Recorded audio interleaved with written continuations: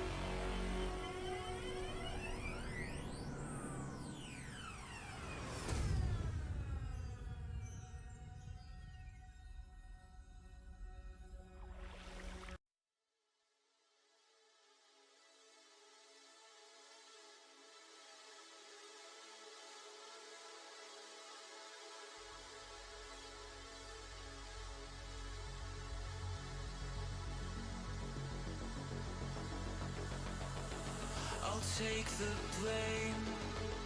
I've seen the world go down in flames. I've felt the strain of every loss I can't reclaim. Our steps retraced from when we went our separate ways. I've missed these days. I never thought we'd see this place again. I know the feelings always fade, but nothing else could make me stay. It's not too late for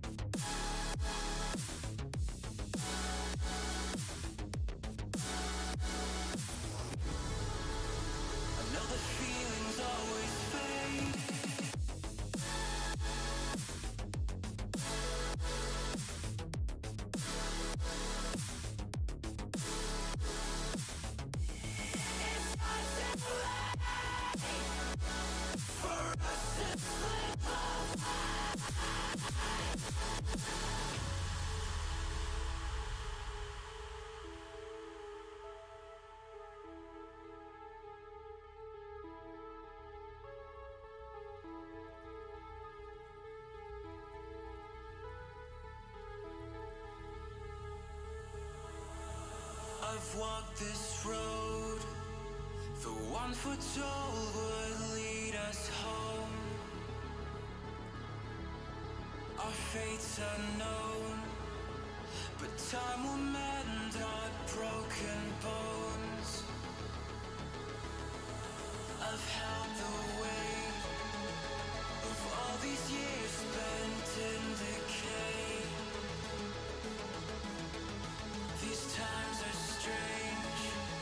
I never thought I'd see your face again. I know the feeling's always fade.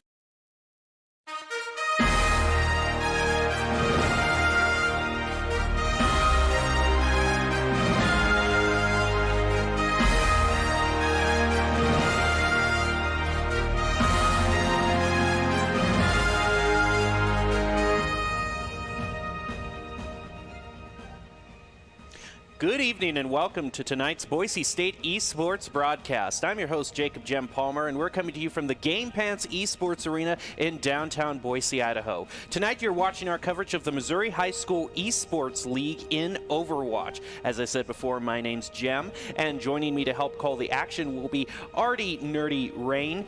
And Nerdy, we have got a very interesting match to start off because we are starting off with two high school teams which we have seen so much of, and that is Blue Springs and CBC High School. Now, it's interesting in this high school league, sometimes we see teams that play often, sometimes we see teams that that might be more casual. I suppose that you get the sense it might just be a more casual group of friends. And so we talked kind of when we started broadcasting these high school games about how there might be different strategies than what we see competitively, like DPSs might carry more in a lower, level skill team. But since we have two very, very well established and very high skilled high school teams here, what sort of strategies can we expect as opposed to what we might see from a more casual team? So one of the biggest differences that you'll see between casual ranked play and more organized play, especially when you get into the higher ranks and the higher echelons of skill thresholds, is the swap from a game being ultimate based, and specifically when you're ranking up, a huge part of learning how to ult track and ability track and things like that is really important.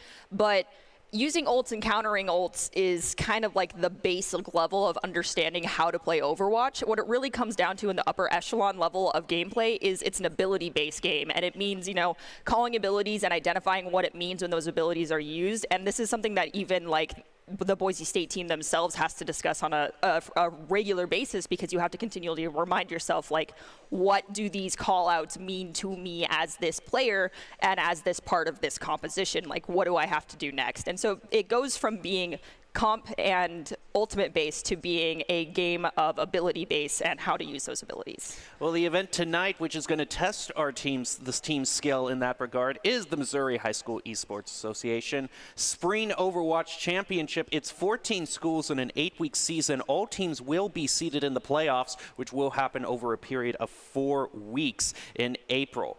As I said earlier, it is Blue Springs versus CBC in our first match. And if we can take a look here. Yeah, you see the logos. Those are two logos that we have come to know very, very familiar with. Some of the first teams, I believe, that we broadcasted with when we started covering high school esports for Missouri. So we know these teams very well, if my memory serves me correctly.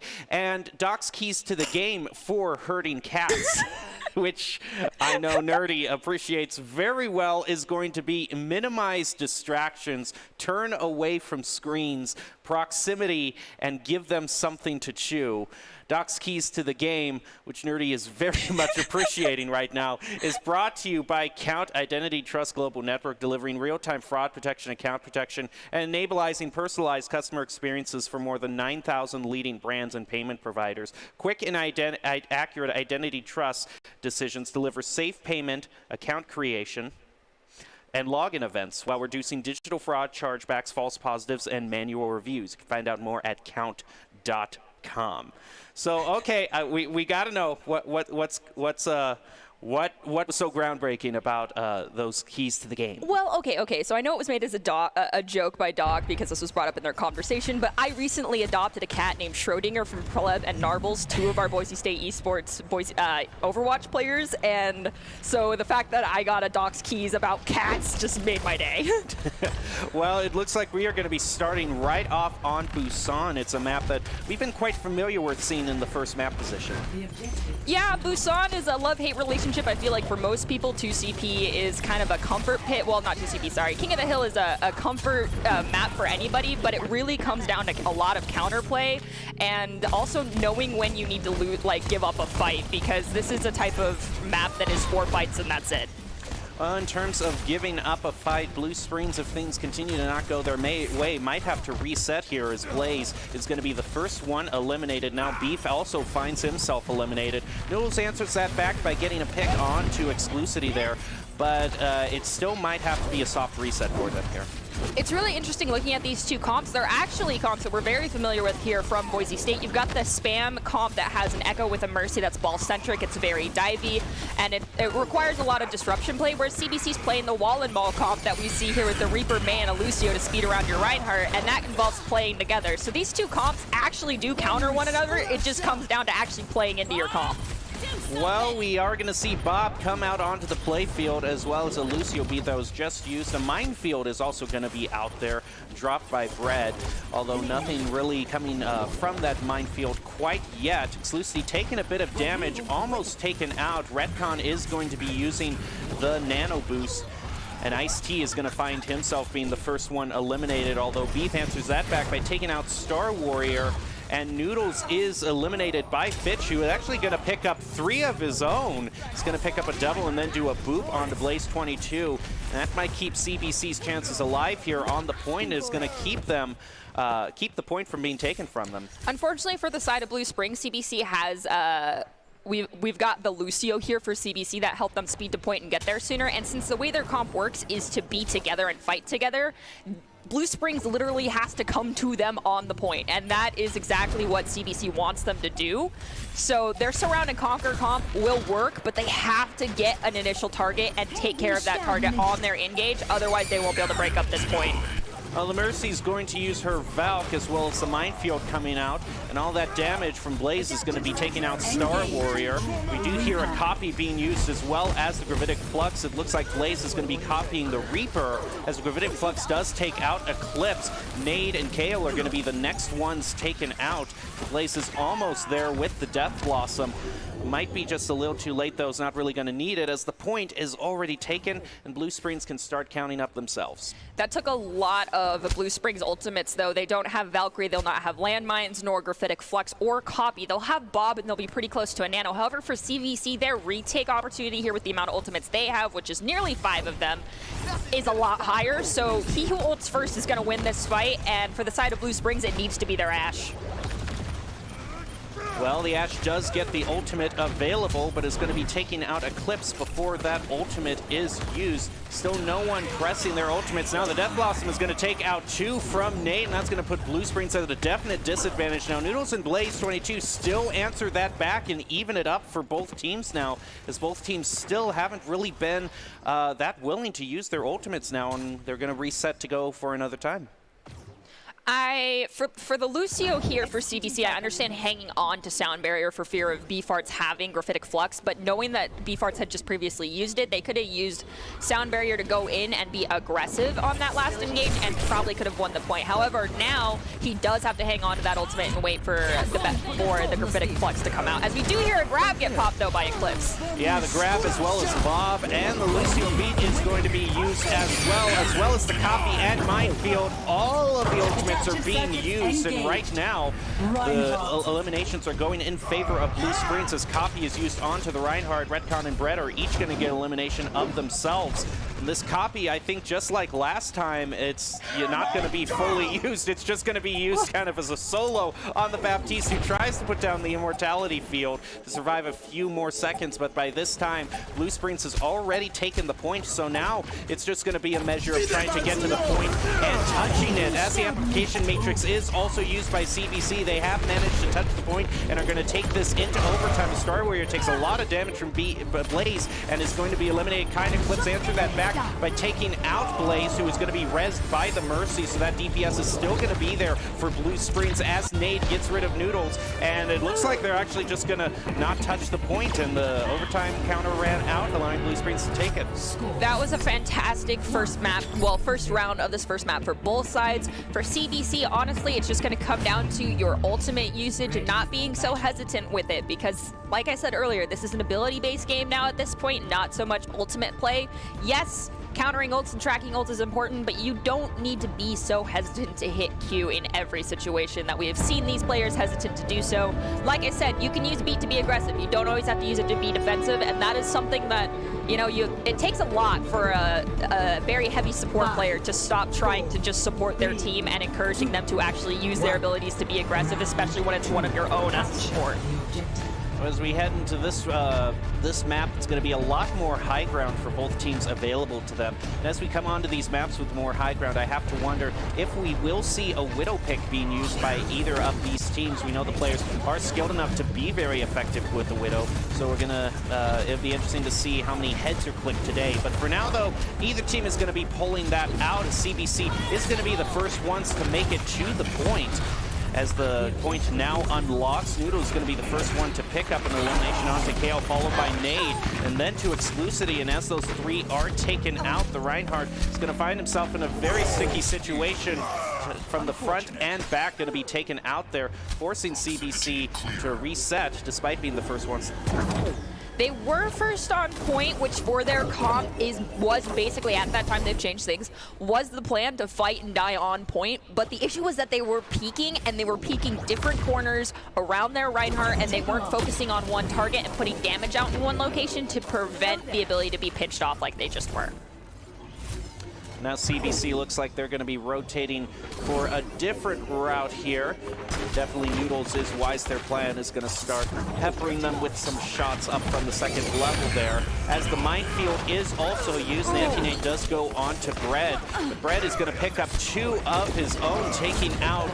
That's going to be all of the front, the tanks taken out by for CBC. That's going to cause a little bit of a swap there onto Eclipse, who's going to be switching over to a Hog, as Blaze 22 and Bread pick up a few more eliminations to fully reset CBC. Bread's been definitely demonstrating their comfort on Wrecking Ball for the past couple of weeks, and so for the side of CBC, they've played Blue Springs more than once, and they should have been ready for that, especially like respecting the enemy team in the regard of knowing that that Wrecking Ball probably had ult up. It is generally a pretty quick ult to charge, but also when you go that left pathway, you are in a very small area, and dropping a bunch of landmines in a small area is going to kill the squishies, and so that is something that CBC needs to watch out for.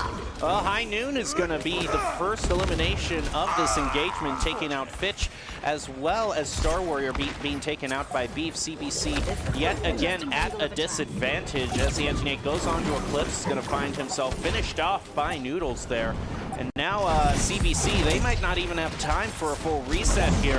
That Wrecking Ball, they don't have enough Wrecking Ball to rush to the point. They're going to swap onto it, but can they even make it there? Copy is going to be used, and the ultimate's there, as well as the Gravitic Flux, just going to be used to prevent CBC from getting to the point at all.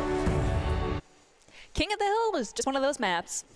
Well, our broadcast today is brought to you by the Idaho Army National Guard, proud supporter of Boise State esports. Top plays are presented by them, and the Idaho Army National Guard invites you to take your impressive critical thinking skills into real time. With more than 10 jobs offering a $20,000 bonus and your degree of choice paid for, the Idaho Army National Guard is the best team out there. Reach out to them at Twitch at iGuardGaming. So CBC definitely showing a lot of promise in that first map. It just seemed like Blue Springs, especially in the second map, really just stopped anything before it really started, always getting a couple of picks here and there, so that when the team fight really kind of fully developed, CBC was always 1 or 2 down. It's The issue that I think CBC was having was the understanding of the win conditions of their comp versus the enemy team's comp. And for Blue Springs, like I said, they had the Disruption Glass Cannon style comp, which is a, get someone caught out and jump on them and kill that one target and then move to the next target, whereas CBC was playing more of a brawl comp, which, like I said, relies on the wall and maul strategy that we see Boise State use often. But that also requires your rotations to be very clean and your re-engages to be super clean, because if you go down a man in a brawl comp, especially if it's your Reinhardt or a Lucio, it's a very hard fight to win in that scenario. So those are things that they have to keep in mind while they're trying to run these comps. Well, they are going to be going into the second map, which, if history is any indication, it is probably going to be 2CP, which we have seen basically all maps on, just basically almost all of the maps on from last week. We had a very big kind of variety in the maps that we saw. But any predictions for what we might see today?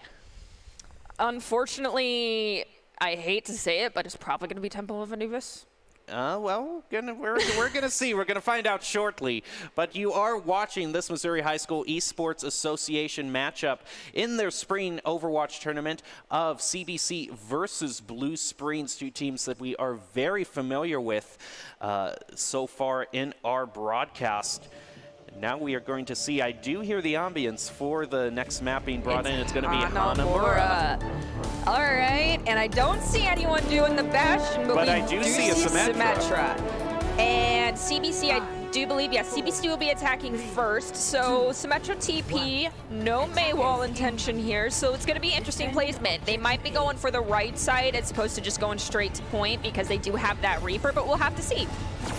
Well, they are going to be going up. Straight to point. Yeah, they're just going to be rushing straight to point. But Eclipse did not make it.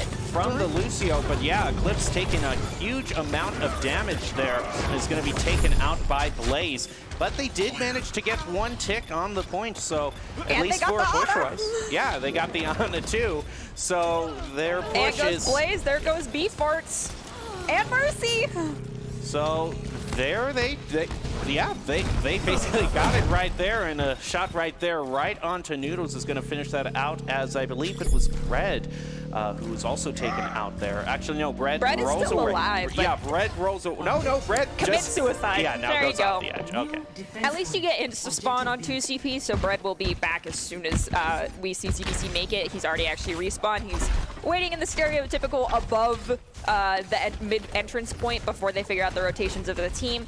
No one here really has any ultimates. We do see Blue Springs has Dragon Strike at 99. Now they've got it. And they've almost got landmines, so beyond that, we may not see too many ults during this fight. We're going to see the Dragon Strike used right there as an Immortality Field is thrown down in response, but for Exclusivity, it's not going to be enough, and Beef also getting two onto Nate and Fitch, as well as Blade 22, continuing on to push a lot of damage onto CBC, yet despite all of those eliminations, they have not touched the point yet, and they might be giving CBC the time that they need to respawn here. Actually, no, excuse me, CBC got eliminated there. Excuse me, just a little switcheroo there, got my wires crossed. It's okay, it happens. I'm really happy though that we're going to be able to see a switch here a little bit on the perspective. Well, this is the Dragon Strike that's going to happen. Yeah, I think this is the Dragon Strike, right? Yeah, that was the Dragon Strike that happened there. It really tore into CBC as they tried to push through. They're going to be using the similar route here, as well as the minefield being used by Bread. Blaze 22 is going to pick up the elimination onto Exclusivity while Nate took out Beef. But Noodles now is going to keep the pressure, getting rid of Kale. Now CBC is going to find themselves disadvantaged with Eclipse and Nate both at low health. Noodles finishes off Eclipse there. Nate almost taken out, but it's going to survive just a little longer. It looks like they're going to be going for another soft reset here. But their ultimates have been slowly building up, as CBC is going to have 4 ultimates with their 2 tank ultimates soon on the way. Yeah, but Blue Springs is going to have 5 ultimates, excluding the Wrecking Ball. Landmines, basically. But, okay, so that last engage we saw from CBC, it was dramatically split. We had Lucio and Reaper in a completely different spot in comparison to the Ryan and Zarya, and hopefully on this engage they do not split up, because like I said, a brawl comp needs to stay together. And now we see the Dragon Strike being used as well as Symmetra Barrier. Valkyrie also is going to be used by the Mercy as Noodles and Blaze are going to be doing the majority of the eliminations onto CBC. Ice-T also reses Retcon, so those few picks that CBC might have managed to get through onto, say, Beef isn't going to do that much of a difference. A few ultimates used here and there, but both teams still pretty loaded up in terms of what they have. Okay, hang on. Is that Beef Arts or is it Beef Arts? I don't know, but I like steaks and I like hamburgers, so my mind always goes to beef. Okay, yeah, okay. Well, I personally don't like beef, so I'm gonna go with Beef Arts. Okay, okay.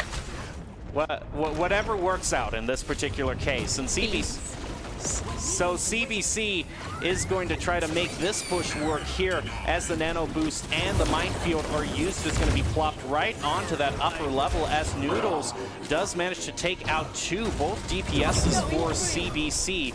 So now CBC is going to find themselves with a lot of damage not available to them as both those tanks retreat a little bit. Fish hit by the anti-nade, almost eliminated, is going to survive for this soft reset here. Now CBC, which started off with about 6 minutes to take the second point, has burnt through about 3 and a half. And they have decided to swap out the Symmetra finally in favor of what was originally a McCree, has now been changed over to an Echo. They do have 4, almost 5 ultimates with the Form of the Sound Barrier nearly coming online for this next engage. I'm really glad to see they're not taking that high rise set this time. Oh my goodness, and that Dragon Strike is going to be used, as well as the Amplification Matrix. I think Blue Springs was just waiting for that one. They were just waiting on that top level, and then the Wrecking Ball just came piling down, and it was all over then. Wrecking Ball is OP. Well, certainly on Bread. So he is very, very comfortable with that pick there, and is almost charged fully up to another minefield there. The CBC is now going to have to plot their next move. Looks like the tanks are gathering up around the same central, entrance here, so they might try the same thing again. See, Nate also has the Death Blossom here. Instead of going right, they are still going through the central as all the minefields are going to be dropped right onto the point, as well as the Shatter being used. Valkyrie also being used by Blue Springs. Now the Graviton Surge is going to be used by Star Warrior to gather up some of the members of Blue Springs, but looking at the elimination feed, you wouldn't really know it as Blaze 22 continues with another double, and now Bread is going to continue by getting Star Warrior. Nate also taken out by Noodles. CBC just can't manage to find a way to break this second point. All right, I know it sounded crazy when I was begging for them to go to the lower right, but I had a reason, and that's because they've got an Echo, they have Ana, and they have Hanzo. All 3 are long-range projectile-based heroes in essence, and so by limiting the LOS that these heroes have on you, you limit the amount of damage they can get, and by default, the amount of ult charge they can get. So using natural cover against this comp is one of the biggest things that'll help CBC actually get this point, and so that's what they need to be focusing on while they're doing these rotations. Dragon Strike going to be used by Blue Springs as the Immortality Field is thrown down. And now Gravitic Flux is going to catch a lot of members of CBC. Baptiste throws down the Amplification Matrix.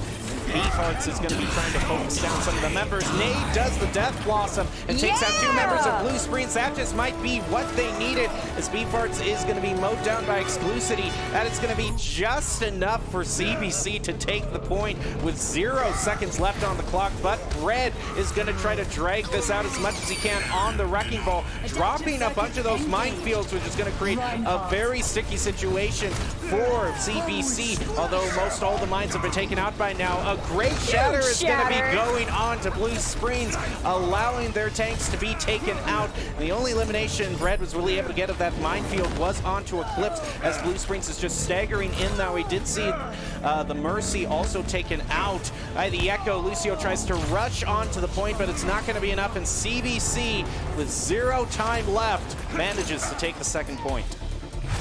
Ooh, I mean, taking the point with 0 time on the clock is okay. I've mentioned this before. Time is like a resource. You do need to monitor it, but at the end of the day, your goal is to get those points, not the time. Now Blue Springs are going to be the one attacking here. Really is impressive that they were able to hold CBC for a full 6 minutes. That's in terms of how snowbally CP can be, managing to stop them for as long as they did. Now, Blue Springs, if they can get to both points and have a good amount of time left on the clock, they'll be looking to go into overtime. Pretty confident here as we see the loadouts starting to come through. And it looks like Blue Springs is not going to do what CBC did, so they are not opting for that Symmetra pick. Thank you. I can appreciate that. However, when you've got such a high mobility glass cannon comp, when you have a Wrecking Ball, a Mercy, and an Echo, the necessity for a TP is kind of mitigated. For the side of CBC, we do see Kale's picking up that Mei, so walling off the choke is going to be one of the biggest things that CBC is going to be playing for, and also they're going to be very limited in who they can wall. They've got 3 characters. That's Ana, oh my goodness, his name is escaping me right now. Sigma and McCree. Well, actually now they've got a Roadhog too that they can wall off. So in those regards, the 50-50 split that they can possibly get with the Mei wall is going to be their win condition here. Now, we did see Mei used in the first round as well. They're not going to be going through that central point. They're going to be just waiting just a little longer. So it's not going to get the opportunity to wall quite yet. It's Blaze 22 trying to kind of peek through this gate here, get some sort of eliminations. Both teams just kind of trying to snipe each other through the openings here with no major push coming through the choke quite yet. Blue Springs taking damage here and there. Blaze 22 was down to about half health, but still no eliminations to speak of. For the side of CBC right here, we see Star Warrior and Eclipse are doing a great job of alternating the shield within regards to the bubbles and also trying to stay out of that LOS with the main damage points coming out from the enemy team so that they don't run the risk of having to use both bubble abilities at the same time, because that is what Blue Springs is waiting for. Well, both of those picks are going to be rezzed by the respective Mercies, so both teams are going to be back up to full strength, although Exclusivity taking a lot of damage there. Amplification Matrix thrown down by the Baptiste, which is going to cause Blue Springs to just kind of stand back for a little bit. You did see Bread there trying to toss the hook out. Isn't going to find anybody with it. Now both teams still trying, and there goes the wall. It's going to take Bread, and now Bread is going to find himself mowed right down. Fitch and Mei are going to be the ones to do it. Now Blue Springs find themselves at disadvantage. Another shatter is going to go on right there. Eclipse is going to find himself taken out by Blaze 22. Red's going to be coming onto Eclipse as well as B-Fox. Kale got a little over-aggressive. You gotta remember, going past that choke point is going through a kill box and basically guaranteeing the death of your character. Well, now with 2 Reinhardts, thanks to that copy and a nano boost used, Blue Springs is gonna be charging right through. Bob is gonna come out onto the point and take out Redcon, and Noodles there taking out Star Warrior as well. This might be Blue Springs' chance to get the point, and with Exclusivity and Nate taken out, I do believe it will be. They have been able to take the point, not as fast as CBC did, but they're still going to have plenty of time to push on to the second point. Like I said earlier, time is more of a resource and not so much in like the quintessential aspect of King of the Hill, well, of 2CP here. As we go into this next fight, you can see that Kale, Exclusivity, and Star Warrior all have their ults. Baptiste has almost got theirs. Ooh, nice pick on Nate, but there's thankfully going to be a res. We do have Valkyrie, Graphitic Flux, and Dragons, however, for Blue Springs, so we might see those used in this push. Well, the Graphitic Flux and the Dragon Strike is going to come through to Blue Springs right onto CBC, and that just might be the end of it. You do see the Mercy going all Battle Mercy right above the point there. Is surviving for a good amount of time, but is now going to find some damage being placed onto her and taken out by Blaze 22. Application Matrix thrown down by Fitch, who is quickly eliminated thereafter. And now Star Warrior trying to go onto the point, survive for as long as possible, as well as Fitch, who is now on the Tracer, is going to be going toward the point here. Now Lucio is going to be heading to the point, trying to drag it out there, but that counter continues to tick upwards for Blue Springs. And now it is just kind of a pure stall tactic, and that shatter is going to be enough to take out the remaining members of CBC. Copy isn't going to, Copy is going to come through there, but too little, too late, isn't going to have too much of an impact. And Blue Springs takes the second point. For the side of CBC, I have a bit of advice that I myself and my team struggle with still too. And on 2CP or King of the Hill, honestly any objective point. When you're re-engaging, you can it's okay to take a second and give up a tick, maybe even 2, to wait until you have 5 or 6 people spawned in the spawn room and then go out. Because going out as a force of 5 when you've given up 2 ticks versus going out as 1 person when there's no ticks, you have a higher likelihood of being able to sustain and stall out a point with 5 people than 1, you know? Do know indeed.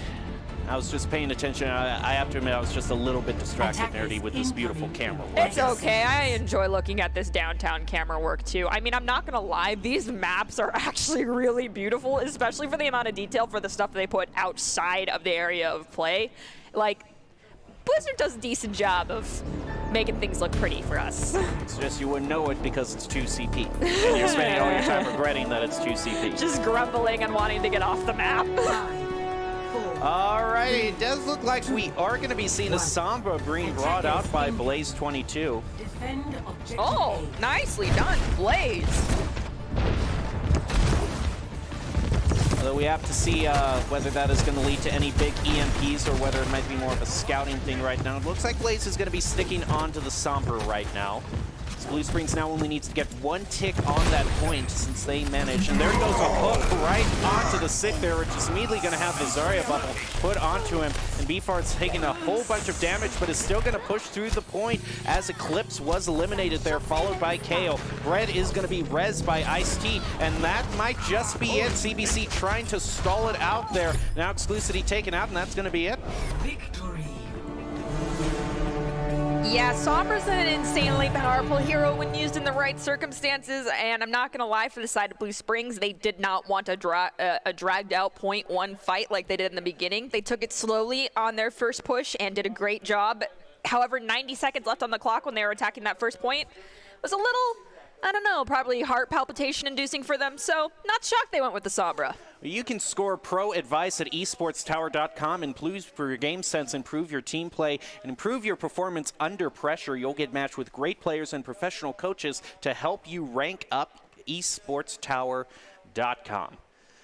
Now, CBC definitely been putting up a pretty good fight, but Blue Springs, man, just proven that they are one of the top teams in this particular tournament. What's just missing from CBC that can really push them over the edge? Because they have definitely been trying. Yeah, and you might recall this, but last week I mentioned kind of like the 3 quintessential pillars of trying to rank up in ladder, and those are, you know, mechanical skill, game sense, and then compositional sense. And so when you're trying to get through kind of like the bronze through plat, that is, you know, mastering one of those 3 things. And then that diamond to the masters rank area, which is kind of where most of these players are at, is more of the compositional and kind of more map and game sense skill that they need to focus on. And that comes down to, honestly, for the side of CBC, to their pathing and understanding how they need to path within regards to their comp versus the enemy comp. Next map is going to be Hybrid going on to Blizzard World, which might just be the final map that we see if Blue Springs continues on their winning streak. And Blizzard World, certainly an interesting hybrid map, one that we haven't... Very pretty. Yeah, it is very nice to look at, and but we don't get often a chance to look at it as compared to the more popular hybrid maps out there. I mean, Eichenwald is definitely one of my favorite hybrid maps, and then everyone has a love-hate for King's Row, so I totally understand, but Blizzard World, it's a fun map. It definitely is a fun map. We were talking about the map kind of the map details from Hanamura, but I like the map details on Blizzard World too, especially all the safety spiels that you hear for the individual rides if you go up to them. Of course, reminding them to keep your hands, arms, feet, and legs inside the ride at all times. So I appreciate that extra bit of detail there on this map. All right, so going into this first engage that we're going to see coming out here, we've got CBC on attack. We've got the Baptiste with the Mercy, as well as a Farah McCree, Zarya, and Sigma. So this is a very interesting poke comp, but I'm more interested in how these tanks are going to play off of each other. Zarya Sig is very powerful if you can rotate your abilities in the right pattern. And we do see Ice-T was swapped out for Glaceon, so the Mercy is not a Mercy we've seen for this match, but we've seen Glaceon before for the side of Blue Springs. Noodle's going to be the first one to take out Nade with the no-place Dynamite there, but Nade quickly rezzed up by Exclusivity. Now KO eliminated by Blaze22. BBC finding themselves just about even, though, with Blue Springs as Nade takes out Retcon. Immortality Field thrown down, taken out by Beefarts. CBC still managing to fight for the point here as Red kind of rolls back on the dock there, back towards the team, but is going to charge right into the McCree there. It's Glaceon eliminated by Fitch there. Both teams still finding themselves about even, but now those two coming right through there onto Beefarts and Blaze22 are going to be enough for CBC to push toward this point. Although Brett is going to stick on the point, try to stall them out, and now going to be taken out. I mean, as the hamster, as Wrecking Ball, you kind of are the last to touch the point and just instantaneously die, even if it is stall. Especially when you know it's time to give up, you just kind of it's.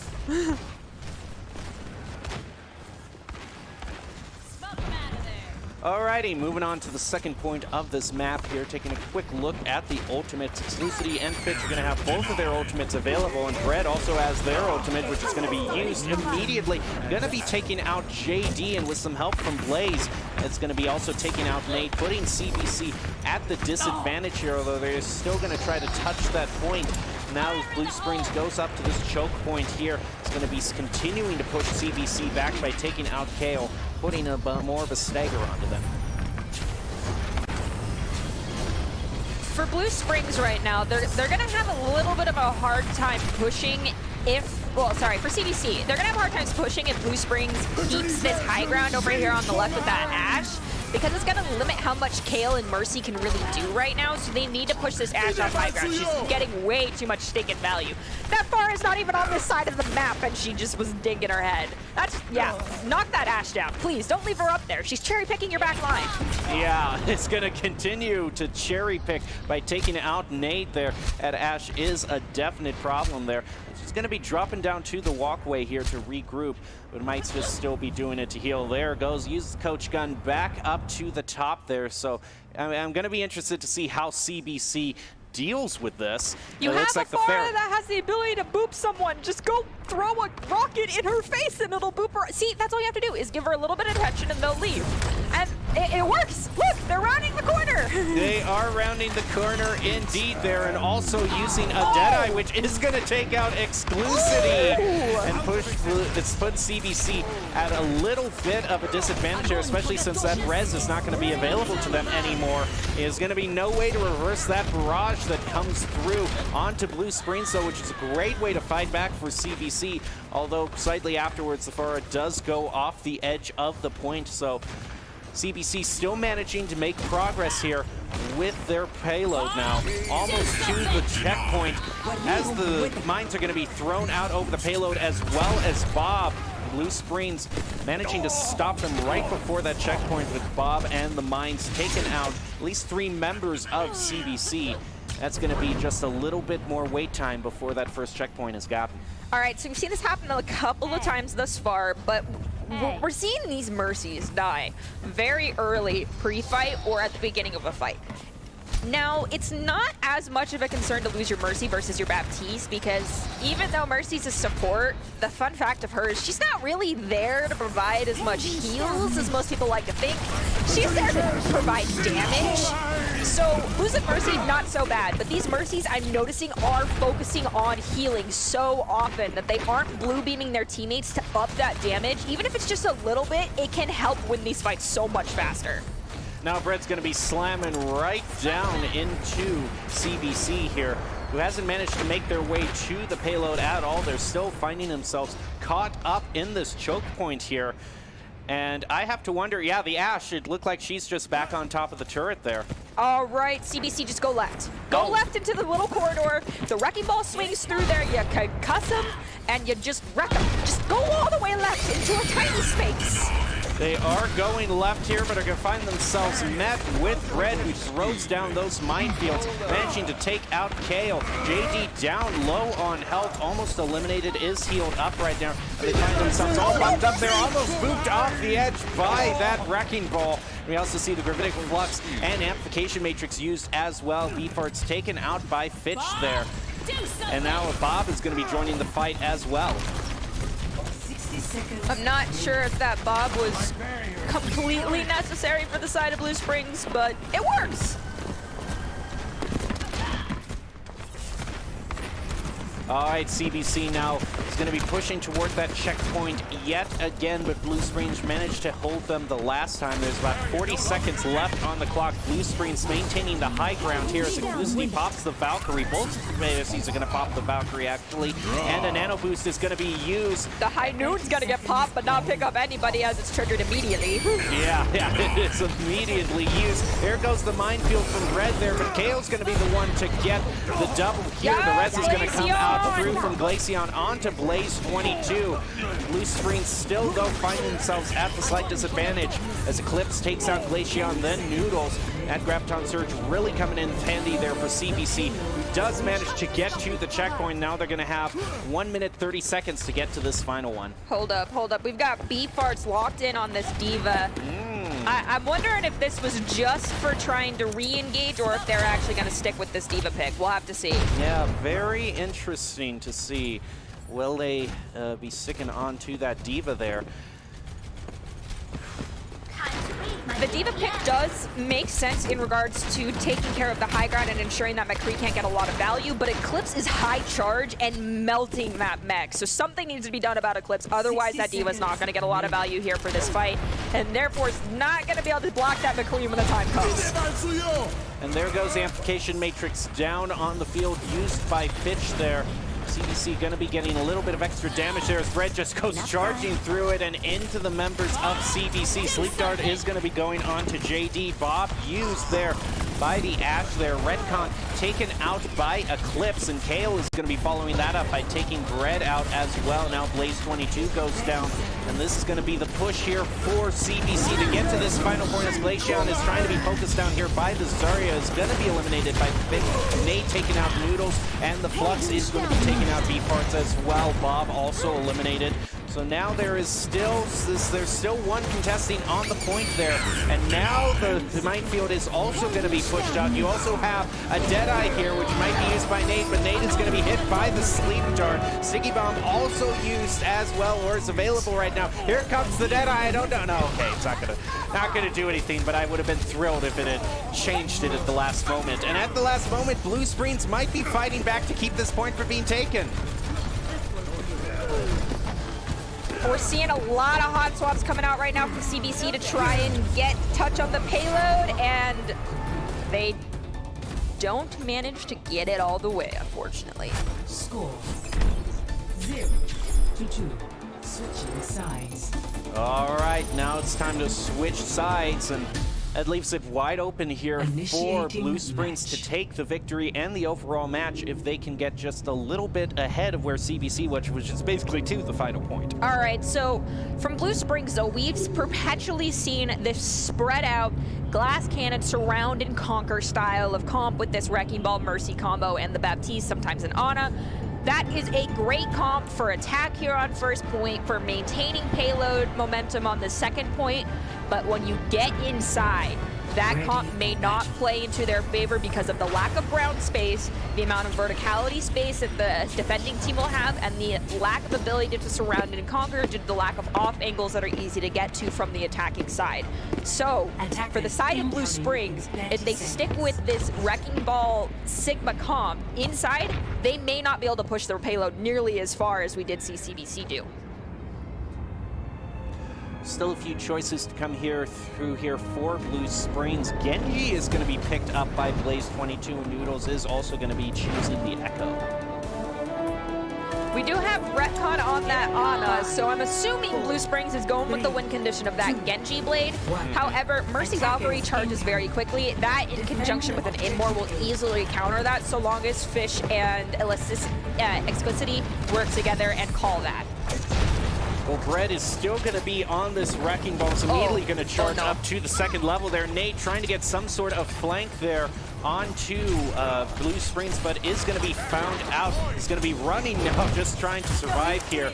And now Blue Springs already touching the point there, but it's not going to go toward any sort of tick there.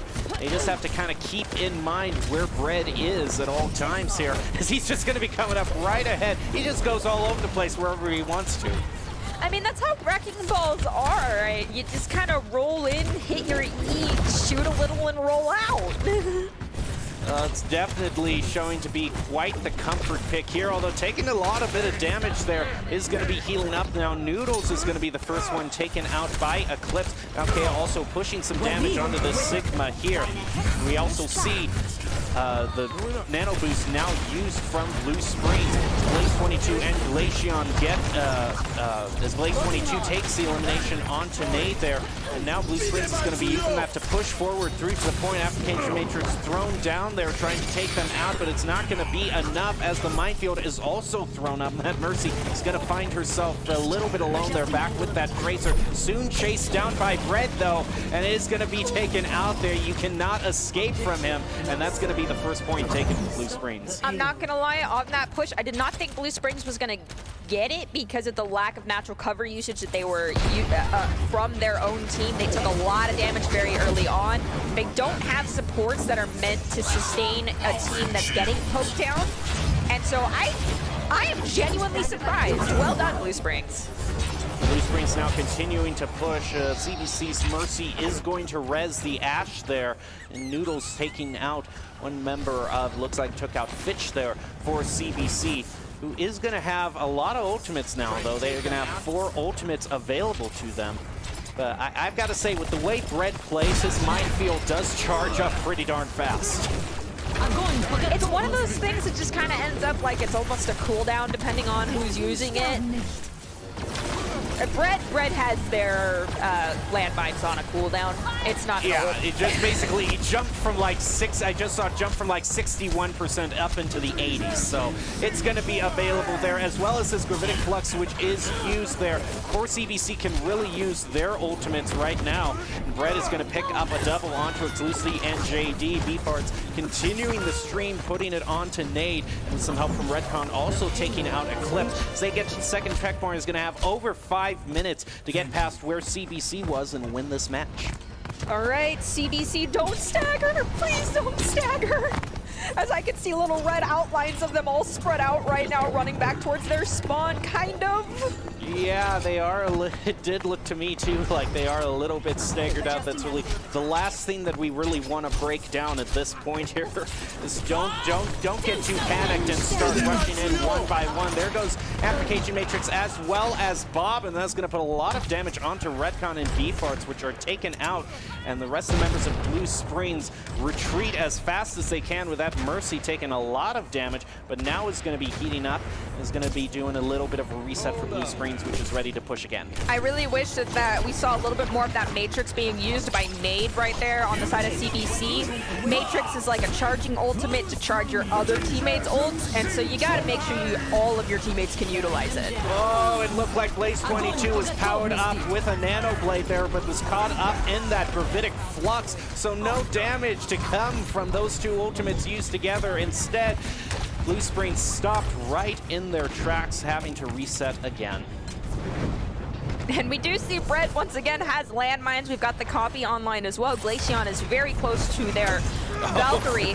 For the side of CBC, however, that High Noon is at 70% charge, and if Bread keeps rolling right by them at Kree, just giving Nade the opportunity to stun and fan the hammer on them, odds are that ult's going to be charged before this fight fully engages, as we see the copy come out on the Zarya, so now they have to watch out for the Graviton Surge from the copy.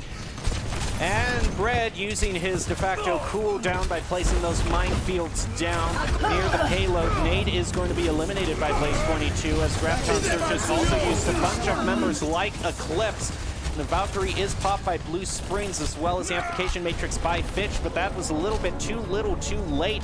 Now that Matrix is going to have no use as they try to rush to the point, but Nade is taken out before he can drag it out. And that is going to be the victory for Blue Springs. It charged the rest of the way. Well, that is going to be it for that first round. Blue Springs managing to take a victory, going 3-0 and improving their overall standings in this season thus far. It was a close match, though. It was, you know, 3-0 does not tell the whole story. Yeah, it because does CBC, not accurately reflect how, you know, the map swaps of the map flips were happening, things like that. That's why I don't like the dichotomous scoring system. I mean, it works, it's great, but it doesn't give credit to both sides when credit is due. I mean, in the end, you have to give a W and you have to give an L I out. know, but it's like all the hard work and just, you know, here's the 0. Yeah. Well, I gotta say, Blue Springs, in terms of what player we have to look out for them, is Bread on this wrecking ball is just insane, because you see everyone else is switching, and yet Bread, no matter what the map, no matter what the situation, wrecking ball, I've got this. It's wrecking ball. Last night, ironically enough, was having a conversation with a large bagel about Wrecking Ball players, and it's like, yeah, there's a bunch of one tricks with Wrecking Ball out there. He's genuinely a fun hero. However, when you get those rare, far and few between just Wrecking Ball god players, they are the most horrifying people to play against ever, because Wrecking Ball is so insanely good and has such a high skill ceiling that these people that have mastered his kit and all of the little like tech that he has, they're insane at this game and their brains are huge. Having a conversation with another gamer tag related to Bread, I have to imagine there. So, of course, a large bagel would be giving you information about Bread on the Wrecking Ball. It just works out too well. We still have more Overwatch to bring to you tonight, but let's take a look at the top 5 as we head into a break here, and we'll be back with the second match.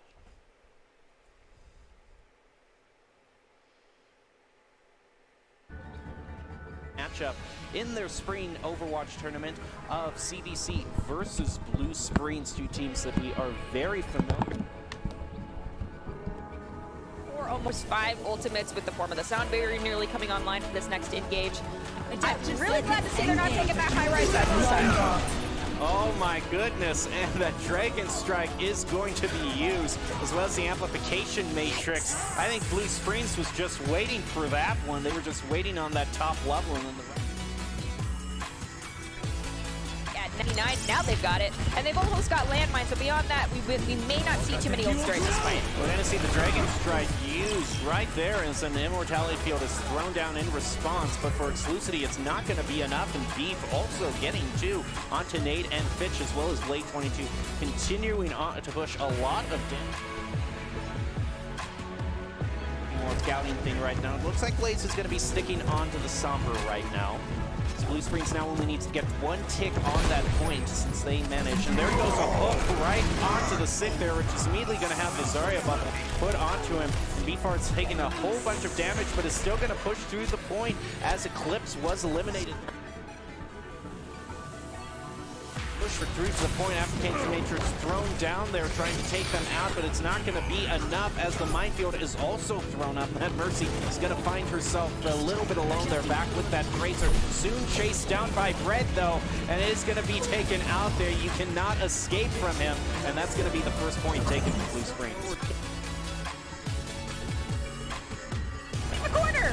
They are rounding the corner indeed there, and also using a Deadeye, which is going to take out Exclusivity and push put CBC at a little bit of a disadvantage there, especially since that res is not going to be available to them anymore.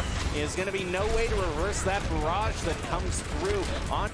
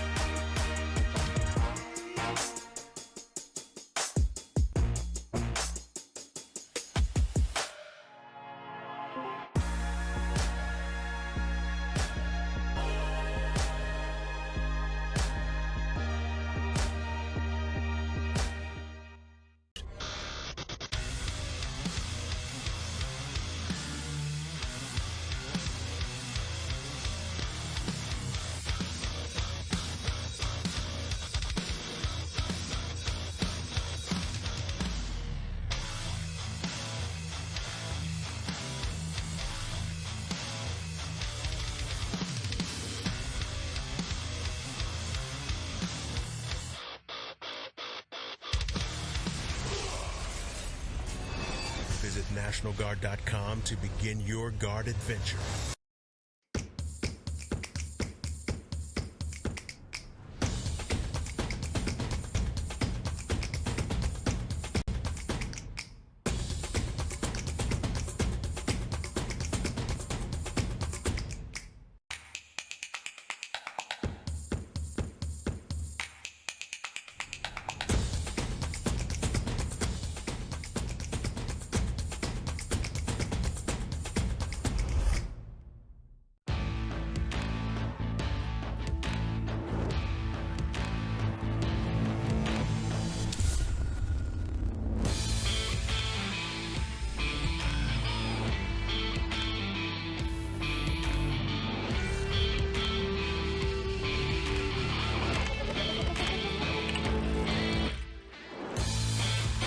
Legendary parts for legendary wins.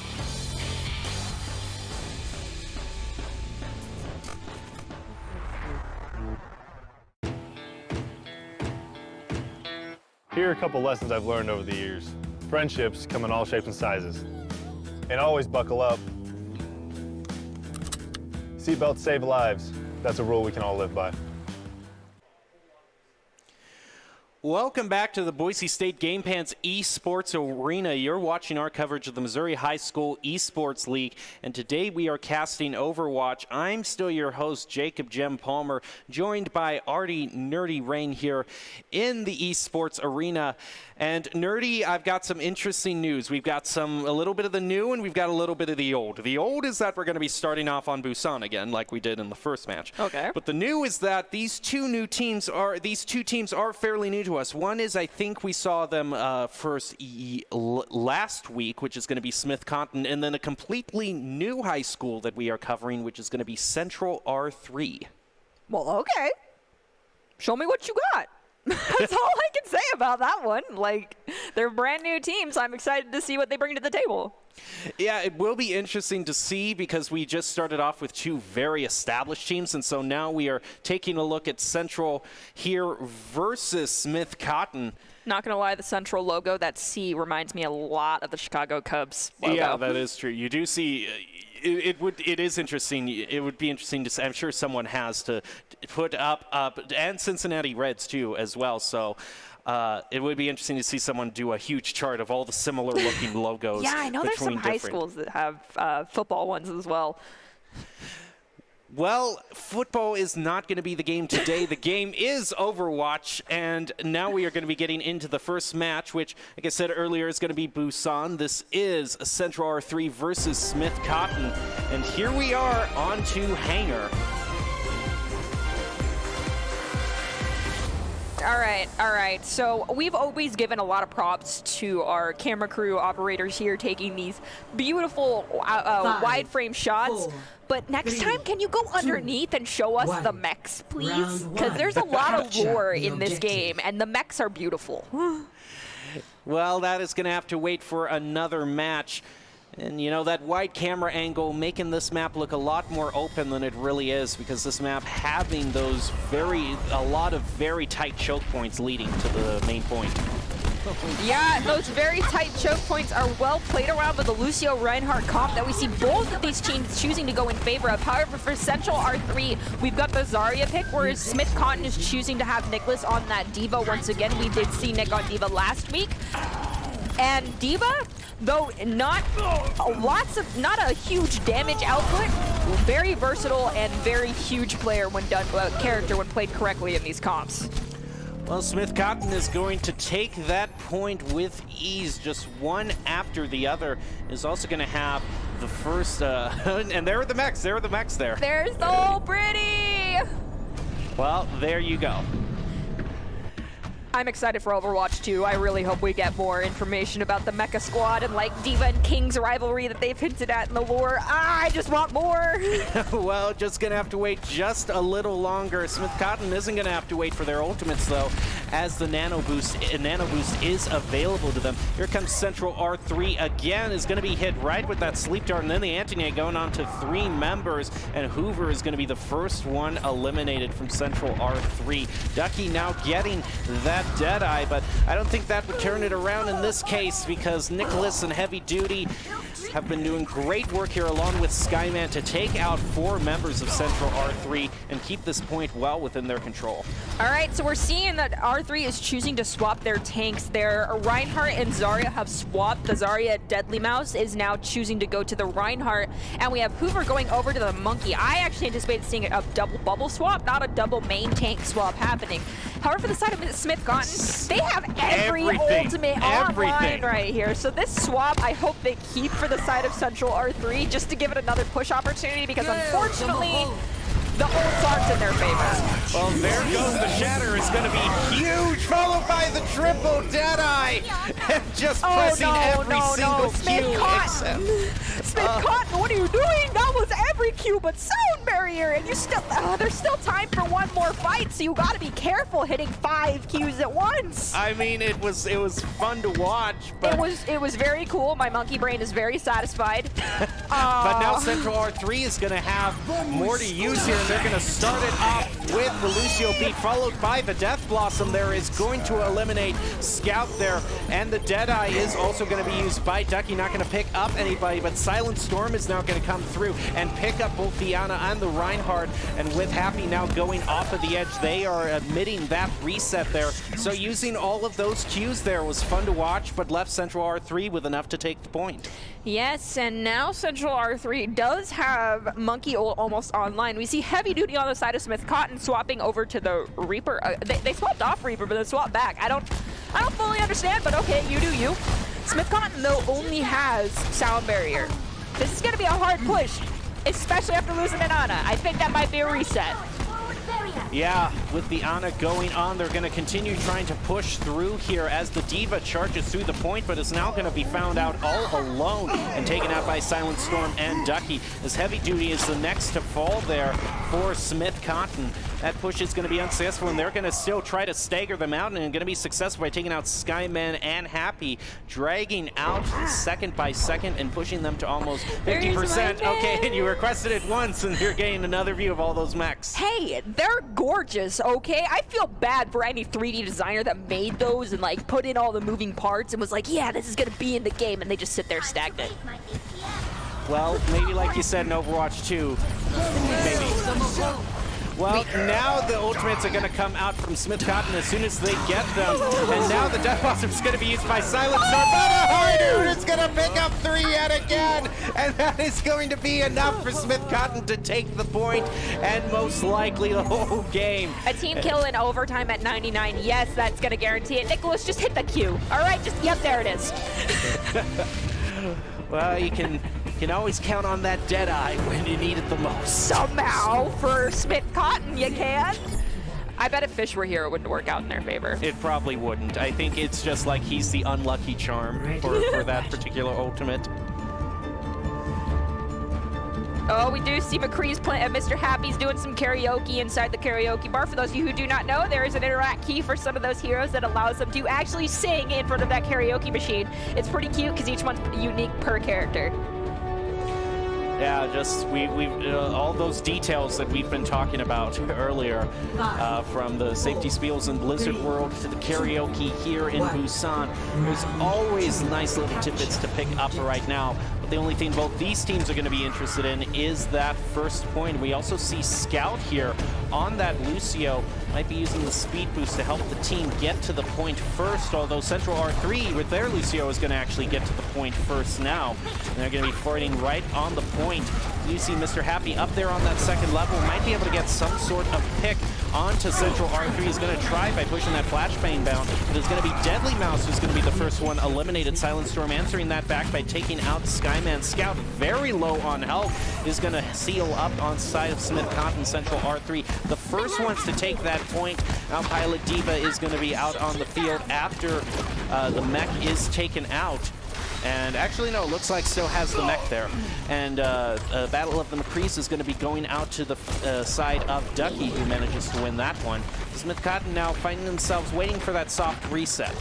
So looking at these two compositions, they're from the tank perspective, we have Hoover over here, 97% already at Graviton Surge.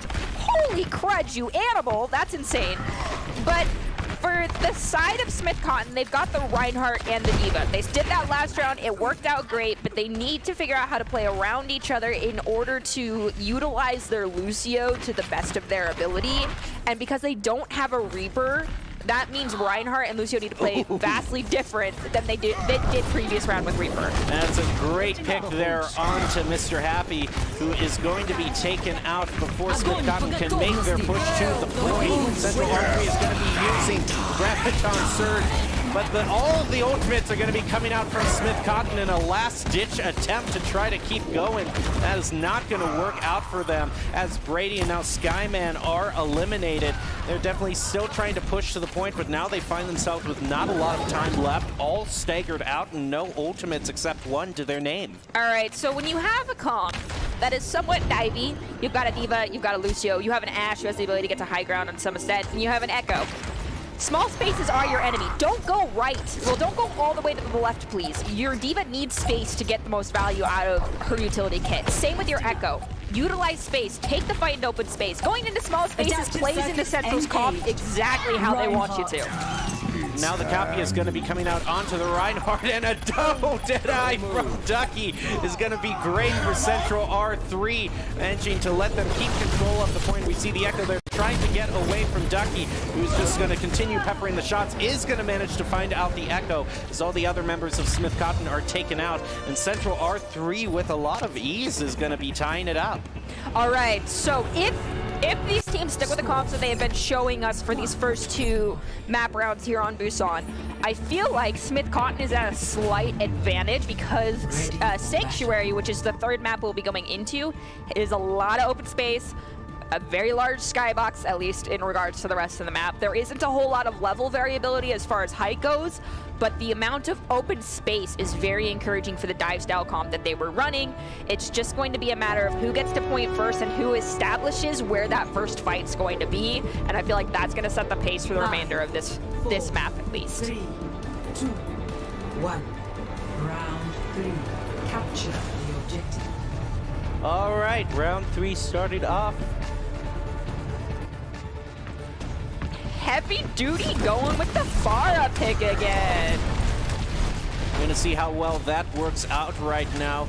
The Central R3 finds themselves off to the side here. He's going to be facing a lot of fire from that Pharah right there, who's going to be staying in the air. No mercy, though, to boost the Pharah from Smith Cotton, but Pharah still going to find enough damage to take down CR3 here. Yeah, it's not always necessary when you have an Echo or a Pharah to have a mercy pocket, so long as you have one of your supports who's aware that they need to be supporting a hero that's above them and in the air, such as the Baptiste or even a Brigitte throwing a pack over to a Pharah is more than enough to keep them alive. Now, if we look at both of these comps, Central R went over to Drum, which for their comp is exactly what they needed to have happen. Smith Cotton went straight to point, exactly what they needed to have happen. The win condition for Smith was literally waiting for the side of R6 to come out of Drum, and R6 was waiting to get a pick to then move out on their own, but they needed to be up a man in order to do that. By sitting in there, they just let Smith Cotton poke at them until they'd lost the fight. They can't do that. They need to utilize that Lucio speed boost and be rotating around Smith Cotton. Now the anti-nade going on to multiple members of Central R3. The CR3 is going to be the first one to be taken out, followed by Hoover and Deadly Mouse. Heavy Duty did get taken out by Silent Storm in retaliation, but not enough to stop the overall advantage that Smith Cotton got. Now going to be passing 50 on the point. All right, so we're at kind of like the 50, well, with 50, you're at like kind of about the 2-fight territory, especially with the pace of these two comps. However, for the side of Smith Cotton, we'll just say across the board by the end of this, midway through this fight, they're going to have all 6 of their ults online. For the side of Hoover, Ducky will have their ult. They're going to have 2 tank ults. Moira already has ult, but their Echo's nowhere near. So this is going to be, if they want to take it on this fight, they need to ult first and use their Moira beam basically to send their tanks to point and stabilize their tanks while they just do a whole lot of damage. All right, here comes the push here through Central R3 as the timer ticks past 85%. Farah's looking for a barrage. Yeah, still looking for that barrage, and there goes the Coalescence out from CR3-2. And here comes just basically everything again, and Ducky is going to be getting the elimination onto Scout 2. Mr. Happy answers that back with the visor. We also see the Graviton Surge being used by a Hoover there, and it's going to allow members of CR3 to be able to take out 2, now 3 members of Smith Cotton as Skyman goes down to a Hoover. And that might just be enough for Central R3 to take the point and stop Smith Cotton from getting the victory. Yo, Nicholas, go back to the Diva. I'm not saying your Zarya is bad in any way, shape, or form, but they've got the Moira on the enemy team, and as a previous Moira main, I can tell you, you ruin a Moira kit by eating those orbs. And guess what Diva does? She eats the orbs.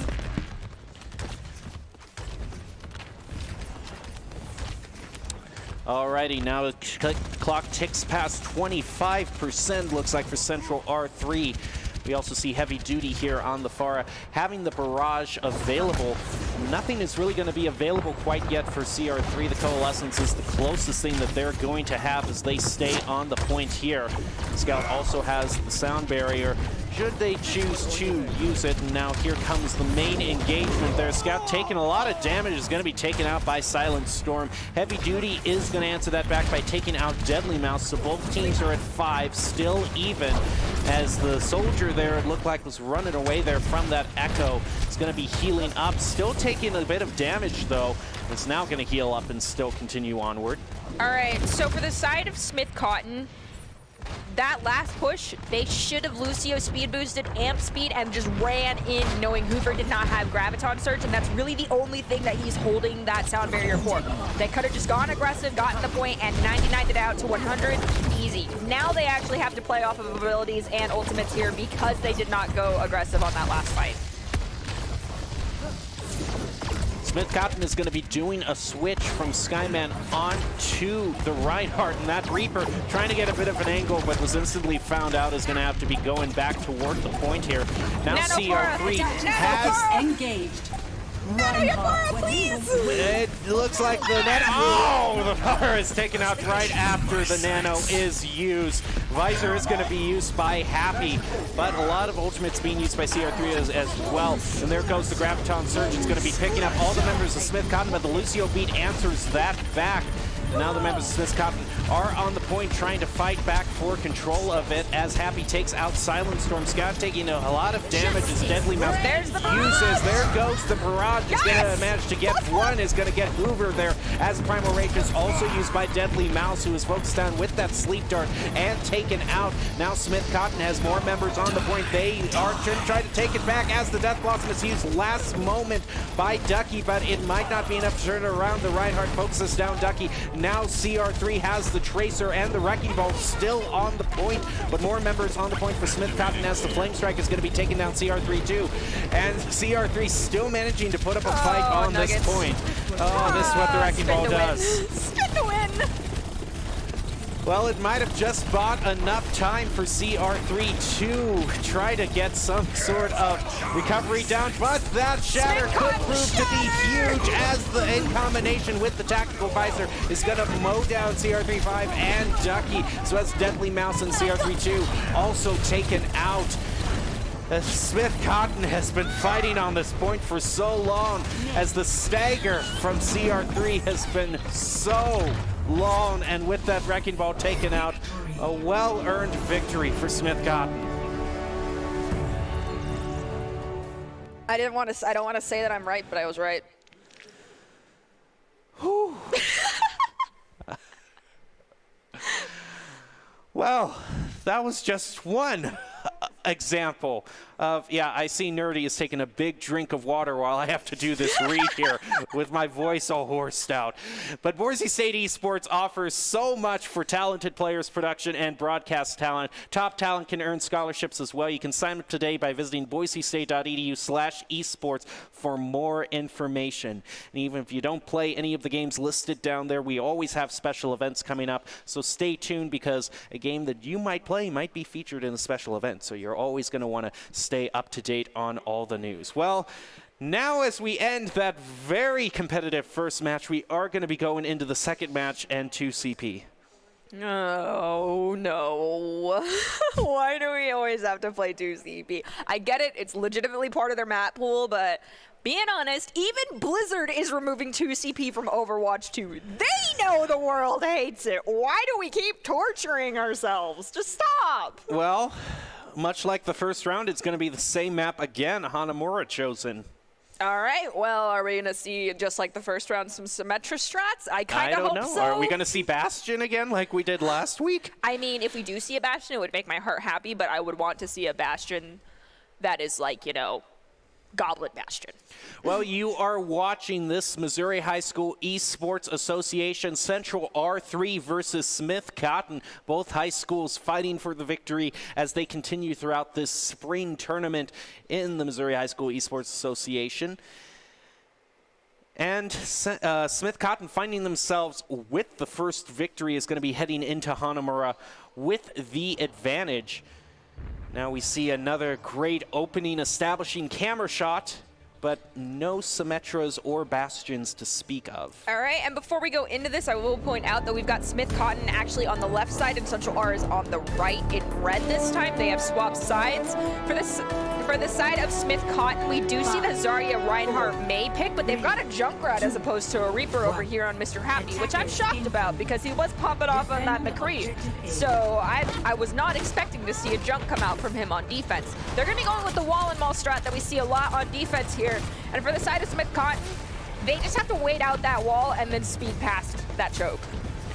Well, Ducky might not have had the opportunity to wait out for that wall. As went down to half health right there. They're just going to charge through with the help of that Lucio. And Heavy Duty is taken out, so now you don't have to worry about that wall anymore. Skyman, Deadly Mouse is just swinging that hammer back and forth, taking out now 3 members of Smith Cotton. They just charge right through to the point and take it with hardly any effort. Oh, what happened to the May wall? Did it? Well, the May was taken out. She was caught out? Like, she was the first one eliminated, so you really don't have to worry about it. Can I get a replay of that elimination? I genuinely don't know what happened right then. How did that May die? I think they just charged through really fast. Yeah, here we can see now. So there went the May wall, but all of the members had charged through. Yeah, the wall's supposed to go up before all 6 people cross the threshold, not after. Well, now there goes the May wall up yet again, but the Shatter is going to be going through this narrow hallway as the Reinhardt tries to charge in, but isn't going to find success as Nicholas takes him out. A Hoover is also eliminated by Skyman. Silent Storm gets rid of Skyman, trying to answer that back from Smith Cotton. That's going to force Central R3 to go back here through to a little bit of a reset, and by a little bit more time for Smith Cotton. All right, so Central R3, Ducky has that high noon again. Are we going to see a 2-man, a 3-man, a 4K, or, you know, dare I say a 5 or a 6? Or are we going to see it triggered and then instantaneously turned off? I don't know. He's getting in position here. Looks like the shield came up at just the right moment there. But the Reinhardt is going to be charging right in and pick up 3. What is it with the Reinhardts this round? They are just going wild, charging through without a care in the world and picking up the team kill. What did you eat for breakfast, my friend? Holy cow! Let's take a look at that again. He's just like, oh, you're going to charge me? Let me shatter your whole team and then kill you. That man just, like, got into this Deadly Mouse's head and, you know, just messed him up. That is some MTD'd right there, my friend, and I'm very sorry. Now the Blizzard is going to be used by the May, is going to be freezing Deadly Mouse and a Hoover, who are taken out. Mr. Happy now continuing by taking out Ducky as well. Central R3 finding themselves in a bit of predicament. Now Silent Storm is going to be staggered on as they continue chasing out down the support here of Smith Cotton. And that's going to take off even more time for them as they wait to reset. All right, R6 right now has the Zarya ultimate, and Silent Storm has that Death Blossom. I am looking for some OG Death Blossom Graviton Surge combo happening. Granted, yes, we don't get the nano boost for the Beyblade effect, but that's okay. I understand. Ana's not super viable in this comp on this map. But let me see the huge Death Blossom grab combo. It's so satisfying. Please. Oh, Silent's getting in position. He's getting there. Oh, is he going to pull it off? Yes, there's the grab. There's the grab. And here comes the Death Blossom. Is going to be carried through, but not quite enough. They managed to get away. But a Hoover does manage to pick up 2 eliminations onto Nicholas and Brady. There's Skyman managed to take out a Hoover after those eliminations, but Ducky is going to keep the train rolling and push Central R3 toward the point here as the mate tries to survive here onto the point. Coalescence also used by the Moira there. Gives Smith Cotton a bit more survivability. And a great shatter there is going to be going right onto Nicholas, but here comes a Riptire from the Joker. Gonna take out 2 for Central R3, and that is going to be enough for them to at least get another tick. Ducky, that was a bold move, my friend. You pop tire on point, dude. That was bold of you. It was bold, and it had a big payoff. To quote one of my favorite movies that fits this perfectly, it's a bold move, Cotton. Hey, he's on Smith Cotton's team. It works out. It works out. Match. And to no one who gets that reference, it's from Dodgeball. And I get it, I'm old. I am sorry. I am not remaining silent out of disapproval for your reference. I am remaining silent to catch my voice. That is perfectly fine and understandable. And in the meantime, I can teach everyone the 5 Ds of Dodgeball. I'm totally joking. Ready for battle. Oh, okay, all right, Smith Cotton. I see you, Mr. Happy, locking in that Symmetra. Yeah, we might be seeing something sneaky being brought out here. Heavy Duty is not going with that Farah there. They're going with the Reaper pick, which is a smart move because Farah won't be able to do too much if she has to go through the teleporter. we already see the strategy here. Mr. Happy already just working with that teleporter.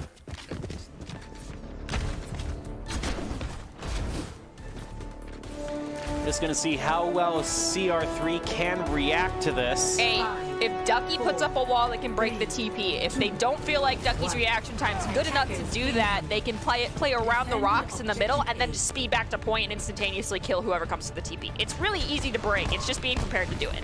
Okay, here goes the first teleporter there and the second. All of them go through onto the point. Will it work out for them? They are all on the point right now. CR3 having to turn around as the mate goes into the ice, and it looks like CR3, it is going to be paying off for them as Skyman and Scout are taken out, putting CR3 at the advantage as the Antonate goes on to 3 of them, but it's not going to matter as Brady is taken out. And despite a Hoover going off the side there, that is not going to be a successful teleport, excuse me. All right, so Smith Cotton's changing things up. We're seeing Sky swap over to the Roadhog. We've got Nicholas on that Sigma. Mr. Happy is going to the Junkrat, no more Symmetra once again. And we've got Heavy Duty over here on this Reaper. This is just a spam run as a group. We're really freaking hard to kill comp, and it's kind of gross. It's kind of a bully comp if it's played right. I just feel really bad if Ducky uses their cryo at a wrong time, because their target is Ducky. All right, Smith Cotton still waiting to push through the main point there as the main wall has not gone up quite yet. We also see Skyman on this Roadhog is going to be trying to push. Deadly's going to try and wait for them to come in and do a sneaky shatter. And is he going to pull it off? He's waiting for them to go through. It's right here. Yeah. There you go, right onto them. Is going to swing right into all of their members with the help of Silent Storm to take them all out. Yeah, I kind of noticed. You gotta guess something's wrong when you aren't seeing that Mei use her wall as liberally as they normally would, because you can then realize, oh hey, they're not trying to wall me out of the point, they're trying to wall me into it so I can get shattered.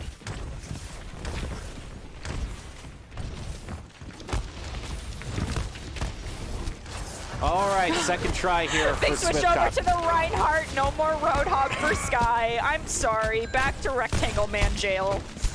Yeah, back to there. as they continue trying to push forward. They're waiting for that May wall again. No shatter to worry about, but there goes the May wall. It's going to catch other members in combination with the Graviton Surge, and the Coalescence going to focus them down, as well as a Death Blossom being used. The only thing really for Smith Cotton was the passive ability there on Mr. Happy, taking out Deadly Mouse, but another May wall goes up, and another time to try again for Smith Cotton. Yeah, now that May, though, does have their ultimate, I'm really hoping that Rebel on the side of Central 3 is keeping his team appraised of that ult charge, and is telling them, hey, I'm not going to sound barrier you to save you from that ult. Instead, we're going to amp speed and run out of it, so then we can sound barrier afterwards and just go ham on them. But I can't always expect people to be thinking that way. It's not something that's common. As we see the jump tire from here Mr. comes Happy. Riptire. Oh, it's gonna down find goes him. Deadly Mouse. Wow, and the Blizzard also goes out there from Ducky. Is going to freeze up that Reinhardt. Heavy Duty using the Death Blossom is going to take out 2 Hoover and Silent Storm. Now Smith Cotton might have found what they need to push through toward the point here, and it is going to work out for them. I don't foresee anyone from R3 trying to touch this point. I mean, if they did, it might have been the Reaper, but I'm pretty sure Silent died way too early in order for him to be anywhere near this point right now. Which, I'm happy we didn't have to witness a Reaper stagger on the point. All right, Pat taking the high right side. Pretty standard. I'm interested to see which Reinhardt's gonna ult first. They're both about the same here, and it's gonna come down to who gets into whose brain. Going to see who plays those mind games just a little bit better. Instead, Smith Cotton is kind of going to be rotating off to the side there, and Ducky and Deadly Mouse are just going to be happy to pick off 2 members of them. But this Junkrat here is just going to go right on while all the other members are fighting and pick up at least 1 tick. And, you know, despite not, that was a pretty sneaky tick they got there. That was. That was a quick tick, too. Honestly, when you can't get a full snowball, at least going in and getting 1 tick is very beneficial. Unfortunately, they are at a little less time than Central is already. However, like I have previously mentioned, time is a resource at the end of the day, and honestly, you kind of just got to swing for trying to not be an OT. Oh, Ryan, you're just going to run it down mid.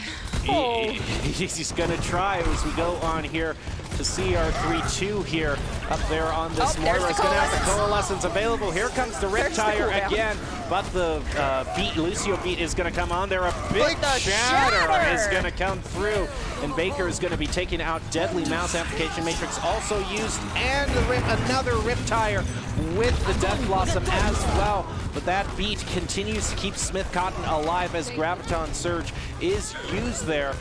And now Nicholas and Heavy Duty are going to be picking up a good number of people from CR3. They're going to try to keep control of this point as Heavy Duty floats around on the point, but not managing to get another tick. Now Mr. Happy still just kind of peppering them with some Dude, get out. damage. Please get out. You can die right there very easily. That Reinhardt just needs to fire strike you, please. It's not worth it. Please. Mr. Happy, you're not making me happy right now. In fact, you're giving me heart palpitations. Well, at least it's not going to pay too much for it. He manages to survive. And I see this Rhine here. Deadly Mouse might just be hiding, waiting for them to come up this staircase.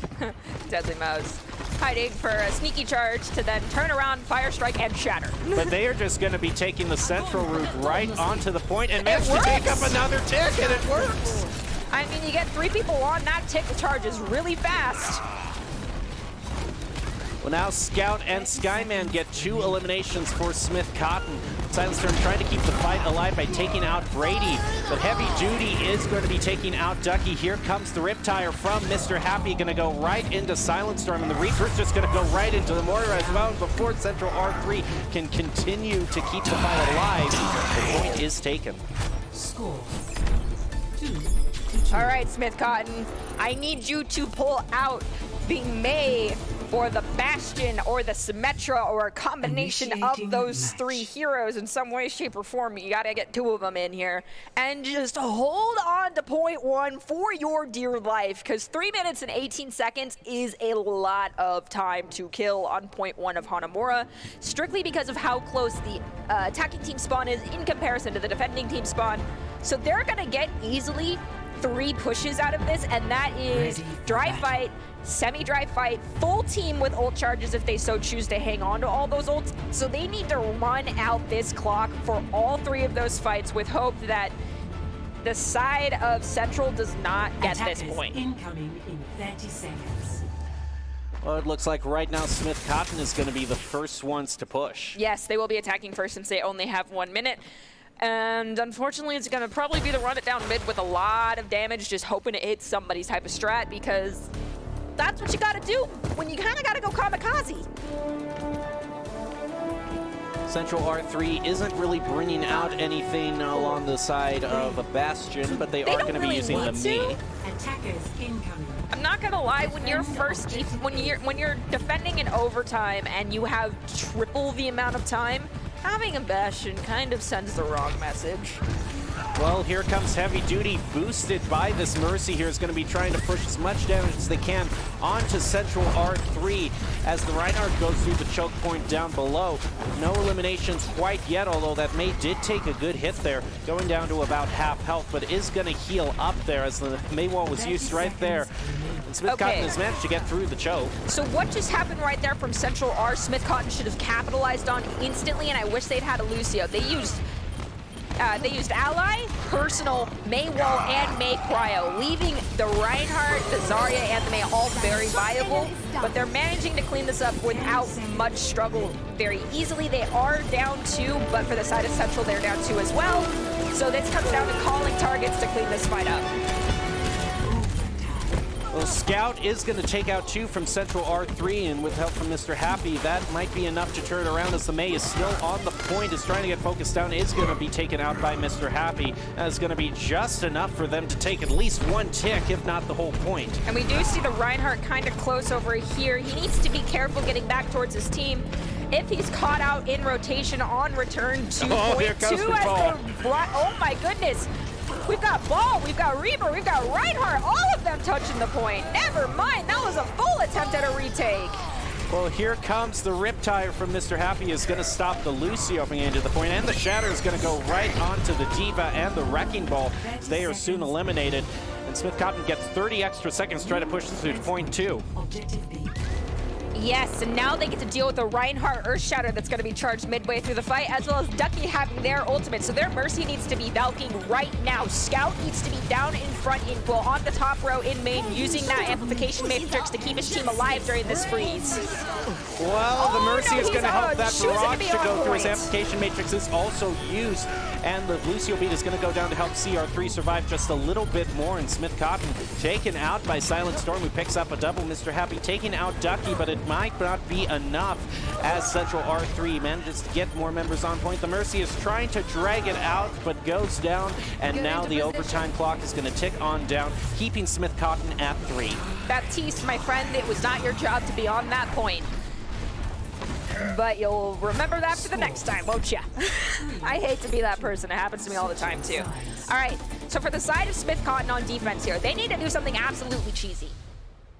Initiating match. So just bring out full cheese. Yes, because as I said, for R6, they're going to have 3 pushes, and that is easily a full team charge of all their ultimates. And they're going to expel those ultimates on that 3rd push because the clock timer is going to be really low. They're going to expel at least half of them. So having a cheese comp that'll actually make it so forcing those ultimates is more of an is more likely to happen. Because it is such a cheese comp is a good idea to do. Also, you need a cheese comp to make sure that you can get that many fights out of your defense. Because unfortunately for the side of Smith Cotton, they didn't get a tick on point B. So if they lose point A and there's like 2 minutes on the clock, that's 2 extra pushes that Central R3 is going to get on point B that Smith Cotton did not get, because they had 1 push and that was it. Well, it doesn't look like Smith Cotton is going for any sort of cheese comp right now. Nope, they've got heavy duty on that May again, and their fingers are crossing that that wall doesn't wall all 6 members on one side of the points. Yeah, let's try to not let that happen again. Although CR3 does have the Lucio, so they might just have enough speed there to just push through no matter what. And they might just be trying to charge here through. They are getting the speed boost here, it I looks mean, like. that's what I do. You have a Kree, you have a Reaper, Ryan Zarya, charge through, just go ham as we see the but there May goes wall the go wall. out, but Yeah. it doesn't block anybody. Swap to speed, amp it, go! Never mind! Oh, there goes the Reinhardt. There goes Deadly Mouse, and there goes Hoover. That is going to be a good hold there for Smith Cotton at that first engagement there. So it looked like they were really just charging there with everything they had, and then they stopped right at the choke. Yeah, but I mean, as we mentioned, R3 has had over 3 minutes to push. Like I said, that's going to give them at least 3 fights, and in all actuality, majority of the ultimates that are important are going to be charged during this next one. So we'll see if any Qs get popped right here, or if they'll get popped in the 3rd fight. Oh, hiding out behind the van. Now they go charging through, but not all of them. That Maywall is going to come right up and focus down Deadly Mouse. Now the remaining members of CR3 poke their way through.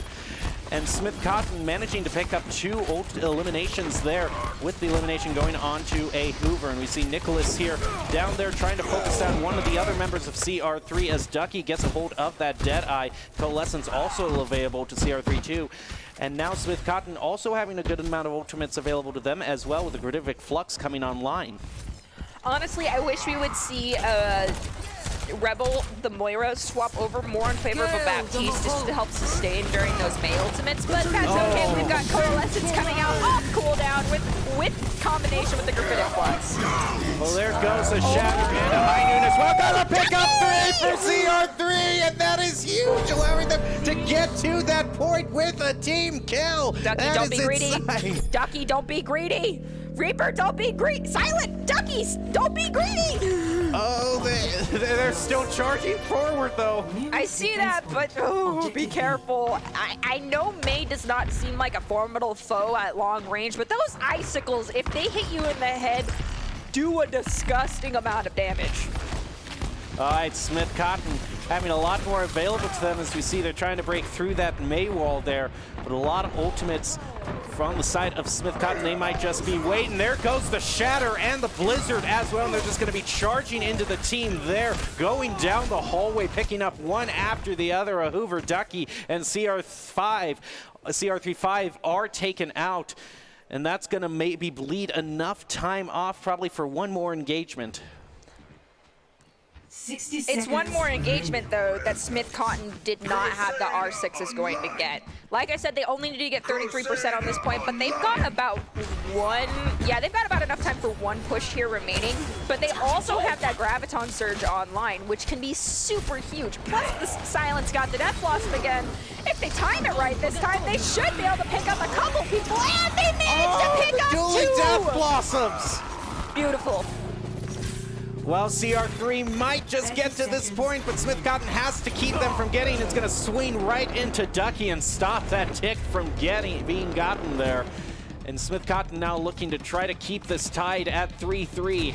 Oh my goodness, am I about to see my first ever draw in the Missouri High School Scholastic Esports competition? We might just be we might be making history here. Oh my goodness! Well, there's only 6. Here comes Lucio is going to be rushing through, trying to keep one, does touch the point. So CR3 now tries to get the point, and they're going to take out Scout. There goes the Shatter there, and CR3 comes charging through with a vengeance, taking out all the members of Smith Cotton one after the other. And that Shatter is going to come through at the last moment with only the Reinhardt on the point, and is going to get focused down by the members of CR3. Now Heavy Duty trying to get away. And now isn't going to be able to cryo. But the members of Smith Cotton are now coming in one by one with the application matrix going down. And a boop also going on to Scout there. It's going to take one of the members of Smith Cotton out. And it might just be enough to keep the stagger going for Smith Cotton to regroup. But so many of their members have been taken out by CR3. Oh, It's just one more Skyman now gets on, but Heavy Duty keeping it going. The main wall going up. Yes! Now drop it in cryo! Yes! Yes, keeps it going with cryo.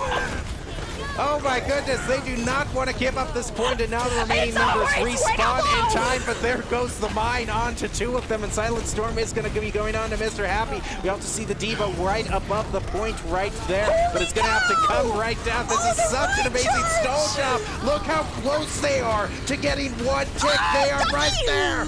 Oh. Oh my goodness.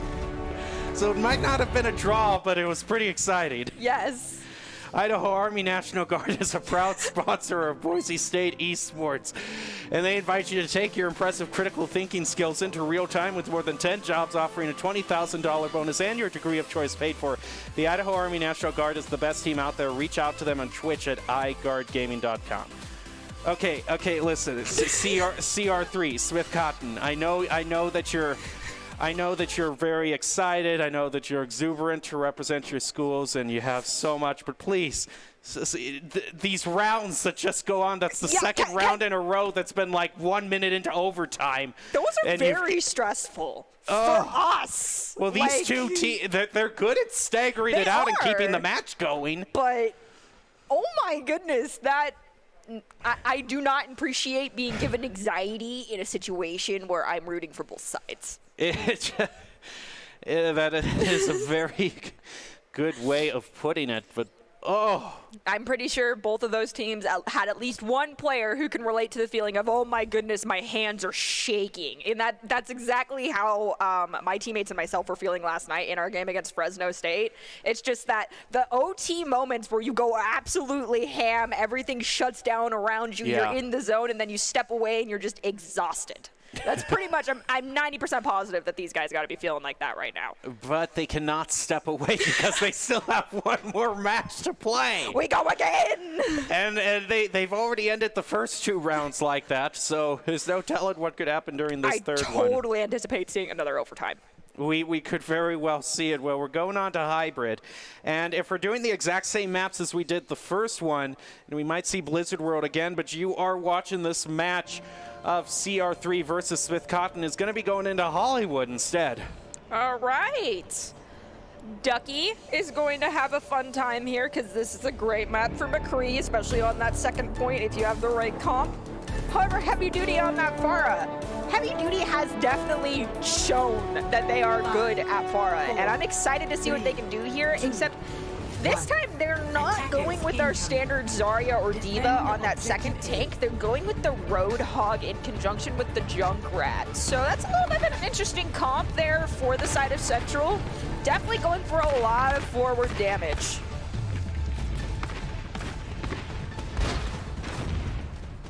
And it does look like Central R3 is going to be on the blue side instead, going to be the ones to push through here, trying to get the point there.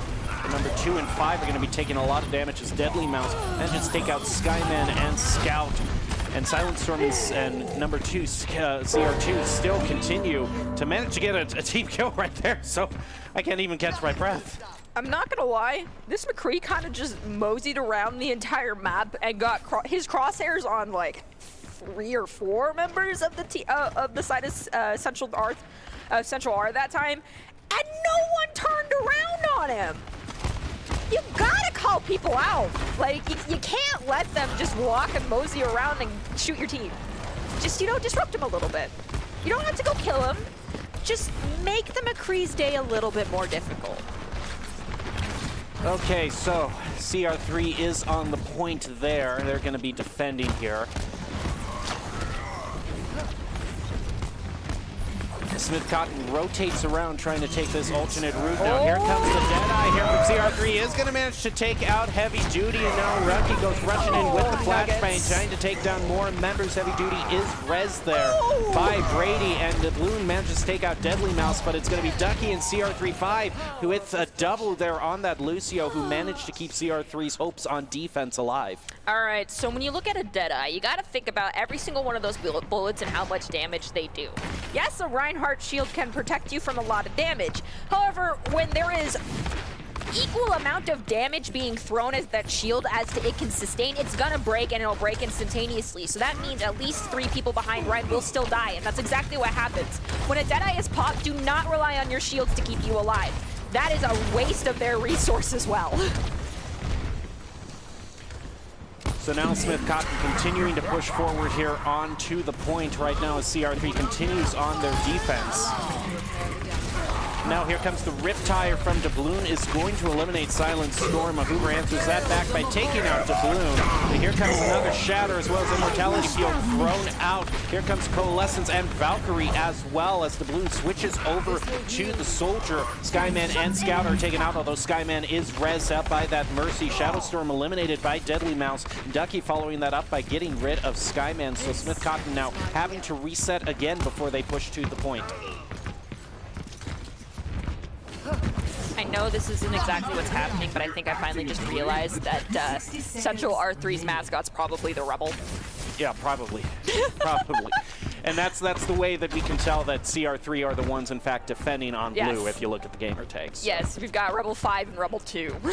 Yeah, that's why I've been saying CR3 5 and CR3 2. Just yeah, my brain synapses aren't properly firing quite yet. Well, there goes a hook that isn't going to find anything from Smith Cotton, but they're going to continue to charge through toward the point as the Zarya is pretty well charged up. Is going to use that to just click on Skyman and fall down, but there comes the Rock from up above. Is going to find Hoover and take Hoover out. Here comes the Deadeye now from CR3. Is going to pick up another 2, and Ducky has been amazing on these Deadeyes so far. Deadeyes for this particular match have been impactful, and I can't believe I'm saying that right now. You know? I can't either, but dang! Smith Cotton, oh, the Shatter is going to go right onto Skyman, and the Death Blossom is also going to keep Brady from reaching the point too.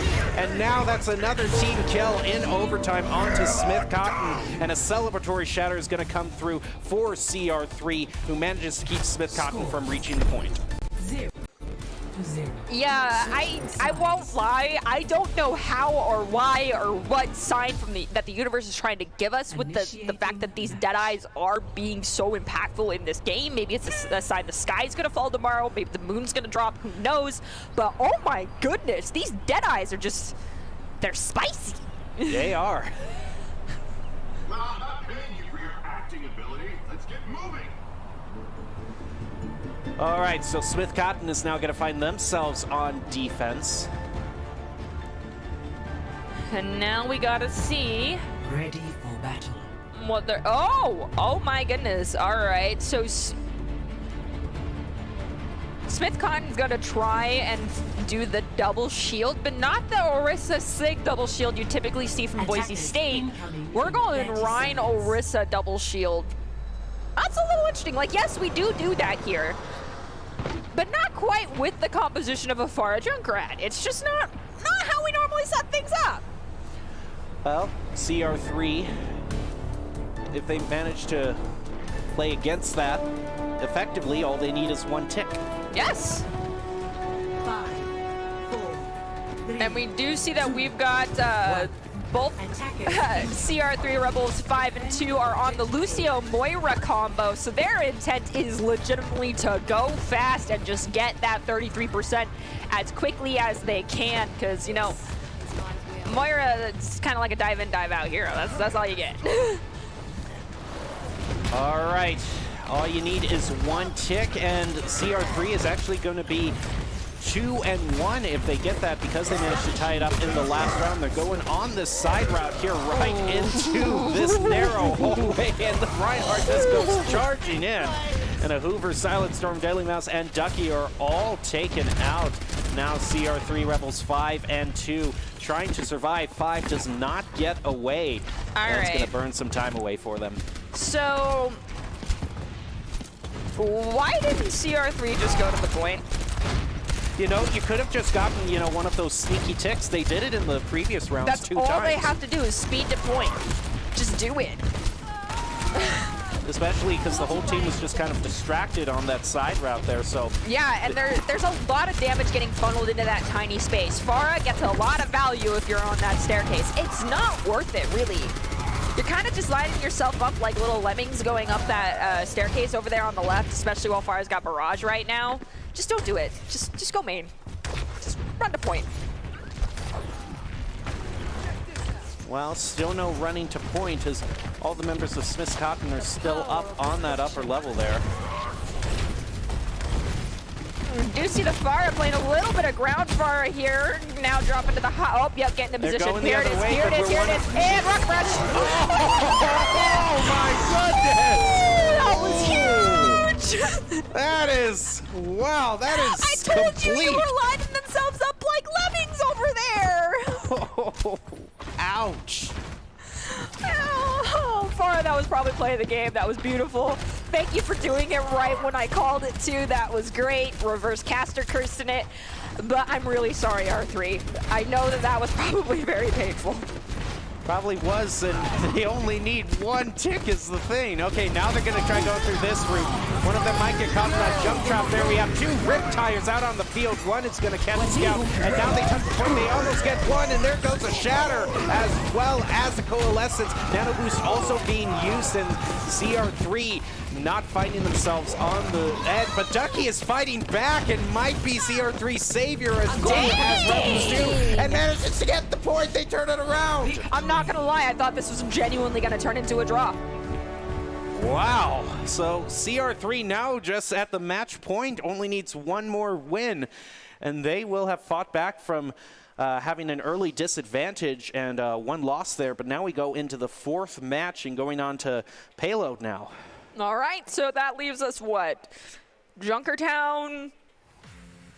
Well, the Idaho Army National Guard is one. While Nerdy thinks about what the next map could be, I want to remind everyone the Idaho Army National Guard is one of the best teams to join out there with more than 10 positions offering a $20,000 bonus and your degree of choice paid for.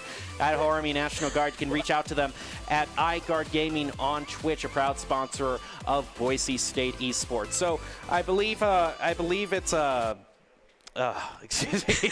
I believe it's Junkertown, and it's Junkertown. You also got Dorado. Yes, Junkertown, Dorado, and Route 66. I'm sorry. We have not seen Route 66. When's the last time I've seen Route 66? You're gonna see it next week for sure. Yeah, I believe we saw it last week in some of the collegiate Overwatch, but not in the high school tournament. Yeah. I won't lie. A lot of the Boise State players don't like Route 66 or Dorado. So, I know, you might be seeing Junkertown. Yeah. So I apologize to you guys for having to play these maps. I genuinely just like King of the Hill, and I'm also like super excited for the new map mode of Push when that gets released. Well, you are watching this Missouri High School Esports Association map. It's match. It's CR3 versus Smith Cotton, and CR3, the Rebels, managed to get 2 wins after losing the first match. So now we are going on to Route 66. And we've got Ducky on the McCree again. I don't know if anyone out there is familiar with Overwatch lore. This is McCree and Ash's map. So we've got Mr. Happy on the Ash. They were on the McCree and Junkrat earlier. So they're taking on the role of the head of the Deadlock gang. And then we've got Ducky over here who's going to be, I believe, on attack. No, on defense. Playing the McCree to try and take out that Ash. I feel like it's pretty fitting. It and is. we It have is the fitting. Echo, too, for the side with the McCree. Even You got all fitting. the players here. Alrighty, so it's going to be Smith Cotton, the ones on defense action. No, excuse me. Yeah, CR3 is the blue on defense. Yes. As we see Shadowstorm unfortunately taken out. This McCree's just walking literally over everybody. Ducky, you are a bold man. Yeah, Ducky has been great on the McCree thus far. He's going to pick cow! up another one. He's going to take out Rebel 2 there, and now Mr. Happy also eliminated by Ducky. Well, he's on his home map, so now there's no stopping him. Yeah. Yeah, no, home field advantage plus the Echo. I'm telling you, that's the combo right there for Smith Cotton to come out on top in this case. At least, for Central to come out on top in this case. At least in my opinion, I like to play into, the good luck charms, because I like to make believe that something other than my own physical and mental abilities help me win. Ducky might be repositioning here because some of the members are trying to take this alternate route up through here. Scout is going to be taken out by Deadly Mouse. Smith Cotton find themselves at the disadvantage as CR3 continues to hold this payload from going forward. But anyway, now we do have a Deadeye. He's going to throw out the flashbang. He's trying to find this Deadeye. He's waiting for that Reinhardt. He's going to pick up another triple. Are you kidding me? As soon as the Reinhardt drops the shield and charge, he does the Deadeye. Oh, and Deadly Mouse also had a shatter in conjunction with that. All right, I don't know. Oh, guess who just walked in right now to witness that triple Deadeye? No way. He just walked into the control All right, room. Fish just got here to see that Deadeye, Ducky. You have been missing so much today, Fish. Ducky is the one player to make Deadeye work. It would hurt your soul, Fish. Oh my goodness. All right, there goes Coalescence as well. Nano Boost and Tactical Visor also used. Coalescence is going to take out Shadow Storm as CR3 continues to try to hold the point, but that Tactical Visor might just be enough. It is managing to take out 3, and it's enough for Smith Cotton to push through and finally get this payload moving as they have a little under 90 seconds to get it to the first checkpoint. All right, get 3 people on and then start pushing forward. Scout, get your booty off that payload. You are not needed there right now. Move up with your Reinhardt. Go take space. That payload doesn't move any faster with 4 people on it. You need 3 on there for the maximum speed. And CR3 goes up to the second level there. A little bit of a flame strike. There it goes. Is this going to be taken out? Right onto the point. And now Graviton Surge is also used by CR3. Lucio B trying to keep them alive as the shatter is now used onto Smith Cotton. And Heavy Duty is just mowed down by that Echo copy, the Reinhardt. And it's going to be a successful hold for them.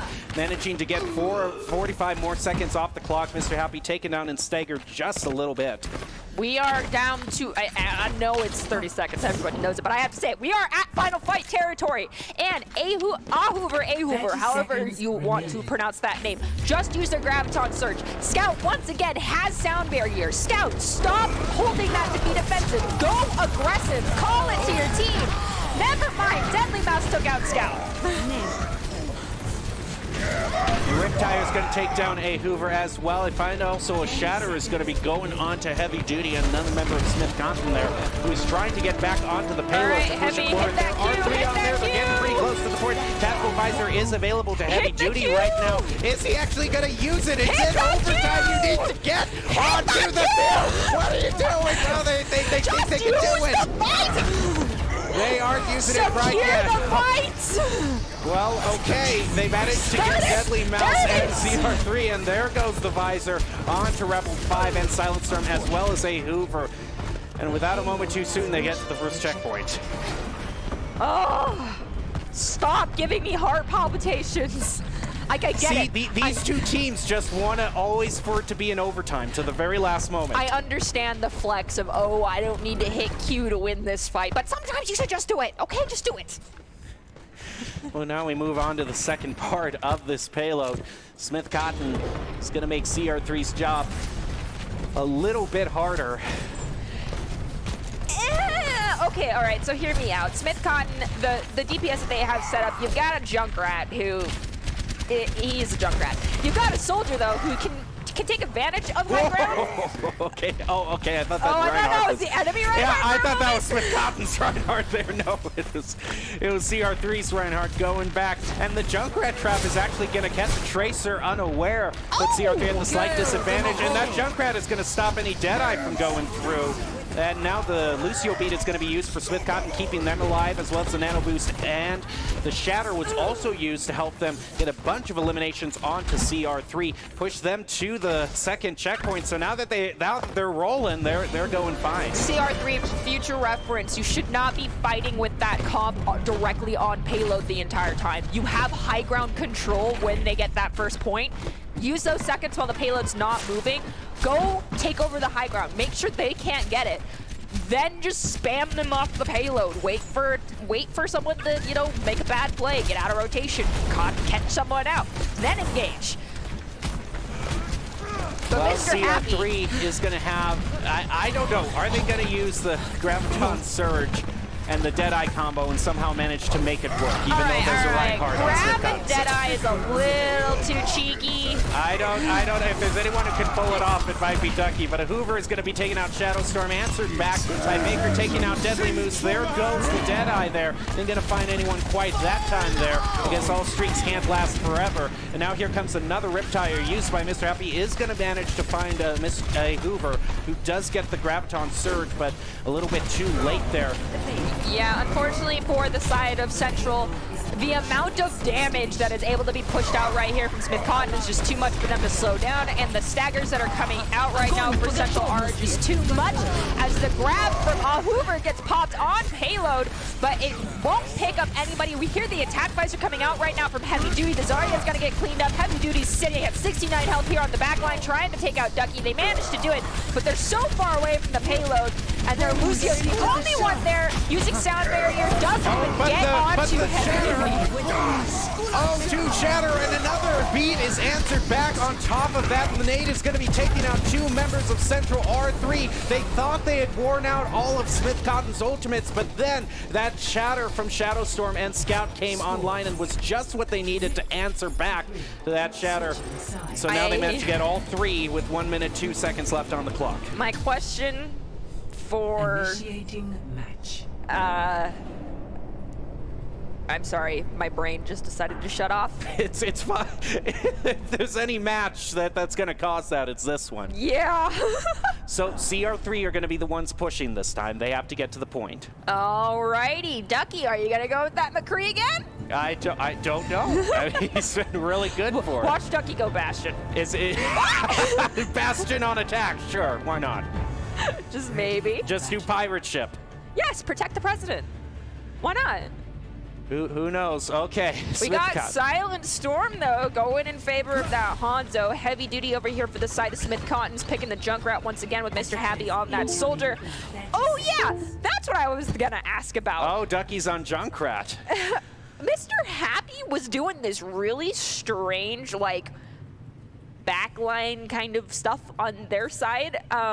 However, Ducky and one other for the side of R6 were in a really awkward flank position trying to outflank the soldier for the side of Smith Cotton. It was just very weird on that last fight. 5, 4, 3, 2.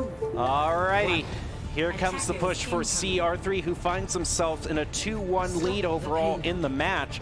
So a good push here can get them all the way to match point. Smith Cotton wants to try to at least get one victory here and push this to the final game 5. Traveling to route ready for battle. We do see Junkrat putting a lot of damage in here at this corner. Reinhardt just kind of standing there with his shield up. Oh, finally we've got one Reinhardt engaging on the other one. It's a war of charges as we see R6's Ryan Deadly Mouse go really low and then get taken out. Mr. Happy's gonna pick up 2 more after that. Yeah, Mr. Happy does pick up that double, putting CR3 at a bit of a bad point right now, as the remaining members are taking a lot of damage from this Junkrat, and it might lead to another stagger, although they managed to still stay alive. I am very interested to see how Silent Storm performs here pretty soon. They haven't seen a lot of action. They do take out the Baptiste, however, Mr. Happy is managing to take Silent out there directly thereafter, so it's now a 5v4 for the side of Smith Cotton. They're still managing to stay alive, keeping a lot of the side of R6 right in front of them, putting a lot of damage in that forward space as well. No one's trying to flank from the side of R6. So Smith Cotton's having an okay time there, at least delaying the payload, but Heavy Duty honestly should have just turned around and inted right onto that payload as soon as Zana died. Well, CR3 finding themselves in control of the payload and now pushing towards the checkpoint, having 4 ultimates available to them. They may have 4 ultimates, but I'm looking at Smith Cotton's side, and yeah, Mr. They're gonna have 4 ultimates too. Yeah, Mr. Happy may not have his ult, but Scout has that Matrix almost, and using that in conjunction with that soldier, or even Heavy Duty. Oh, that's a lot of damage. And here Smith Cotton comes out at the last moment to contest the point, but Silent Storm is well aware of them and is going to take out 2. And the checkpoint is gotten by CR3, who is now ahead of the pace of Smith Cotton in terms of attacking. Yes, they are ahead. However, if Smith Cotton can do a good job right now and take those high ground positions now, not try and fight on payload right here, not try and, you know, stall it out right at this tiny little check right in front of the door, because let's be honest, Junkrat, Junk does a lot of spam, and that tiny area is very deadly when you've got a Junkrat spamming you. Just take the high ground, take the angles, play smart. You can do it. You can stop these guys. Well, some picks coming up on early is going to bring both teams down to 5 as Ducky is taken out by Mr. Happy, and Heavy Duty is now going to use the Riptire to come through and pick up 2. Both tanks there for CER3. So now they are not going to have that front line available to them. Lucio Beat comes online. They might just be waiting all that. Lucio Beat is going to come up and try to push them through. They are, you know, I don't know where they are right now, but they're pushing through. That's all right. We do see that we've got Lucio right now waiting on this beat. We've got Ducky with their ultimate, as well as Deadly Mouse and Hoover. Silent even has their ultimate. Okay, so we're seeing the Graphitic Flux come out when these players are about to hit the ground, and yep, exactly. Frisbee's been thrown out. Dragons are coming out. That was a great combo. If only the dragons had been casted a little sooner. So as soon as everybody was hitting the ground, the dragons went through them, and then taking out that Immort, everybody would have died. That just comes down to making sure that when you're trying to make those combos, you're using them at the moments that will create the most amount of damage output possible.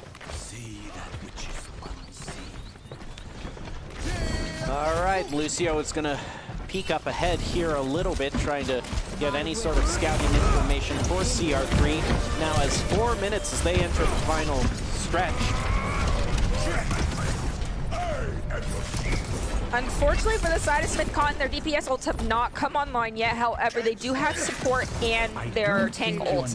One support ult, such as the Nano or the Matrix, in conjunction with some of the abilities coming out from their DPS, should be more than enough to hold off the push here coming from Central R3, but we'll have to wait and see. All right, Smith Cotton might be hitting a lot of Qs here, and they start off by using the Gravitic Flux. The Lucio Beat is used to counter that and keep the members of CR3 alive. The Mortality Field is thrown down, as well as the Nano Boost and Amplification may push a lot of damage onto CR3, but it's Smith Cotton who's going to have the damage focused onto them, as both of their DPSs and now both of their supports are taken out, thanks to Silent Storm and a Hoover, who continues taking out the Reinhardt, and Rebel 5 continues now the elimination streak by getting rid of Skyman 368. See the Junkrat back there is actually going to be jumping in. Silence! Trying to take out Silent, manages to do that as the payload is now just a little bit before that final parking spot. Ducky Day! Wow, 2 Shatters coming out, as well as the Gravitic Flux. On top of that, a Riptire is going to be 2 Riptires are going to be going out, and one of them is going to take out 3, and that's going to be huge for Smith Cotton in their defense here. And the Dragon Strike is also going to come out, take out Scout number 2. And Shadow Storm, is he going to try to push it? It's still going to be contested, or it might just be best for him to like die right now and just reset. Yeah, this Moira and this, just reset you two. Oh no, now they're coming in one by one. Never a good idea. Never a good idea, especially after you've lost your Moira. That is your main heal, and Lucio, yes, he's a great support, but he cannot support alone. That's the one truth. I remember I was watching actually a Splatoon match, and despite them being such different games, that's what one of the commentators saw it on there. And now the team's coming in one by one. Never a good idea. So no matter what game you're playing, just stay as a team. Do not try to face them one at a time. It is a team game. Okay. All right, we're about to hit the nail-biter situation. I can feel Are they going to do it again? Because this is how they've been ending every round thus far. The coming out, the nade, the sleep. We've got a Reinhardt. Deadly Mouse is just going to throw the hammer into the face of Bradley Baker. Now is taken out by Heavy Duty as the Riptire comes online for Ducky. They're going to use it immediately as they get it. And now the Lucio Beat is going to also be used to keep CR3 alive. But a lot of their Smith Cotton members are critical, as Ziana does come back online. Is going to have a lot of work to try to heal them up. But Heavy Duty and Mr. Happy are eliminated, and Coalescence is now used. And now with that Coalescence taking out the Ana, and finally the other support being eliminated for Smith Cotton, that might just be enough. But Heavy Duty is going to try. Here we go again. He's going to try to solo it out. Now the payload's going to move just a little bit more, and they keep the soldier soldier from getting onto the point. That was huge. And manages to get CR3 onto the final point, tying it up as we're going into overtime with only 16 seconds between both of these teams. 3-3. All right, we didn't see it earlier, but I have a slight hunch we might either see A, a Torb, or B, a Bastion. Initiating match. We haven't seen either of them all night tonight, so. I am ready. I am ready for the Torbjorn.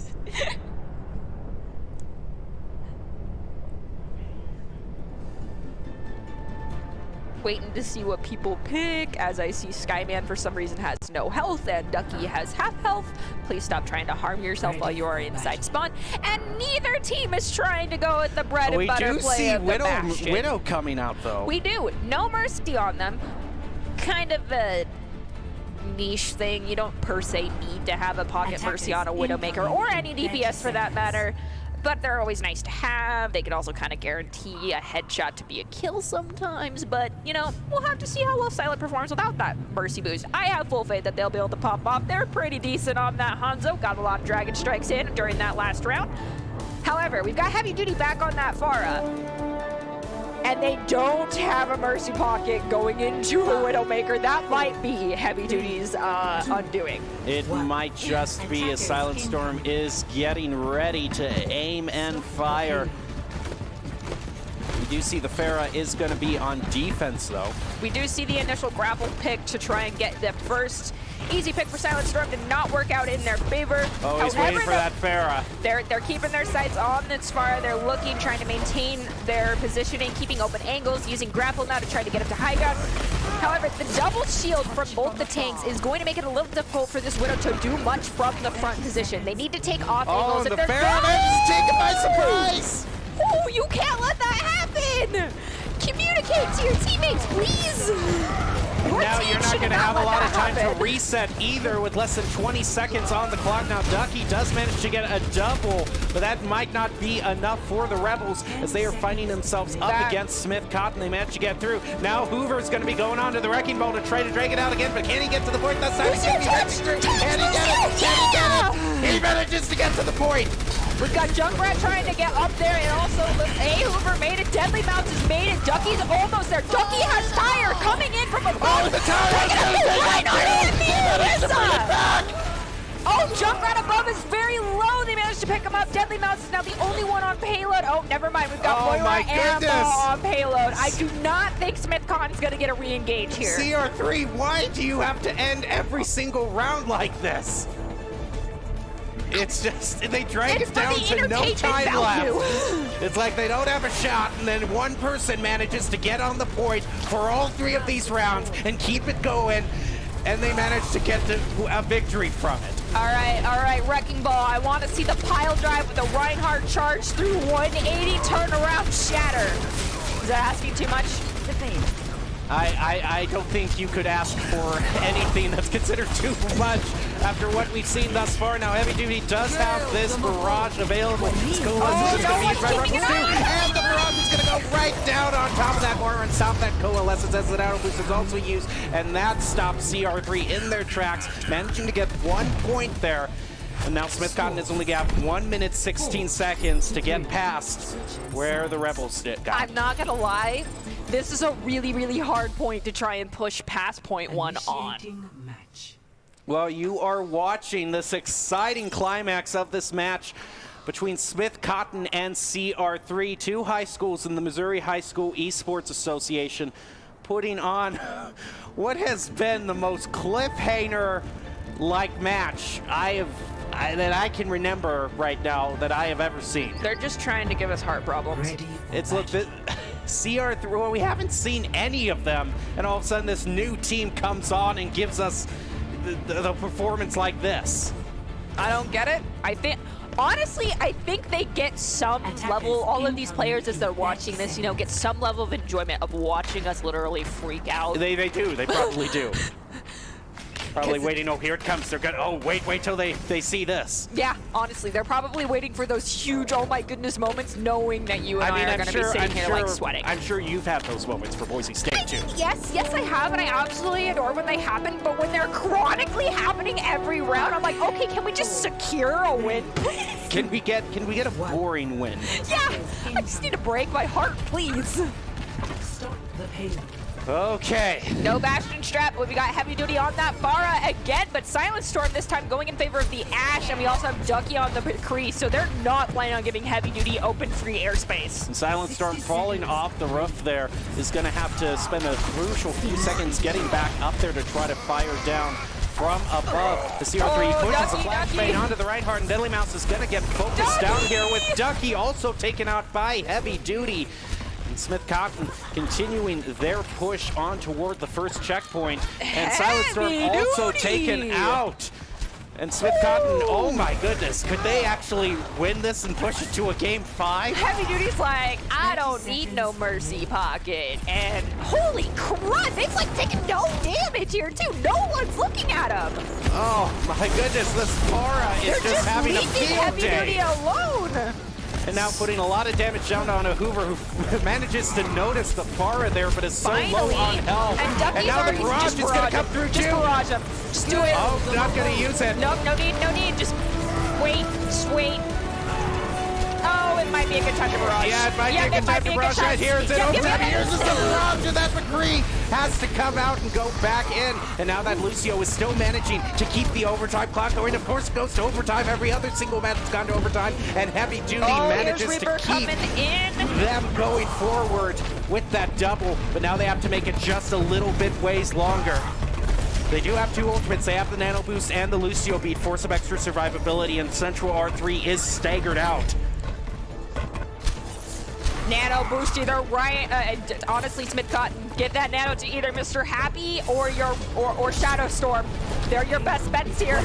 Well, there goes the Nano Boost, and that Riptire is going to be coming online too here. And there goes the Riptire. Who is it going to find out with the Critic Plus? It's not going to find anybody. And now Smith Cotton also uses the Lucio Beat for that extra survivability. Central R3 is just finding themselves having to stagger in one at a time as a Hoover is taken out, followed by Silent Storm. And we're going to game 5. Victory. This is our first time going to game 5. Oh. Well, do you want to score pro esports advice? You can go to esportstower.com and improve your game sense, improve your team play, improve your performance under pressure, and believe me, there's been a lot of pressure today. You can get matched with great players and professional coaches to help you rank up at esportstower.com. So, both teams have 2 wins. Both teams are now fighting for the victory. Yes. As we head back to King of the Hill. Yep. In game 5, the first one we've seen all season. Ooh, stressful moment. Yeah, returning to the 5th map is always kind of like this is going to be when the teams are really gassed. Also, it means that the reverse sweep happens, so the team that was in the lead in the beginning probably feels a little stomped right now and very tired because they had to go from playing at their top level of gameplay to still playing at their top level of gameplay. And then these guys that were kind of taking it easy have slowly been increasing the energy usage, so they're doing a little bit better.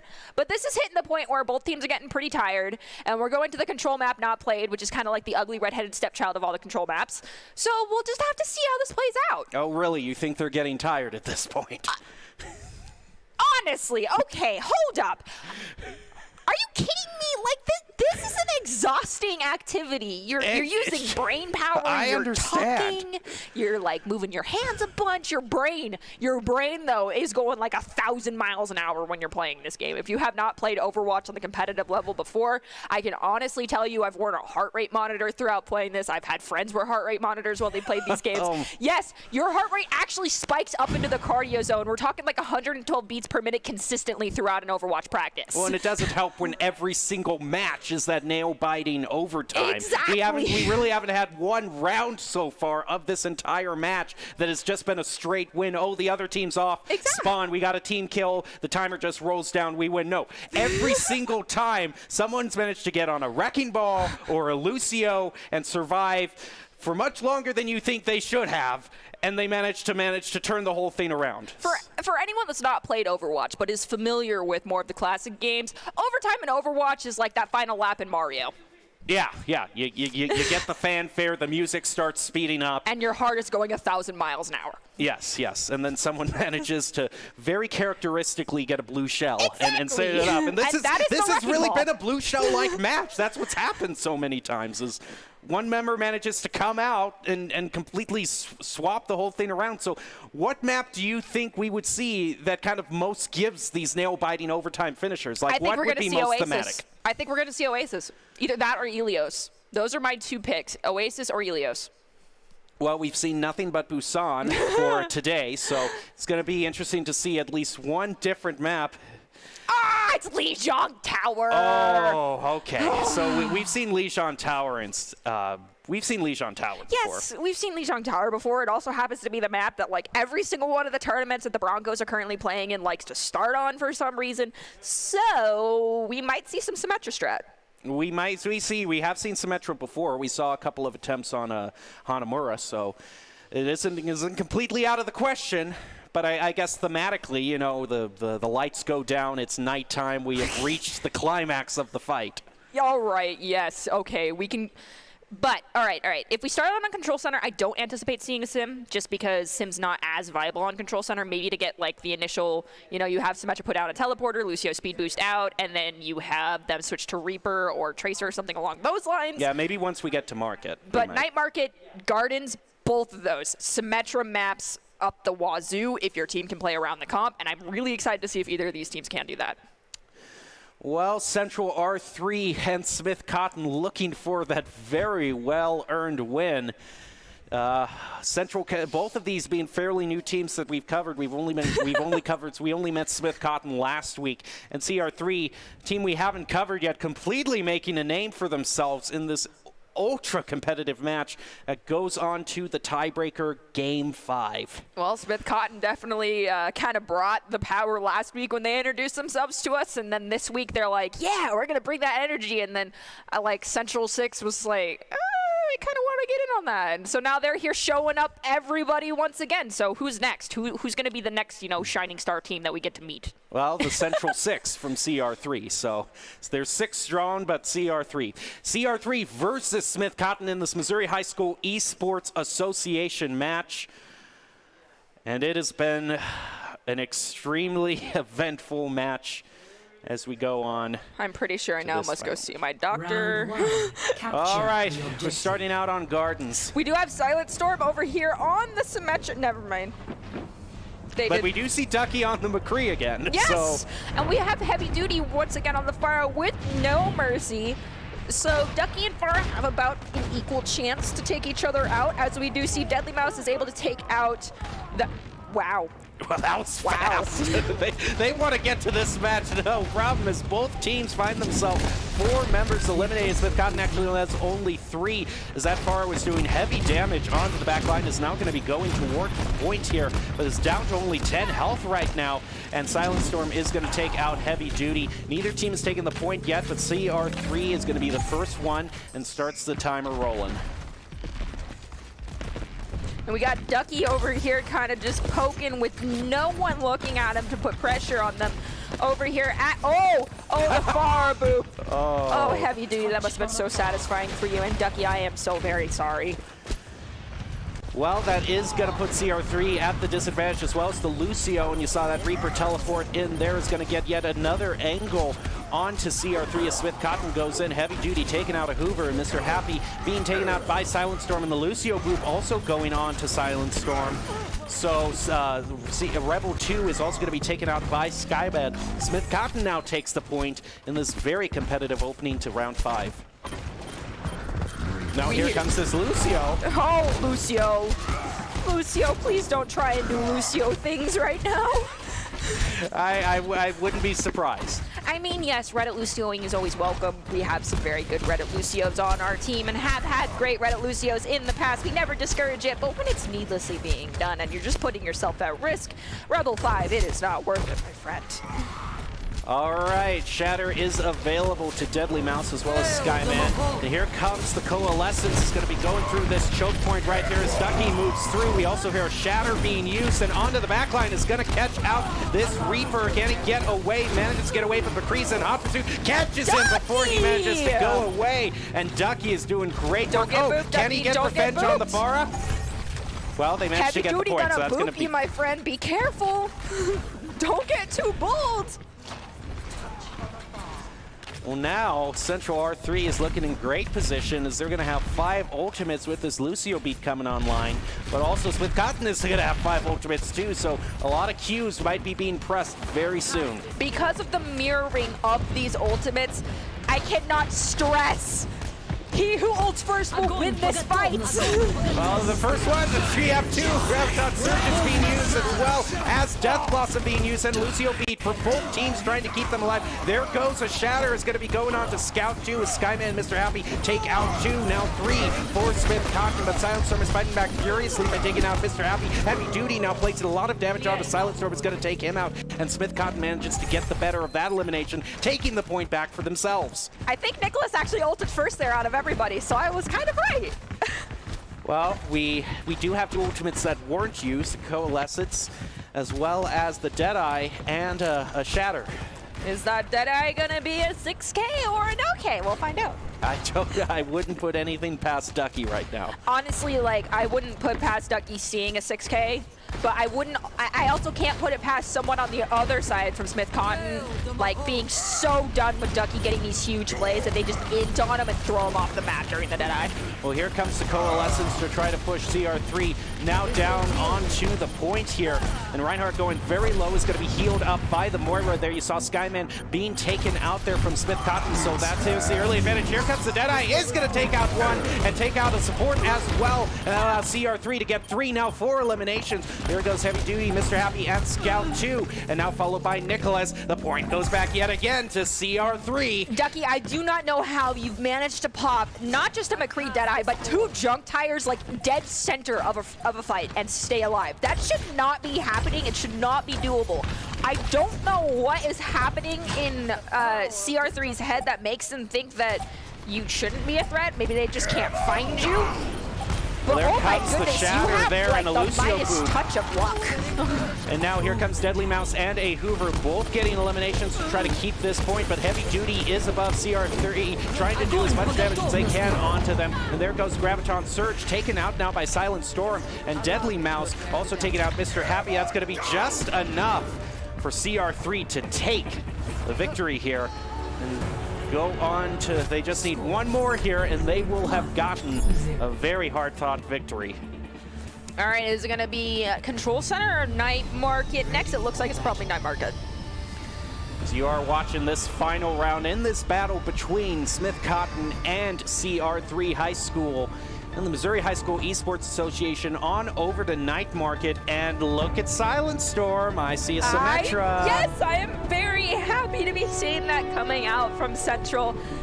Hopefully it's played perfectly because, yes, Symmetra is great. It can help you get to the point quickly, but if you are not on top of your TP placement and your amp usage properly, it will actually slow you way the heck down. So please, Central, for my sake, do this properly. The teleporter goes down. There it All goes. 6 members make it through, and they beat Smith Cotton to the point. Beautifully done. And they've also managed to set up the car wash too. And a little bit of that is going to be going on to the Reinhardt right now, who's trying to hold up the shield, stop the damage from going through.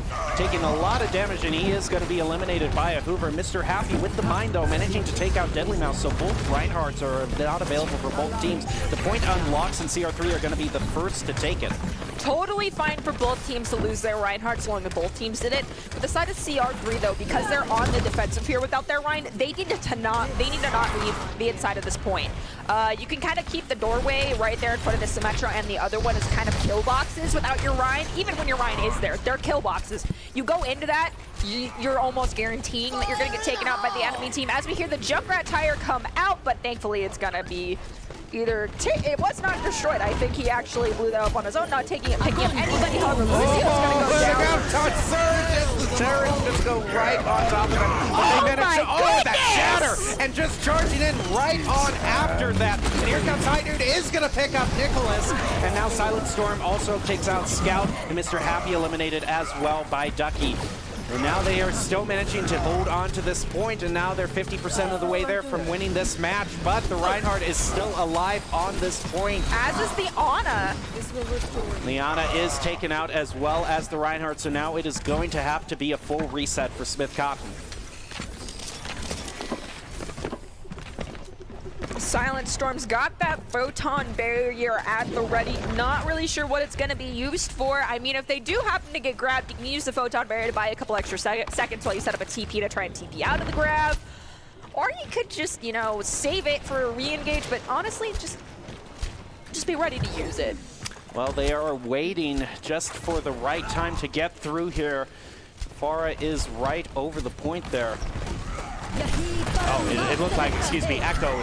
It's probably Echo as the photon barrier does go up for the defense. One of the members does manage to take the point, and they are waiting, and Heavy Duty is taken out by those turrets. Gonna put Swift Cotton at the disadvantage, and now they are also trapped as well by the Junkrat. Here comes the High Noon, but you're not really gonna need it as the team kill has already been gotten, and that is going to do it for CR3, pulling out the victory in dramatic fashion, winning what has been one of the closest matches I have ever seen, one of the most competitive matches I have ever seen, and I can't wait to see more of this team in the future. Yeah, I'm gonna lay off the caffeine before I come to cast the next one if both these teams are involved. Not gonna lie, I think it definitely did not do my heart rate any favors. Yeah, that these two teams, I think that's the main lesson here, is if you see these two teams fighting each other next, just do a little bit of relaxing beforehand. Yeah. Well, we are overtime and out of time because that match went on for so long, so we are going to be getting you to the player of the game now, brought to you by ICCU. Oh, Ducky, probably. Yeah. Ducky is my bet. I called it earlier when he got like a 5K dead eye that I was like, I think you have to give it to Ducky on those grounds. That's probably play of the game. Oh, yeah, it's gonna be Ducky. Yeah. Ducky, who just managed to find, but also, like you were saying, was ulting on point with these Deadeyes and tires and still managing to find a way to survive. It's just bold. It was insanely bold. There were 2 times where he jump tired from like the corner of an objective point on attack and got like 2-3 people just doing that. And I'm like, how often can a Junkrat be in front of everyone casting their ultimate and live? Oh, that's just crazy. It is insane what Ducky managed to do with those Deadeyes. You're a lucky Ducky. Yep, very, very well. I can't put it any better than that. Ducky, Idaho Central Credit Union Player of the Game, brought to you by Idaho Central Credit Union, who believes a great player makes a team more successful, just like Idaho Central's helping members achieve financial success. Ducky is your well-earned ICCU Player of the Game, and another triple Deadeye there. My goodness. Well, that's going to be it for Overwatch tonight. Thank you, but we have more esports action. Rocket League with Boise State is coming up very soon, so you're going to want to stay tuned for that. For now, we're going to leave you with the top 5 plays of the game. Thank you for watching.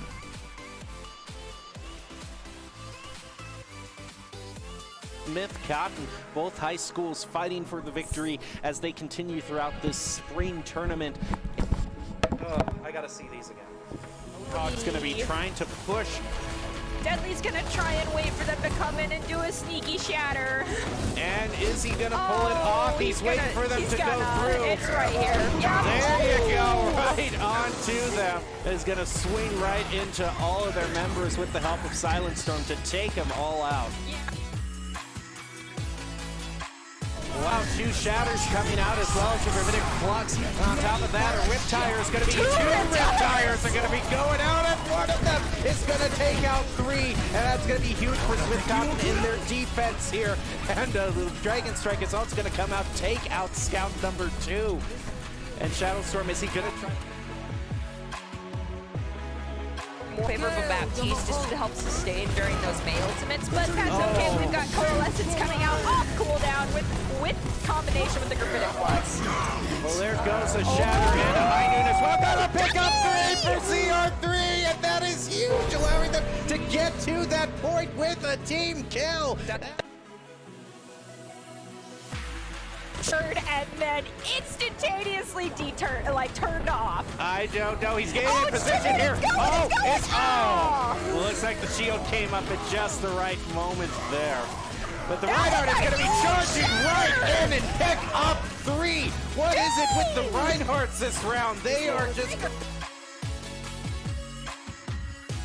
This went down to half health right there. They're just going to charge through with the help of that Lucio. And Heavy Duty is taken out, so now you don't have to worry about that roll anymore. Skyman, Deadly Mouse is just swinging that hammer back and forth, taking out now 3 members of Smith Cotton. They just charge right through to the point.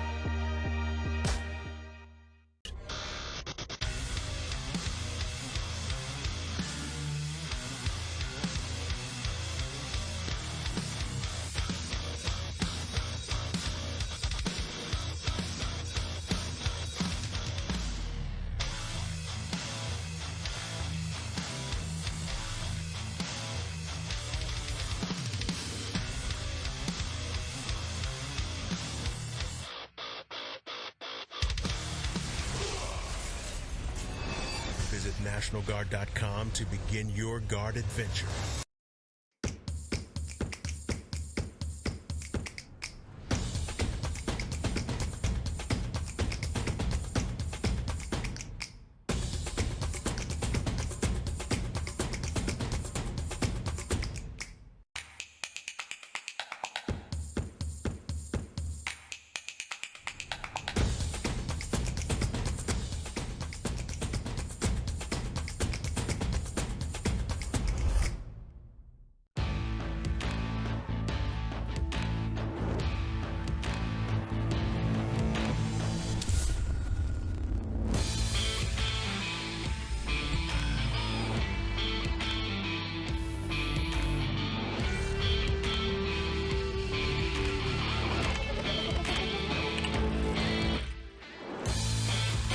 Legendary parts for legendary wins.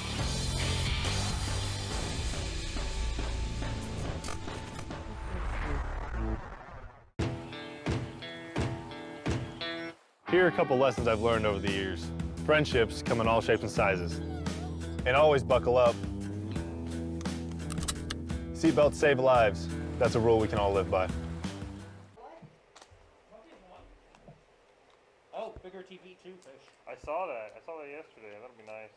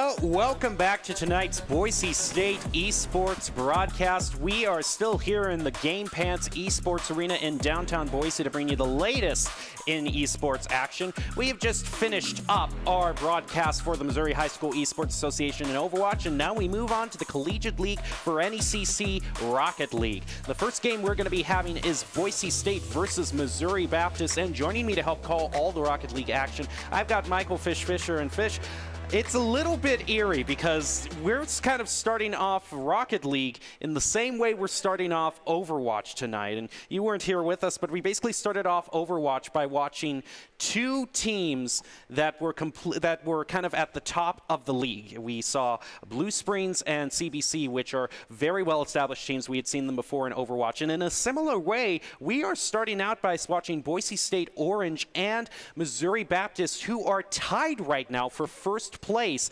in their overall league. And then in the second game, we saw new teams we haven't seen before in Overwatch, and we'll be seeing a new player likewise in Rocket League that we haven't seen. So this is going to be very interesting.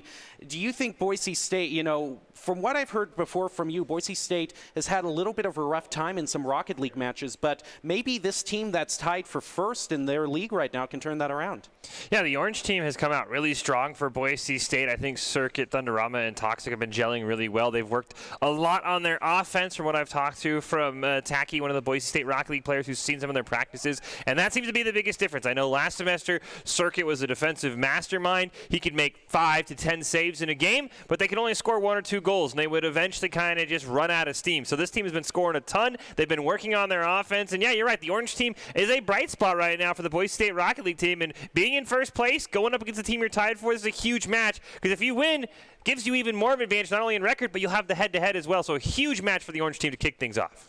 And I have to wonder if we will see any matches going into overtime, because basically, for anyone who is still joining us from the Overwatch, basically every map went into overtime. I think the only one was just the final one that had a clear victory. So it has been a night so far of nail-biting overtimes and very competitive matches, and that is just what we like to see. And so just another overview of the esports arena and an overview of the team, too. We have Thunderama, Circuit, and Toxic, like you were saying, Fish. Yeah, and I know Circuit and Toxic are kind of doing their best, sort of Cosmo Baynock impression in terms of scoring all of the goals or majority of the goals for the Orange team. But last week, we saw Thunder have probably the best game he's ever had as a Bronco. Multiple hat tricks, willing Boise State to a victory. Tacky was even saying, hey, he was a little bit shocked. Thunder's usually that guy who just sets up the solid passes, always is in the right spot in the rotation, but doesn't always score a goal. So this Orange team really has all 3 players playing at an elevated level. Any single one of them can pop off, and that's going to make them so tough to defend for Missouri Baptist, because now you have to worry about Thunderama, who could at any time put up 3 or 4 goals on you, which if you have 3 players that can put up a hat trick in any game, you're going to be impossible to stop. Well, Missouri Baptist certainly has not gotten to be tied for first place for nothing. I'm going to be looking to see how well that they can disrupt Boise State in their general passes. Boise State players can always be so fluent in their rotations and passes, and when we've seen teams, take it away from them in midair or steal the ball away while they're trying to pass, that has really been Boise State's Achilles heel in some instances. Yeah, the Orange team definitely does not rely on as heavily in the pass as the Blue team, but you're right, Jim Mountain. I think if teams get in those passing lanes, they're definitely going to have to watch out for Boise. Boise State's going to have to watch out for them. Well, we have Doc's keys to the game in Rocket League, which is to kick A's, take N's, deliver some L's, and collect some W's. Clear, concise, and professional for the collegiate level. I like it a lot. That is Doc's keys to the game, brought to you by Count Identity Trust Global Network, which delivers real-time fraud protection, account protection for leading payment providers, reducing false chargebacks, false positives, and all other sorts of fraud in payment providers. You can go to count.com for more information.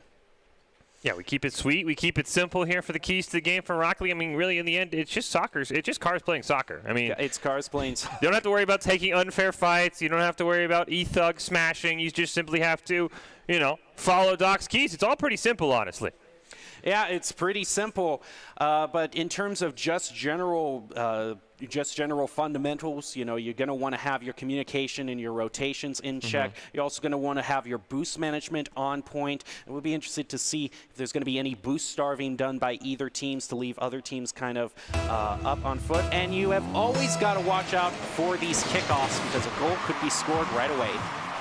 Yeah, great job there. Circuit going to play it off the wall. Stooley does intercept it, though.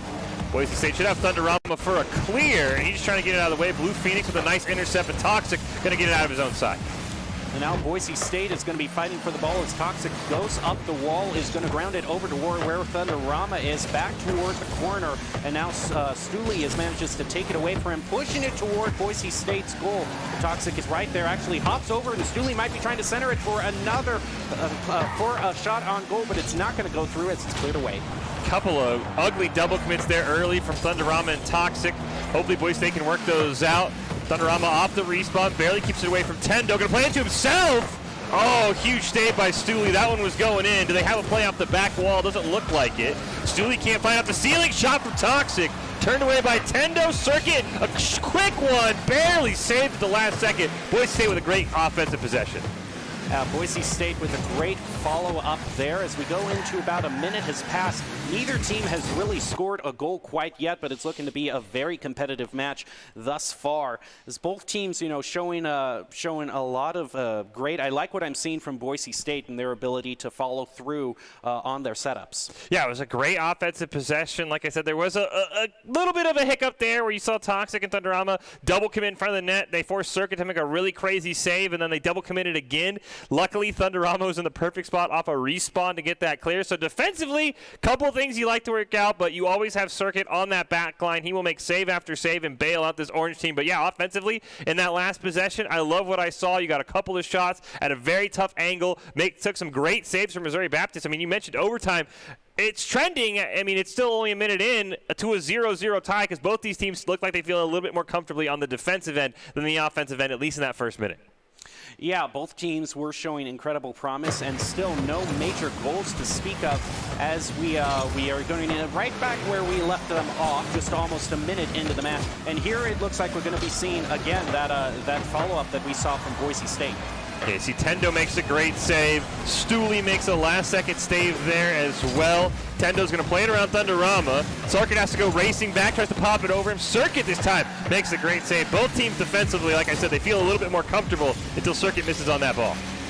Now here comes Phoenix. Is going to go through with the shot on goal. Is going to be saved by Circuit. Now Blue Phoenix tries to get it back and set it up again for his team. He's going to push it over as Tendo comes rushing in there. Now has to try to center it up for Toxic. And now Circuit is waiting. Tendo's actually just going to score it himself. Yeah, great play there by Tendo. Actually gets run into by his own teammate. Usually those aren't very good possessions, but Toxic can't quite get the angles. Circuit just wasn't there in time. Great shot from Tendo off the ceiling. Those are so hard to defend, and that 1-0 lead could hold for Missouri Baptist with how well they've been playing. And now the kickoff is going to head off to the side as Stooley is going to go airborne with it. Try to dribble it up and send it toward the goal, and a miss there from a Bronco is actually going to have to make Toxic come and rotate in and try to clear it out. Now Circuit's looking for the clear over to where Blue Phoenix is. Blue Phoenix is now going to pass over to Tendo as another Bronco goes flying by over to the corner. The side control continues to be on the side of Missouri Baptist.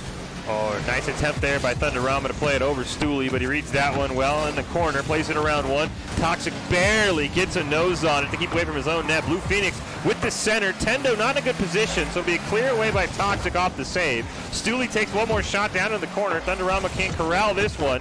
Tendo's going to squeeze it off the wall, right for the net, but Toxic will launch to the other side for Stooley to make a nice play. Now we are down to about 2 minutes 45 seconds, almost halfway through the game. Missouri Baptist maintaining a narrow lead over Boise. You see Stooley do a demo onto Circuit right there, who's just respawned under the ball. And Circuit and Thunderama, it looked like they were both going for the ball at the same time there. And now a great clear is going to go over to where Tendo is. Tendo missed the ball, so now Stooley has to come forward here with the clear. Over to the corner, manages to take the corner boost from Boise State. Sets it up for Tendo, but Toxic comes in with some great interference and stops it from going through. Oh, great job there by Tendo with the bicycle. Circuit and Blue Phoenix going to run into each other right near midfield. Stooley hits it back. Pass intercepted by Thunderama. barely gets it off the wall, gets the demo, but loses the ball, so it goes all the way to the Boise State corner. Blue Phoenix going to play it around Circuit. The Toxic's there, get it around one. Stooley reads it perfectly, sets it up for a teammate. Tendo out of boost, completely has to bail on that one. Nice pinch by Blue Phoenix.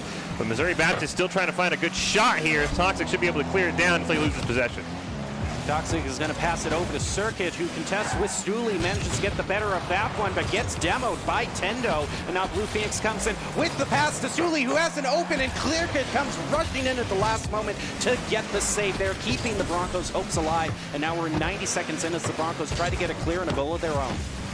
Circuit loses it in the corner. Tendo's going to pop it up over Thunderama. And now it's a 1-on-2. Circuit's going to read that one off the backboard. Blue Phoenix at midfield, retakes the shot, wide of the net. Oh, that's a whiff there by Stooley. Tendo, though, will make the save. Toxic's going to pop it over one. This could have the angle, and it does! Toxic from midfield at the game tire. Thunderama came right in there, set it up for Toxic, and it went right over all the other members. We saw Blue Phoenix rushing back there, so might have extended just a little bit too far as no one was really back there to defend it. Now it's all tied up as we go into the next kickoff, going toward Missouri Baptist side of the field. Now back over to the Broncos. Nice clear by Circuit into the corner. Stooley misses on it, but Blue Phoenix bails out his teammate. That was nearly a second goal. Toxic keeps it alive. Great job by Tendo to put it down into the corner. Blue Phoenix retreating. Shot on net by Thunderama. Turned away. Boys State have the follow-up. No. Blue Phoenix that cleared out. Nice stop by Circuit. He'll pay with his life, but there's a demo onto Tendo as well. It's a 2-on-2. Toxic has an opportunity. Centers it for Thunderama. Oh, the shot just goes wide. Now teams still one apiece. Blue Phoenix comes in, going to try to play it over Toxic, bumps into Toxic, pushing him back and stealing the boost away. Now all the members of Central Baptist using their boost to try to set it up. Blue Phoenix now over to Tendo, but Circuit beats him to it in mid-air and takes it away, and now manages to try to clear it out. Now here comes Toxic up there. He's going to set it up in midfield. Blue Phoenix, though, with a shot on goal over just to the right. 10 seconds left, and a shot coming through, and that might be very crucial for the Missouri Baptist to get the lead. AC Circuit tried to clear it away. Him and Toxic kind of in the same area. Just an unfortunate clear there for Circuit. Now Boise State's going to need a huge kickoff here if they want to be able to tie this game and send us to overtime. Toxic's going to win it cleanly. He has an opportunity, but Tendo steals that one away. 5 seconds left. Circuit's forced to make a huge save in the goal. Blue Phoenix in possession. I think this game should end. Stooley misses the shot. And Boise State came oh so close on that final kickoff, but Missouri Baptist is going to pick up game number 1. Well, you are watching Boise State versus Missouri Baptist in this NECC Rocket League match. Both of these teams are tied for first place thus far, so you are watching a top-level play in this current division as the Boise State Orange squad is going up and making a pretty good play of it, only managing to lose with one goal there. Very competitive thus far. Yeah, it was a really close game. Defensively, both these teams felt very stout, so your offensive possessions are going to be few and far between. I think Boise State had more opportunities. They've got to be kicking themselves. I mean, we saw that play with about a minute in where they had 2 great shots on net and just could not find it. It was a really 2 great saves by Missouri Baptist. So I think it's going to come down to if Boise State can make their possessions count, because Missouri Baptist is going to get a lot of great saves. If Boise State can put in 3-4 shots at a time, though, eventually someone will fall out of position. Otherwise, we could see a lot of 2-1, 1-0 games, because Circuit, we know how talented he is, and the 3 members of Missouri Baptist have been really phenomenal on the defensive end. Yeah, it just comes down to that kind of consistency in the midair and making sure you're lined upright. Sometimes you just don't get quite the right shot or angle, and managing to, get the right kind of shot on goal is probably going to make the difference. How consistently can you do that? And these players, it's something that they can just do for hours, is just be in the practice arena, practicing those midair shots over and over and over again, so it becomes second nature.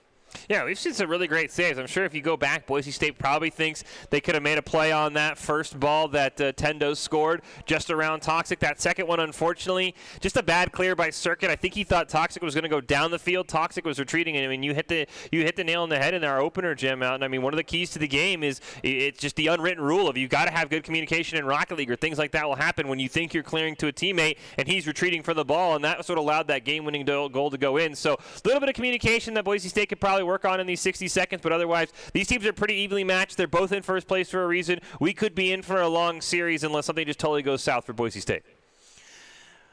Yeah, I wasn't expecting this to, be any big shutouts. We have seen, at least from this first game, that it is very competitive between the two with only one goal separating them. And it was tied up until a very last-minute goal by Missouri Baptist. So as we head into game number 2, Boise State will be looking to come back. I think they've already shown signs of life. It is just a matter of polishing up that communication, which you would expect it to be very frantic, but Rocket League communication, compared to stuff like Overwatch, is a lot more reserved, despite the non-stop action that you see here, like Circuit getting a goal right 8 seconds into the match. Yeah, looks like a great job by Thunderama on the kickoff there to put it on the side of Missouri Baptist. You see Stooley tries to make the save, he just can't find it. And that's what I'm talking about for Boise State. They're going to have to pepper shots because Missouri Baptist is putting themselves in really good positions defensively, even when they're caught off guard. It's another kickoff, one cleanly there. Thunderama loses the ball. That would have been a great opportunity, but Boise State's going to have to retreat. Circuit in the corner is going to steal it away from one. Stooley wraps it around, but it's way too fast. Thunderama, dangerous touch there, puts it up right in front of his own net. Going to force Circuit to make a great play there to get it away from the Broncos' end. Tendo's going to challenge, has a very sharp angle, and he's just going to bail out. And now Tox is going to play it around the corner past Blue Phoenix. Stooley comes in, try to push it back and center it up, and is now going to be going over to where Blue Phoenix is. Both of them hit it about the same time, and now in comes Toxic to try to clear the ball away. Stooley is going to pass it toward the center. Up above, Circuit is setting it up for a teammate, which is going to be Tendo, who comes in with a shot on goal, but just misses it. Barely hits the crossbar there, saves Boise State this time. Circuit has a great chance in midair, can't double tap it. Looks like actually Thunderama came charging in and maybe stole it away there from Circuit, but I don't know if Circuit had the angle or not.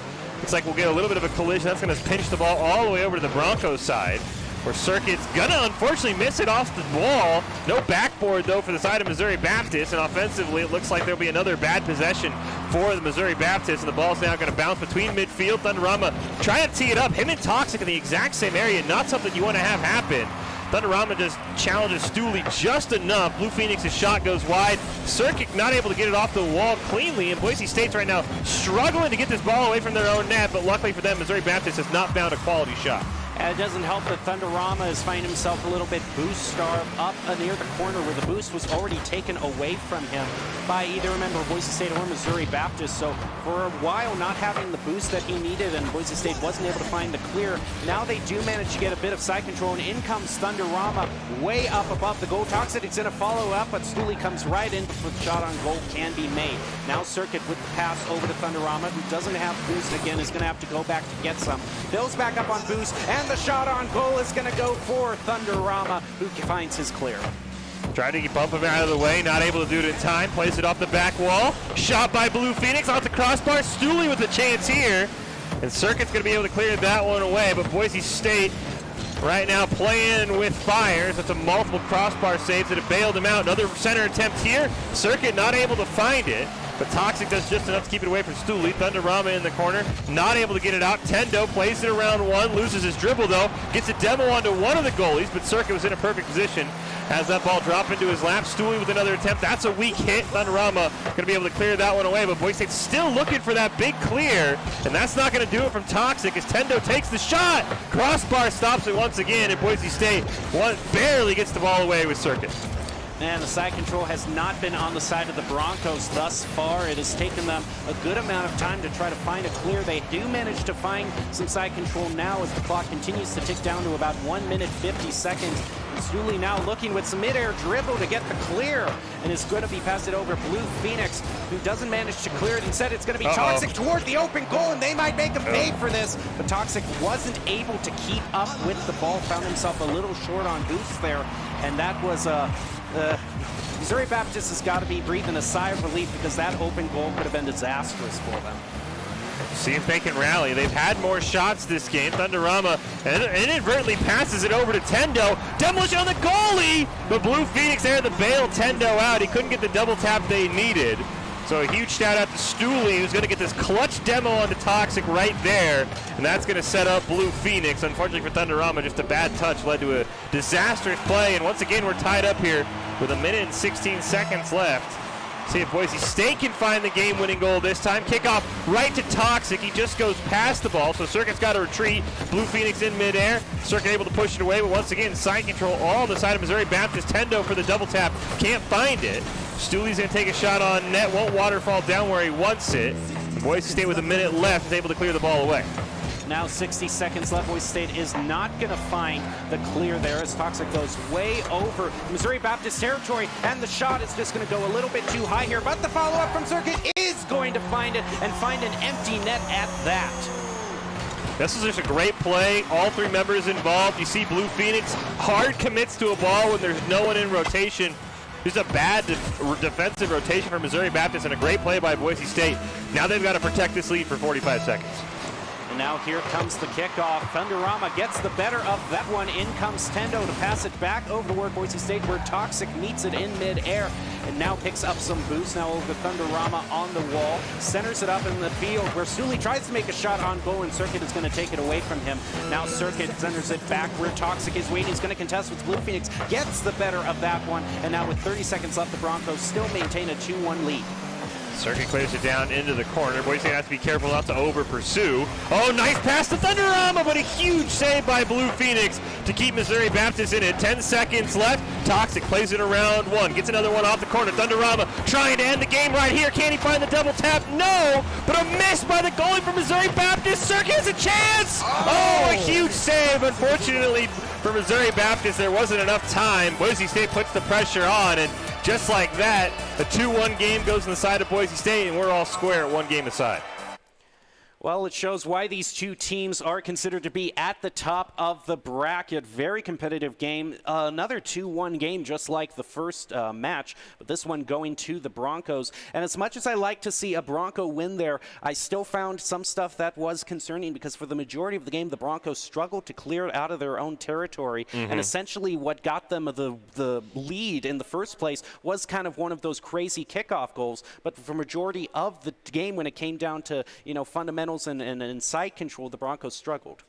Yeah, Boise State definitely had some issues with the side control. I will say the one positive and a big reason why Missouri Baptist only found one goal is the fact that their shots just were not very high-quality shots from Missouri Baptist. It was a lot of slow shots. Boise State had plenty of time to adjust to those shots, make a save, even with a demo or a bump onto the goalie. So luckily for them, Missouri Baptist just not having good offensive possessions, but it's not something you want to have happening because there were several times where the crossbar was the only thing stopping that ball from going in the back of the net. So for Boise State, I think you're right, Jim Mountain. They've got to focus on getting better clears, but at the same time, Missouri Baptist, they've got to find ways to get higher quality shots. You just can't keep putting shots on net when they're only 30 kilometers because anyone's going to be able to make that save. So even though I think Missouri Baptist until the final seconds was 2-1 in favor of shot differential, I think it was 8-4 until Boise State put on a bunch of shots late. They weren't high quality shots, and that's why they only found the back of the net once. Well, and as much as Boise State had been struggling for the side control, they weren't leaving empty nets like we saw Missouri Baptist doing a couple of times. And it was one of those times where one of their members, Blue Phoenix, overcommitted that allowed Boise State to get the goal there. So things to improve on for both teams as we enter game 3. Boise State already on the back foot here. Circuit does finally get that clear. He's going to have it now in the corner. Toxic gets bumped off his rotation. That ball is going to go all the way back to the Boise State side. Tendo challenging, forces Boise State into retreat. Stooley keeps the pressure on. Circuit just pinches it up against the wall to keep it away from his own net. Blue Phoenix will bump it out of the way. Can't find ball, though. Thunderama can't find a clear either. Stooley misses on it. Tendo not fast enough to redirect it. Once again, Boise State not finding a clear, but no call on any shots from Missouri Baptist. Finally, Toxic plays it over Thunderama. Probably wanted to get that pass off, but here's a follow-up from Circuit. Does he have backboard? No. Tendo's able to re-corral it. Now Tendo is going to be looking for the clear here. Toxic comes in and stops him from getting it. Now over to the corner is going to center it up for Thunderama, who comes in but isn't able to find it. Now Tendo is going to fight with Circuit in midair as the ball is grounded. Now Blue Phoenix up the side over to where Stooley is waiting. He now pushes it toward Boise State's goal. The Thunderama with another clear. Almost 90 seconds into this match, neither team finding a goal. Oh, Blue Phoenix with a shot. That goes wide. Bad rotation for Missouri Baptist. Toxic's going to carry it down. Oh, tries to just dribble it right through Stooley, and he makes a great save. The follow-up from Circuit. wasn't quite strong enough either. Blue Phoenix takes a shot. Thunderama will clear it away from his own net. Recentered here by Tendo. Charging Stooley. Can't find the back of the net. As Circuit makes a huge save. And Toxic just barely able to hit it towards midfield. Thunderama barely dunks it over Tendo. We'll see if Toxic has a shot. Trying to set it up for Circuit. Oh, great save there by Stooley. Thunderama with one more attempt here. They're getting dialed up in the goal here, but Blue Phoenix able to make a great save, and Toxic's got to retreat. And Boise State and Missouri Baptist going back and forth. Boise State all full on boost again and now ready to find another clear. Here comes Blue Phoenix, though, is going to try to push it toward the goal, and a miss from Circuit there. Could have proven disastrous, but the other member of Boise State is there in the net, ready to save it as it headed off the post, but that is still going to be a shot on goal claimed for Missouri Baptist. Now Boise State is going to try to find one of their own as Blue Phoenix comes in, plays it over Circuit. Now Thunderama comes in the corner trying to find the clear, but shot on goal from Stooley is going to be saved by Toxic. Great job there by Toxic. Circuit able to body block that shot, hit it over into the corner.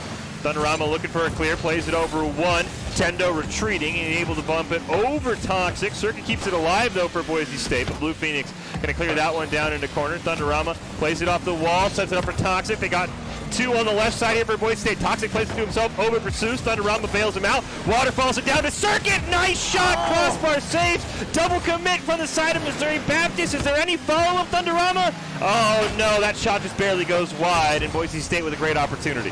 Now Missouri showing a little bit of double committing here and bunching up around the ball as they try to defend. And Blue Phoenix misses that one, so Tendo's going to try to play it around the corner. But in comes Toxic, is setting it up for Circuit with another shot on goal. Is heading for the crossbar there. Tendo's going to be credited with the save. And now here comes another try from Boise State as Thunderama sets it up, but it's disrupted by Stooley, who puts it over where Blue Phoenix is waiting. Over to Tendo, and Thunderama comes in to contest yet again. The Broncos still trying to find their goal. Now it's Missouri Baptist who's struggling with that side control. Stooley's able to intercept that pass near midfield, though. Pass over to Blue Phoenix. Toxic will clear it. Tendo stops it near midfield, tries to play it to himself. Circuit's going to balance it down. Stooley with a great stop there. But Circuit's barely going to beat Tendo to the ball. Stooley will stop him in the corner. Thunderama and him going to run into each other. That's going to stop Thunderama's momentum and kill any possession Boise State had. 1 minute left. Circuit retreating. Stooley's going to square up for a shot. Plays it around one. Plays it off the backboard. Can't find it. Shot for Blue Phoenix. Double commit from Boise State, but it stops the goal, so we won't have to complain for now. Thunderama can't dunk it over a member of Missouri Baptist, though, and Boise State's looking for a clear here. Toxic gets the full boost in the corner, but he's going to miss on the ball. Stooley with an opportunity. Circuit's going to run into him. They're going to bump the goalie out of the way. Tendo's going to take a little bit too long, though, and lose possession.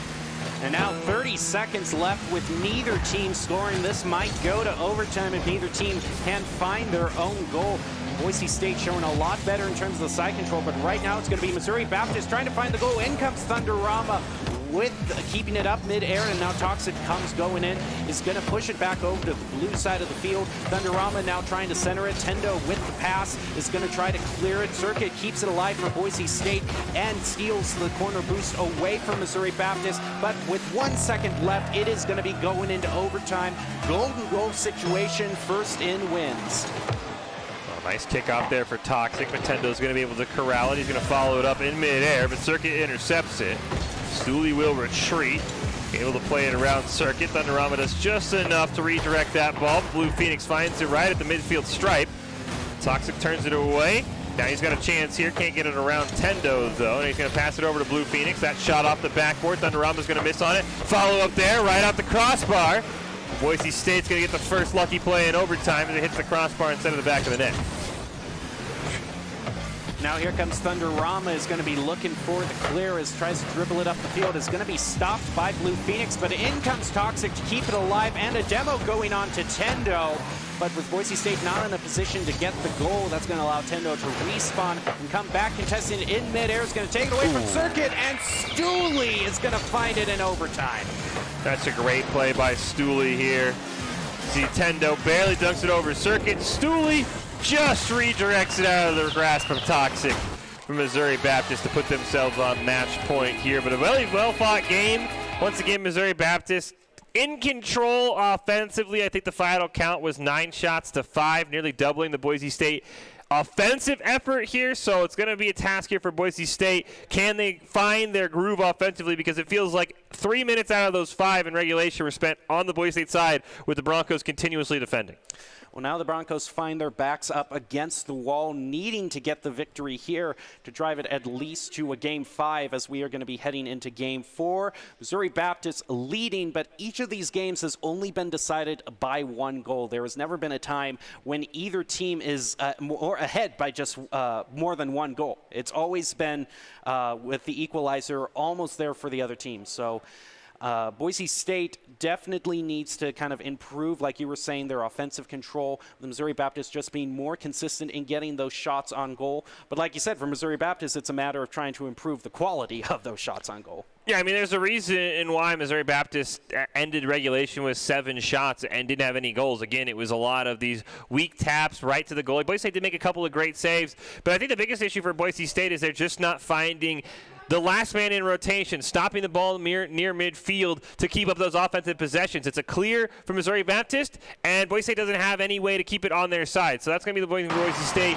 Can they continuously put on shots, and is there someone near midfield who can keep the side on the ball on the blue side here? The kickoff, Tendo's going to clear it down all the way to Circuit. Makes a great save there.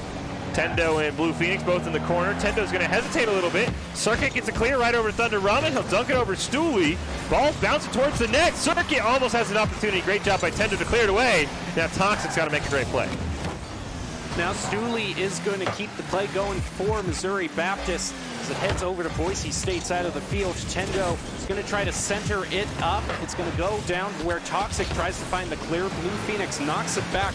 Tendo is going to miss it in midair, is going to drive past it. Now Blue Phoenix, without a lot of boosts, is going to have to pick it up while Boise State finds their clear. Now Stooley over toward the center. Thunderama is going to meet him over here in the corner, misses the ball, drives past it. That's going to allow Missouri Baptist to find their clear. And a shot on goal is not going to go through, only to the side. Toxic now going to play it off the ceiling. Oh, Blue Phoenix barely gets that ball before Thunderama. Circuit's going to miss it as well. Great chance for Blue Phoenix. Thunderama going to run right into him and stop what would have been an open shot. Tendo near midfield stops that ball perfectly. Prevents it from Thunderama clearing it as well. Finally, Circuit will clear it away. Stooley makes a great save in the net, and he'll dunk it over Toxic as well. Thunderama now has to retreat and play off the backboard to himself. Tendo's going to overcommit. Blue Phoenix will come in, though. He'll keep the possession alive. Circuit will pinch it off the side wall. Toxic barely dunks it over Tendo. This shot from Circuit will be saved by Stooley, but it's the first signs of life we've seen from Boise State in this Game 4. Yeah, 2 shots on goal for Boise State, none yet for Missouri Baptist.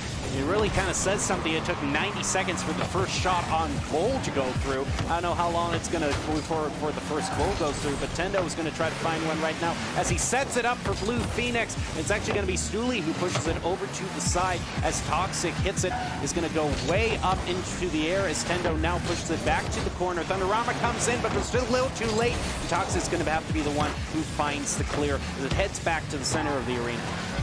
Once again, Boise State just trying to find a clear onto the other side of the field. Missouri Baptist does such a good job protecting this midfield stripe. Toxic now has a great chance. Thunderama just over pursues that ball off the backboard. It's going to allow Stooley to clear it back. Circuit, though, in midair. Ends up passing it right over to Stooley. Can't get it around Toxic, though, but there's Blue Phoenix right at the midfield stripe. Keeps the ball on the orange side. Circuit will try and clear it away. Going to use all of his boost to pass it down to Thunderama, but it gets stolen out of midair. Now a shot on goal here. Toxic's got to retreat, put himself in a good angle. Blue Phoenix going to dunk it right over him. Circuit and Thunderama going to double commit on the ball, but a great pass over to Toxic. He'll take a shot, but Stooley makes a great save. Boise State trying to keep the possession alive, but Blue Phoenix going to clear this one away. But another follow-up from Toxic is going to almost get the goal, but Tendo rushed in at the last moment. He credited with the save there, but Boise State has had 4 shots on goal, and Missouri Baptist has not had 1, so Boise State doing a lot better offensively here is now going to find themselves trying to stop this goal from going through Stooley. That looked like it might have gone in on a weird angle there, but that's going to be the first shot on goal to be credited to Missouri Baptist. Now in comes Tendo, who's going to try to center it up. Thunderama stops that. Now back over to Stooley. Thunderama contests the ball with him. The ball goes off to the side where Circuit picks it up and clears it over to Missouri Baptist territory. Tendo going to pass it towards midfield towards Blue Phoenix. He'll miss on it. Stooley's going to pop the ball over Thunderama. Thunderama does get the demo, but the ball's still on the orange side. Blue Phoenix shot will go wide. Thunderama going to spike it down right off the ground, trying to play it till midfield. Tendo with a bad touch. Open things up here for Boise State. They've got Toxic charging in. He's going to rip a shot. Oh, Stooley makes a great save. His 4th of the game. Circuit follows it up with one more just wide of the net. Nintendo's going to clear it down. Thunderama and Circuit in hot pursuit. Stooley redirects it, but nothing can go in there. Blue Phoenix trying to keep the ball alive. Circuit will clear it out. Nintendo's going to keep the pressure on Boise State right off that backboard. Now Toxic's going to try and play it over Stooley. Barely gets it. About 4 minutes, 30 seconds has passed with no goal for either team. Now we have only 30 seconds left. This might be going to overtime yet again, but Tendo is trying to set it up, but the teammates aren't there in the right position, and that allows Boise State to clear it over. Thunderama plays it around the corner to where Stooley is. Now Toxic comes in, keeping the play alive. Might have tried to been going for the goal there, but goes a little bit to the left of the left post, and now Stooley is rushing back toward the goal, and Toxic's having to rush in there as Boise State was very heavily committed there and had to rush back to try to play some last-minute defense. Oh, Circuit with a save with 2 seconds left. Thunderama has a chance. He wants to pass it down to Toxic, who's charging in. Oh, it hits off the crossbar. If Toxic was just a bit slower, Boise State would have won in regulation, but we'll go to overtime. Great kickoff win there for Missouri Baptist. Toxic will clear it down into the corner. Tendo going to play it off the backboard near midfield. Thunderama keeps it alive. Nice tap there by Toxic. Blue Phoenix hits it up in the air. Circuit, one touch. Tendo's going to be able to make the save, though. Ball goes around Blue Phoenix, so Thunderama with a chance. Ball will go over him as well, though. That's going to allow Tendo to clear it down into the corner, and he's going to load a wide open shot for Stooley. And unfortunately for Boise State, they didn't have any backup there. Had left a wide open net as no one was there on back post. Toxic rushed by, leaving it wide open for Stooley. Thunderama tried rushing in, but just way too far away to make the save. And that is going to make Missouri Baptist the winners in this match, keeping their first place title. Yeah, unfortunately, Boise State, I mean, we saw how close Thunderama and Toxic came to winning it in regulation. Like I said, if Toxic was just like a second slower, I think he would have had the right angle to just blast that one home. And then unfortunately in overtime, bad touch by Thunderama leads to an open net. You can score pro advice at esportstower.com. Improve your game sense, improve your team play, and improve your performance under pressure. You'll get matched with great players and professional coaches to help you rank up. Unlock your true talent at esportstower.com. Well, I did say this to you, Fish. It has been the night so far for overtime. True. And we saw 2 overtimes in that match. So tonight has been a night of nail-biters and last-second wins. And even though the Broncos lost technically lost 1-3 there in that match, like I was talking with Nerdy earlier, you know, a number like 1-3 doesn't do the whole game justice for how close it was until the last moment. But that's going to do it for Game 1. We have many more games coming up for you with the Broncos in Rocket League, so stay tuned. We're going to take a short break.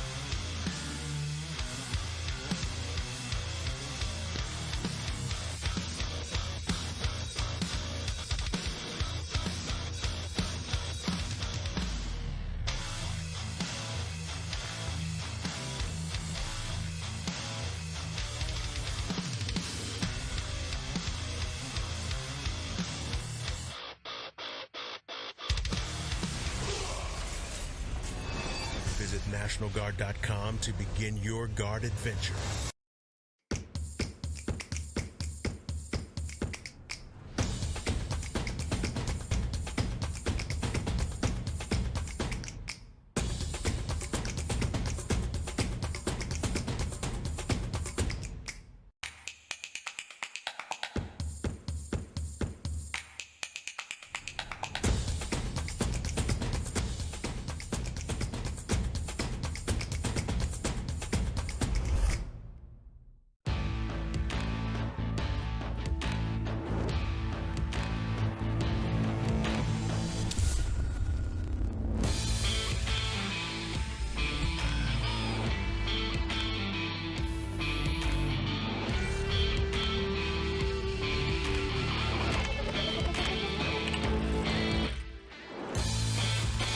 legendary parts for legendary wins.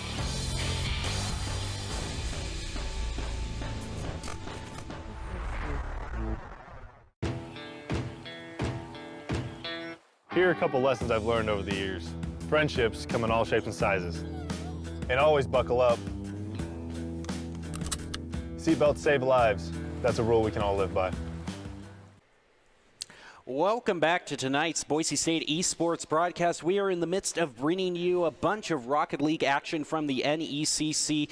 We are going to be moving on to the second match tonight, which is going to be a bit of a regional match with Boise State versus Montana. Two neighboring states going at it against each other, and joining me to help call all the action is going to be Michael Fish Fisher. Now, Fish, this second game that we are going to be seeing is going to be a game with names that we are very familiar with as we go from the Blue Squad. These are players that have been playing Rocket League for Boise State for as long as I can remember. Yeah, this squad of Ace Pocket, Cosbuster, Baynock have had a very successful history with Boise State, though at times they've struggled with Montana. I know last semester in the NECC, these teams were battling it out for the top spot. At the very end, Boise State Blue kind of had a small hiccup against Montana, and that threw everything into whack. So we'll see if Boise State can get revenge. Like we talked about, I mean, it hasn't been the best of semesters for this blue team. They've had a couple of head-scratching losses in NECC, stuff we're not used to seeing. Hopefully a chance to right the ship against a very talented Montana Grizzlies squad, but this is a team that we know and love. We know at the times they can operate at the highest of levels and absolutely crush opponents, so that's what I'm hoping to see here from the three boys that we know and love. Yeah, the Broncos versus the Grizzlies. Of course, if the general trend tonight is anything to go by, we might be seeing a very close match filled with a lot of overtimes and last-second goals. So, as we take a look at this matchup, it is again Boise State versus Montana, the Broncos versus the Grizz in this NECC Rocket League match. Excuse me. You should have seen the Overwatch matches we were covering, Fish. They were so incredible. They are still in my mind. But we are covering Rocket League right now. Yeah, hopefully the blue team can do something incredible. And how about that for Baynock? Right off the backboard from Cosmobuster. That's a play we've seen a million times, and that's a great way to start the series. You know, it reminds me, someone said, in all the times that a plane flies, it's always the takeoff and the landing that kind of is the most crucial. Or you might hear, it's the last 2 minutes in a football game that's the most impactful. In Rocket League, it can be those crucial few seconds after the kickoff to where some unexpected goals are scored and can really alter the state of the whole game. There's a little bit of a double commit there. It's going to be going through, but Ace Pocket finding himself with no real boost has to go in where Cosmobuster takes over. A ball still in the center of the field, but is now going to be passed over to the Montana. Looks like Heads trying to center that one. Cosmobuster has it off the wall. Going to play it around a couple members there. And Bowtie is actually being forced to retreat all the way onto his own side. Going to lose that ball in midair. Baynock snipes it away. Great pass over to Ace Pocket. Double commit in the goal, comes out from Montana, but they'll make the save. Cosmo's trying to keep it alive. Baynock cleared across the field. He'll bump Heads out of the way. Bowtie not able to find the clear, but he will find a demo. So now Cosmobuster tries to pass it, looks like to Baynock, but he was a little bit behind that ball. Ace Pocket will keep it alive. Not going to be able to follow the ball up, though. Bowtie just going to push that one away. Heads gets the clear. Baynock recenters it. Cosmobuster just behind it, though. Boise State's offensive onslaught continues. They'd like another goal as Ace Pocket takes the shot. Cosmobuster on the rebound. Oh, hits the crossbar. Baynock hits the crossbar. Ace Pocket wants to try it one more time, and Boise State comes oh so close, but can't find the back of the net.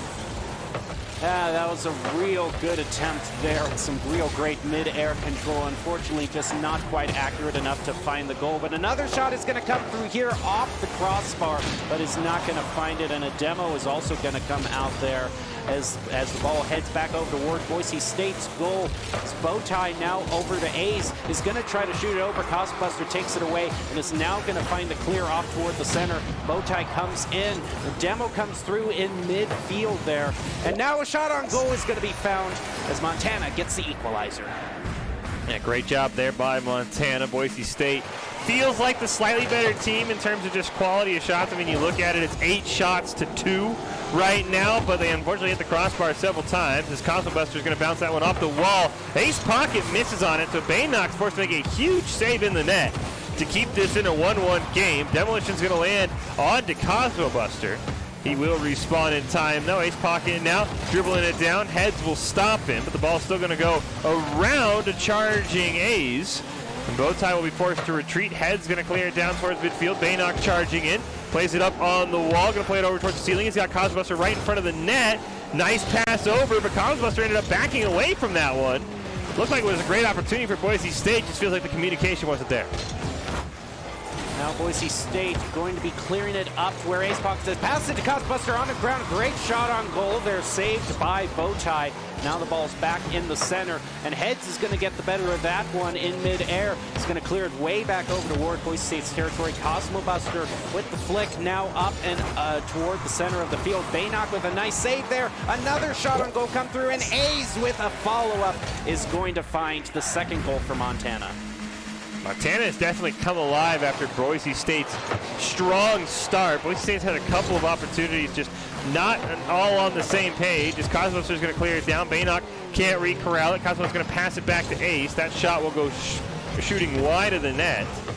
And Ace is going to pinch it off the side wall. Cosmobuster tries to dribble it up. Head's going to dunk it over him, but Ace Pocket will play around Bowtie. A's in the corner now, plays it around one. Cosbuster is going to steal that one away. Pass over to Baynock. It's a little bit too fast for him. Now Bowtie is able to launch it down into the corner. Ace Pocket gets it around one, plays it around a second one, but Ace is going to clear that one back and set up Montana for another chance. Cosbuster trying to find the clear. Bowtie is going to keep it in Bronco territory. Now over to Heads, who is going to try to shoot toward the goal, but it instead gets cleared way back over toward Montana. And now Baynock is going to be near the ball, is going to be demoed by Ace, but the ball is in Montana territory as Cosbuster looks to follow it up with the pass over to Ace Pocket. It's going to fly over him. No shot on goal opportunity there. Now it's right in front of Boise State's goal, and a miss there by, it looked like Baynock left a little bit of a scary opening for Boise State, but they are now back looking for the side control and a shot on goal to tie it up. Ace Pocket can't quite keep that one alive. Head's going to get it around him. Cosbuster will bounce it off the corner. Bowtie plays it off the backboard. Ace Pocket is just enough to redirect that one. Cosbuster going to try and play it to himself. Ball barely bounces over him. He's now got to pass down to Baynock. They'll set up perfectly for Cosbuster. That shot just hits off the crossbar. Boise State could not get much closer to the goal if they tried. Ace now going to play a little bit of bumper cars. That's going to allow Ace to clear that one away. Time slowly ticking down here. It looks like that will actually do it. Boise State came oh so close, but at the end, just a couple of hit times they hit off the crossbar, and Montana did a really good job on their offensive possessions, making sure their shots counted. Yeah, it wasn't for lack of trying for Boise State, as it looked like, if I remember correctly, they had more shots on goal overall that match, but just weren't able to find it. Some very heartbreaking near misses for Boise State, just a little bit off to the left and right of the goal, left them short in that round. As we take a look at the overall lineup of Ace Pocket, Baynock, and Cosmo Buster, who we are very familiar with, has had a long history with this program. Yeah, this team trying to find a way to rally this semester. Definitely have hit some rough spots as we saw in that game. I mean, I've not seen the blue team hit the crossbar that often. Also had a couple of possessions where it felt like not everyone was on the same page. Hopefully they can right the ship here. We know how talented this team is. It is the best of 5, so that first game you do have a little bit more leeway trying to figure out the opposing team, what their strengths are, how you can attack them. So we'll see how Boise State approaches game 2. Definitely feels like a winnable series. Like I said, it feels like Boise State, I would say, is about a smidge better than Montana. Just 4 shots off the crossbar is going to do it to you, but at the same time, the Grizzlies are a very talented team. They did a good job capitalizing on their shots. It is Boise State versus Montana in this NECC Rocket League match as we head into game 2, and what looked like might be a kickoff goal that Boise State was going to do. Now, it was a kickoff goal in the first game that managed to get them the early lead. Doesn't look like they're going to be finding it in the early stage of game 2.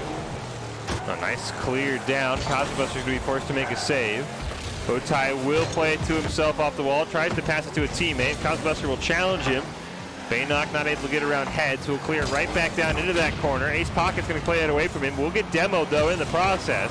Another demo comes out from Montana, and they're just going to have a free shot on the net, but they absolutely choked it. Heads throws away a free goal for Montana after a double demolition by the Grizzlies.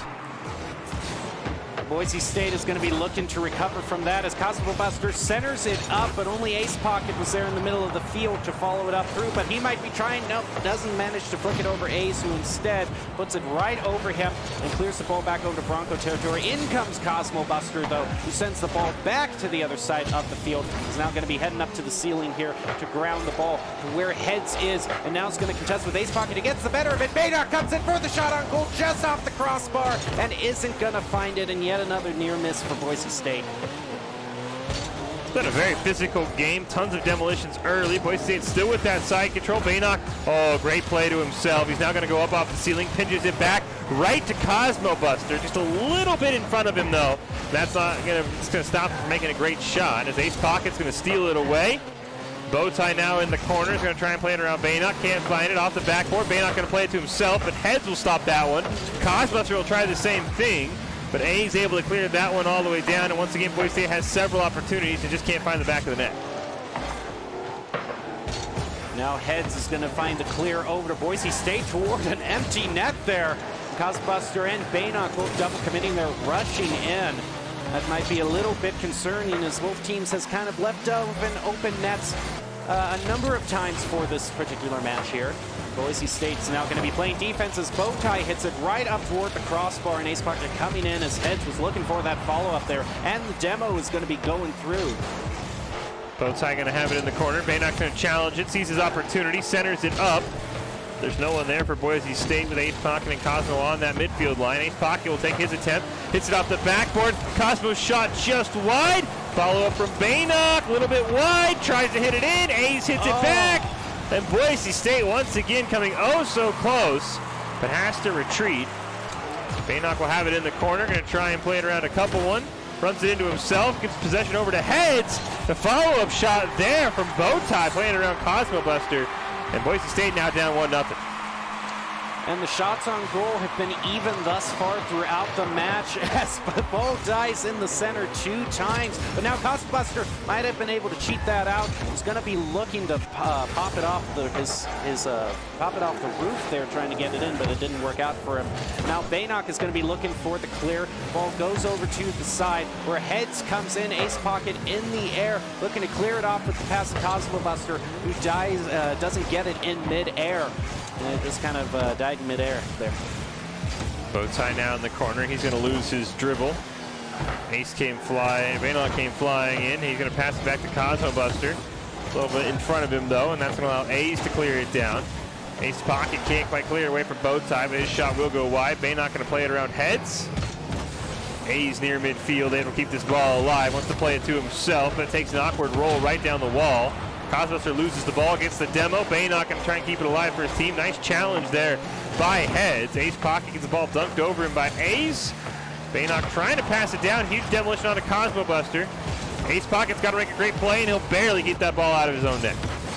Now Ace with the shot toward the goal. Cosbuster's going to get the save there. Is now going to be looking for the clear as he looks to center it up, but in comes Heads. So now Baynock comes in with the shot toward the goal. Redirect from Ace Pocket is going to find it and equalize. That was a great pass from Baynock to Ace Pocket. Puts it in upper right corner. It's so hard to save those. That's a great way to get this game tied with under a minute left. Ace Pocket going to dunk that ball over A's. Now A's not going to have a chance here. Cosbuster, oh, great stop by Bowtie. That could have easily been a second goal for Boise State. They want to keep the pressure on. A's going to make a great save. Now Boise State's got to be careful. Cosbuster doesn't get the touch he wants in front of his own net, but Ace Pocket gets back in time. Boise State with 20 seconds left, able to keep it in a tie game.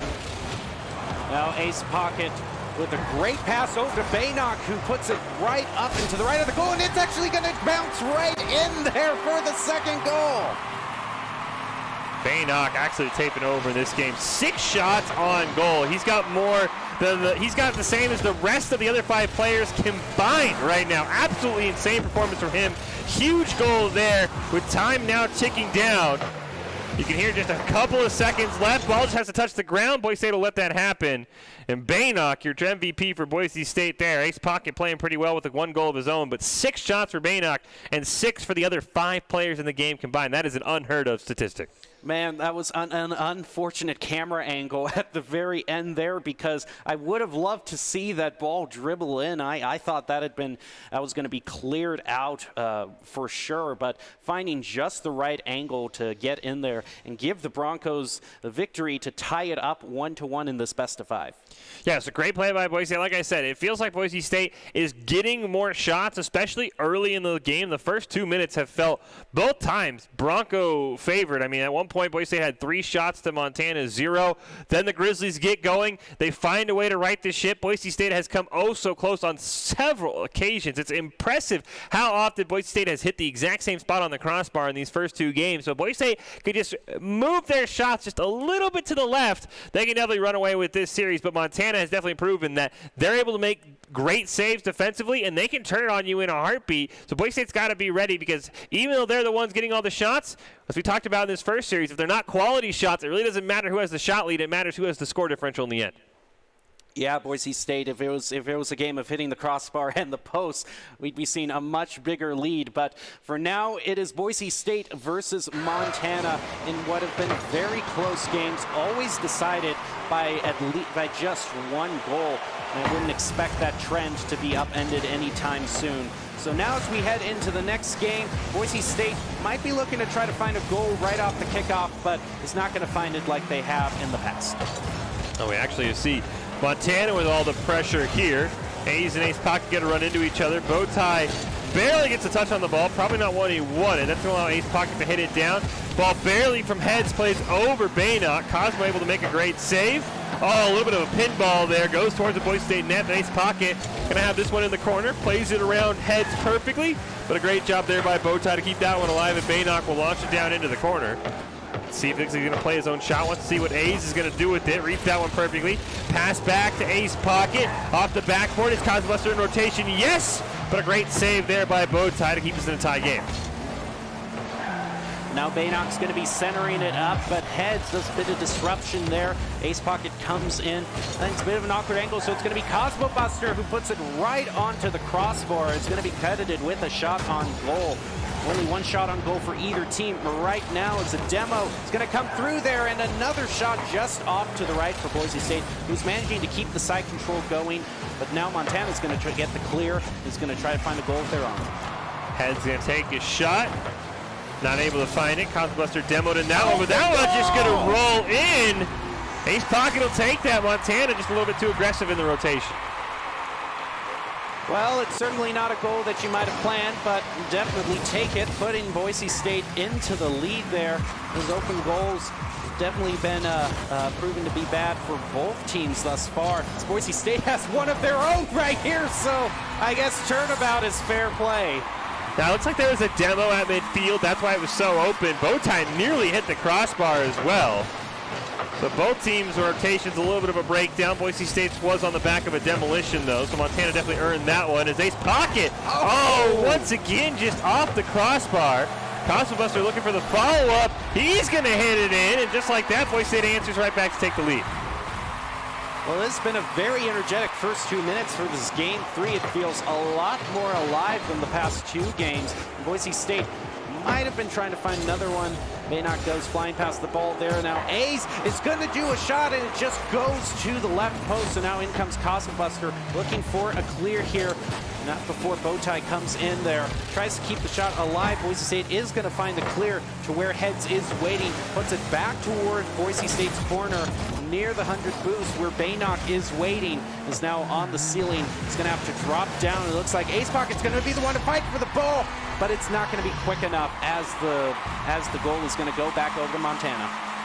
Just a great shot. You saw Cosbuster charging in, just wasn't there in time. Just like that, we have a tie game. Cosbuster off the kickoff, going to hit it onto the orange side. A's will volleyball it right back. Plays it around Ace Pocket off the wall, though. Baynock should be able to corral this one. Head's going to take a shot, and once again, Boise State's rotation's a little bit lacking. Another wide open goal for the side of Montana. All right, now the kickoff goes over toward Boise State's goal. Then comes Ace Pocket up the wall to try to find the clear. And now Baynock comes in. The shot just over the goal. But it's going to instead go off toward the side. Now center up from Ace Pocket. In came Ace to stop the goal from being scored there. and now it heads way back over toward Boise State's goal. A demo is going to be going on to Montana as Heads comes back in. Respawned. Cosmobuster is going to be looking to center this up to where Ace Pocket is waiting. Going to try to find the shot. Not going to be able to get it. Ball bounces over Baynock as well. That's going to allow Heads and Ace to clear it down. Baynock and Cosmobuster are actually going to run into each other and clear that ball all the way down to their own side. That's going to allow Bowtie to just get a free shot on net, and Boise State, very ugly play there on a double commit that sent the ball from the orange side all the way back to their own net, and they just could not adapt in time. Baynock will win the kickoff cleanly. Ace Pocket near midfield. Gonna pass it back to Baynock, right back over to Cosmobuster. But Heads read that one perfectly and got in the passing lane. Bowtie tries to clear it down. Baynock's gonna dunk it right back, but Heads will corral it in the corner.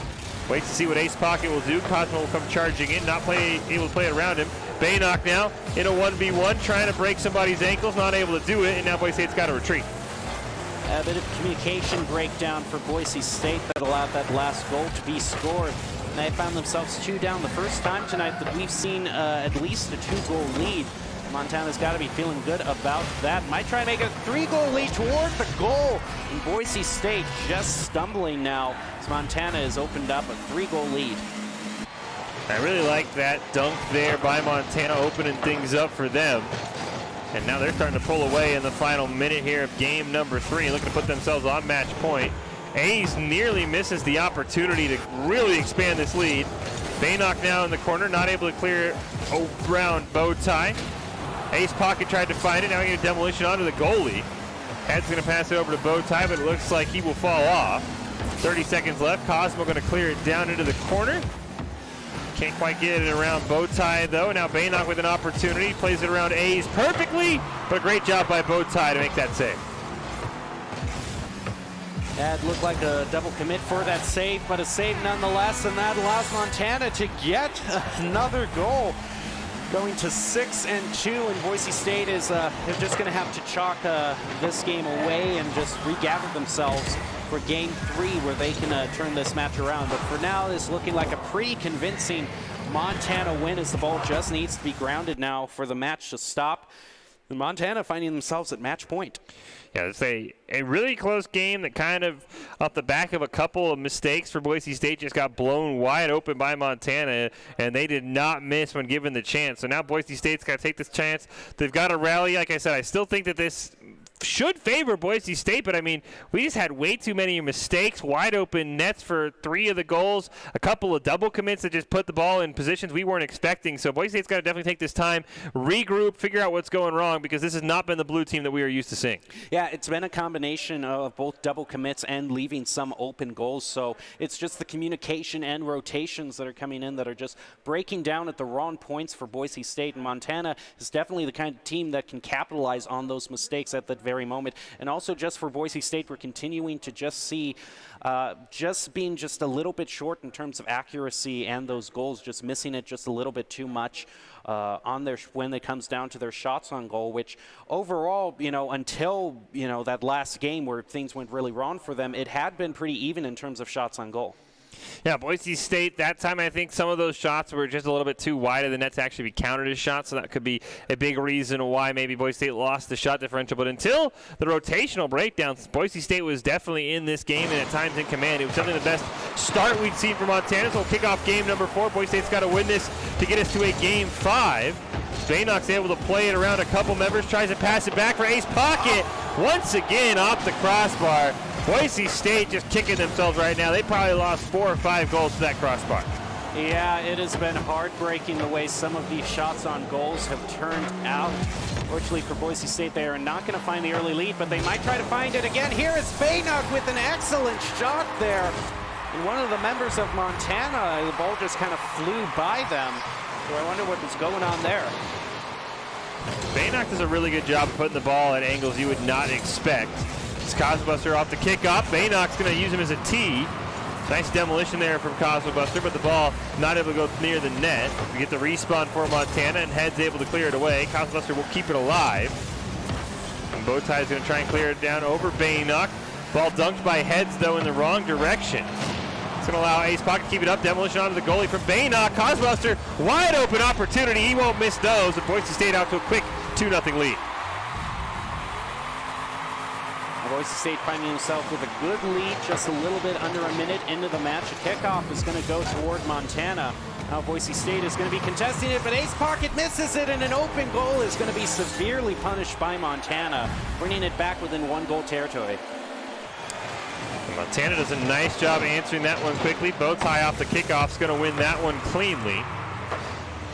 Great job by Baynock to pressure Ace, be able to take the ball away from him. Bowtie going to play it off the wall. We get a demolition on to Cosbuster once again, and that's going to open things up. And Boise State's rotations, just like that, going to give up an easy 2 goals on wide open nets.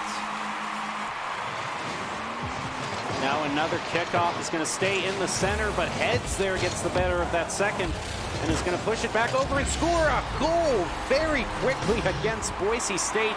And it's these kickoff goals you cannot discount because they can completely change the course of the game. And what has been in just like, I think it's just been in the span of 30 seconds, Montana has gotten 3 goals and has taken the lead from Boise. See if the Broncos have an answer. Nice job there by Cosmo. Going to pass it down to A's pocket. Can't quite redirect it towards the goal. That's going to allow A's dribble it all the way down, passes it over to himself. Canada's going to double commit on that one. Otherwise, it would have been a great opportunity for them to really grow this lead. And as I say that, Bowtie bats it home, and it's a 4 goals now in the last minute for Montana. Montana is coming alive with a blaze of fire and is going to be shooting again off the crossbar there. Doesn't find it. Now Boise State needs to find a clear and 2 quick goals to tie it up. We have about 3 minutes left. It's what it's been a much more, these last 2, this match and the match before that, have been much more lively in terms of goals, and those very close games and low-scoring games have really kind of gone by the wayside, as Boise State has been struggling to beat Montana. First half gone by. Boise State's got to find a way to get back to what they did in the first minute of this game. Cosmos are going to bail on that one, set up Baynock. That shot just hits off the crossbar. And A's going to be able to clear that one down, redirected on net. Cosmos reads that one perfectly, though. Heads with the follow-up. Baynock makes a great save. Cosmos are going to try and clear that one away. Ace Pocket does a nice job with the follow-up there. He'll go racing down. Bad touch there by Ace. Puts the ball right in front of his own net. Great challenge comes out from Bowtie. Cosmos shot just wide of the net. And Ace should be able to play this one out of his own side. Now Baynock, it looked like Meg tries to send it up, instead flips back toward the mid of the field. Now here comes Cosmobuster in mid-air, doesn't find the angle he wants, so instead it's going to be heading over to Ace, who redirects it back over to where Bowtie is and finds the clear. It's going to be a demo coming on to Montana, and a very clutch save there for Boise State, who's now going to try to find a goal, and Bowtie hits it off to the side, stops the Broncos from getting it. But Ace Pocket, it's going to head toward the goal, and Heads there is going to be credited with the save, and probably going to be another shot on goal trying to get here. Cosbusters in the back, but is instead going to pass it over to the side where Baynock is and try to dribble it in the air to find another goal, but it's going to find Montana stopping that. Heads down, going to try and clear that one. Cosbuster just challenges him, but a wide open net. Boise State's going to once again go down 5-2, and I think, something we're not crediting enough here, Jim Mountain, is the coordination on the side of Montana. All 3 members with the tuxedo card, and that's going to allow him to do things like that right off the kickoff where Bowtie gets his 4th goal of the game. Yeah, that is, it's not something that you would necessarily think of, but definitely in terms of skin coordination, in terms of costume coordination, has worked out for Montana. I guess it just reflects the overall coordination that Montana has shown, and just being a little bit better and not allowing those open goals, not having quite as many communication breakdowns, and really being able to punish Boise State when they make mistakes. Housebuster's going to have to find the save there, and he does, pushing it over to the side. Montana now has 4-goal lead with just 30 seconds left. The situation becomes dire for the Broncos. And Boise State probably out of time here. You just put some goals in case goal differential comes down to a tiebreaker status for you. Because right now this series, unfortunately, the last 2 games have just been a absolute disaster for Boise State. A lot of open nets, a lot of poor rotations. And it will all come to an end here in the next 10 seconds. But not before the 7th goal of the match gets put in by Bowtie. I mean, at this point, you gotta get in the mentality of just trying to learn what went wrong in this match and prepare for the next game.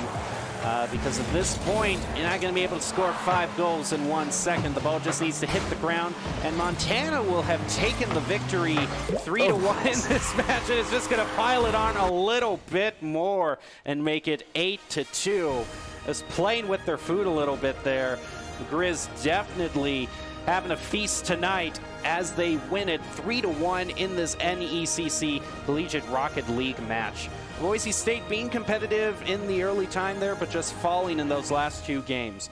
Well, the Idaho Army National Guard is a proud sponsor of Boise State Esports and invites you to take your critical thinking skills into real time. More than 10 positions offering a $20,000 bonus and your degree of choice paid for. The Idaho Army National Guard is one of the best teams to join out there. You can reach out to them at iGuard Gaming on Twitch. So that's going to do it for that second game, but we are going to be leaving you with the top 5 plays of the game for that match. But we still have another Boise State match to bring you, so you're not going to want to miss that, as Rocket League is going to continue tonight.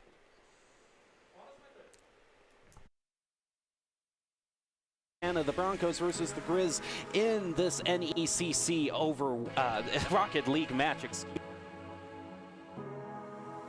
Keep that ball out of his own net.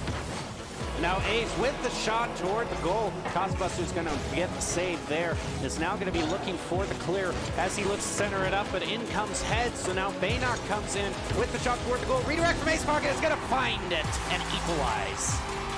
That was a great pass from Baynock to Ace Pocket. Doesn't touch he once in front of his own net, but Ace Pocket gets back in time. Boise State with 20 seconds left, able to keep it in a tie game. Now Ace Pocket with a great pass over to Baynock, who puts it right up into the right of the goal, and it's actually going to bounce right in there for the second goal. Baynock actually taking over. Emma's going to come through there, and another shot just off to the right for Boise State, who's managing to keep the side control going. But now Montana's going to try to get the clear. He's going to try to find a goal of their own. Head's going to take his shot. Not able to find it. Cosbuster demoed in that one, but that one's just going to roll in. Ace Pocket will take that. Montana. So both teams' rotations a little bit of a breakdown. Boise State was on the back of a demolition, though, so Montana definitely earned that one. As Ace Pocket, once again, just off the crossbar. Cosbuster looking for the follow-up. He's going to hit it in, and just like that, Boise State answers right back to take the lead. Well, this has been a very energetic. Goals to that crossbar. Yeah, it has been heartbreaking the way some of these shots on goals have turned out. Fortunately for Boise State, they are not going to find the early lead, but they might try to find it again. Here is Baynock with an excellent shot there. And one of the members of Montana, the ball just kind of flew by them. So I wonder what.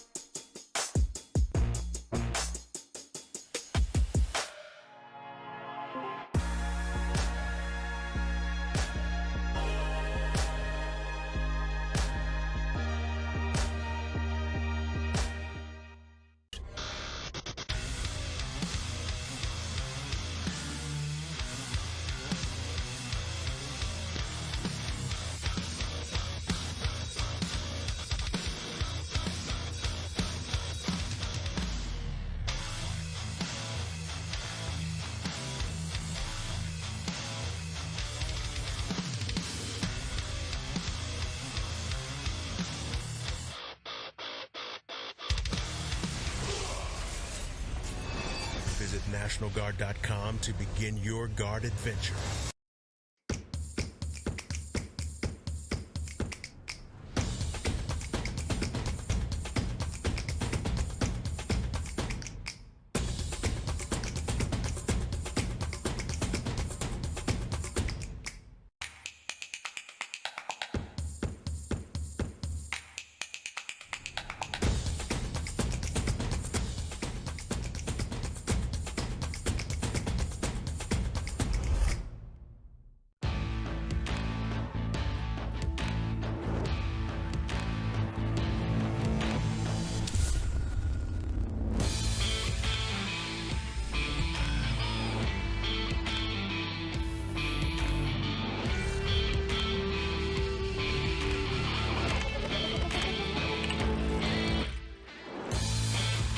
Legendary parts for legendary wins.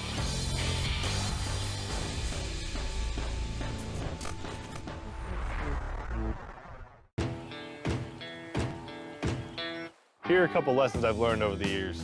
Friendships come in all shapes and sizes. And always buckle up. Seatbelts save lives. That's a rule we can all live by. Welcome back to tonight's Boise State Esports broadcast, currently bringing you NECC Rocket League matches. As we head into the third match of the night, it is going to be Boise State Orange versus Central Methodist. And joining me is Fish, calling all the matches tonight. And Fish, I just got to tell you, it's interesting. Boise State Orange, first team going up against tonight is going to be Missouri Baptist, now Central Methodist, and just kind of maybe a theme emerging here in Boise State. It's definitely kind of trying to hope for a miracle here, I suppose, because it has not been going well for them thus far tonight. Yeah, unfortunately, the other theme that is starting to occur for Boise State is 3-1 series losses, as the Orange and the Blue team both suffered those. The Orange team, though, incredibly close in their series against Missouri Baptist. Definitely felt like they had several opportunities and just unfortunately not great offensive possession. So that'd be the one thing that you're hoping Boise State Orange was working on in that downtime while the Blue team was playing, figuring out how to just get better quality shots, making sure they weren't having the net wide open, because it was just a couple of small mistakes against Missouri Baptist. Every single goal, one-goal game, 2 1-0 overtime games that they just weren't on the right side of. So the Orange team came to the night tied for first place. They're not there anymore, but a win here with Central Methodist would definitely keep them in that conversation, and they were oh so close on our first match, and I think they maybe can break through in a big way here against Central Methodist. Yeah, they were tied for first place against the previous match, and it's going to be the Broncos versus the Eagles in this NECC Rocket League match. It's going to be best of 5, and Boise State Orange, still, even though having the loss against Missouri Baptist last time, was tied for first going into that match, so it's still going to be in good standing, overall in the bracket, and a win here would definitely keep them in the upper areas of that bracket. To help them stay in that bracket, it is going to be Doc's keys to the game, which in Rocket League is going to be to kick A's, take N's, deliver some L's, and collect some W's. Brought to you by Count. Count Identity Trust Global Network delivers real-time fraud protection, account protection, and enables personalized customer experiences for more than 9,000 leading brands and payment providers. Quick and accurate identity trust decisions, count.com. So it really kind of has been, the keys to the game looks simple, but it really has been kind of those fundamentals of Rocket League that Boise State has been struggling with, especially in the last game when it went wrong for them, and just, making sure those set communication and rotations don't break down. Here as we get the kickoff here, Roadrunner not able to find it. Circuit trying to clear it down. And there's a great shot by Toxic. He's going to open things up.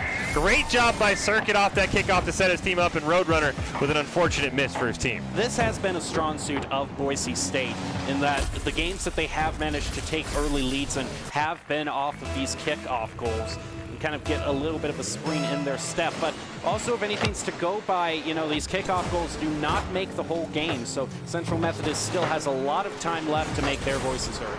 Yeah, Circuit has to make a great save. Roadrunner keeping the pressure on. This is the other thing the Orange team struggled with against Missouri Baptist, getting clears from their own side. As Circuit's going to be able to find one. Mocha Love can't keep it alive, as Circuit will dunk it right back over him. Mid-air collision, and the ball just kept on the side by Toxic. Phantom's going to hit it into the corner. Going to kind of double commit as Mocha Love comes out. Circuit with a recenter to Thunderum, and he'll make a pay right in the upper right-hand corner. There goes Boise State up to a 2-0 lead. You see here kind of that double commit there, leaving the goal very open. And only Aquarunner trying to, Roadrunner trying to get the save there. Just wasn't there in time. That got it for Boise State.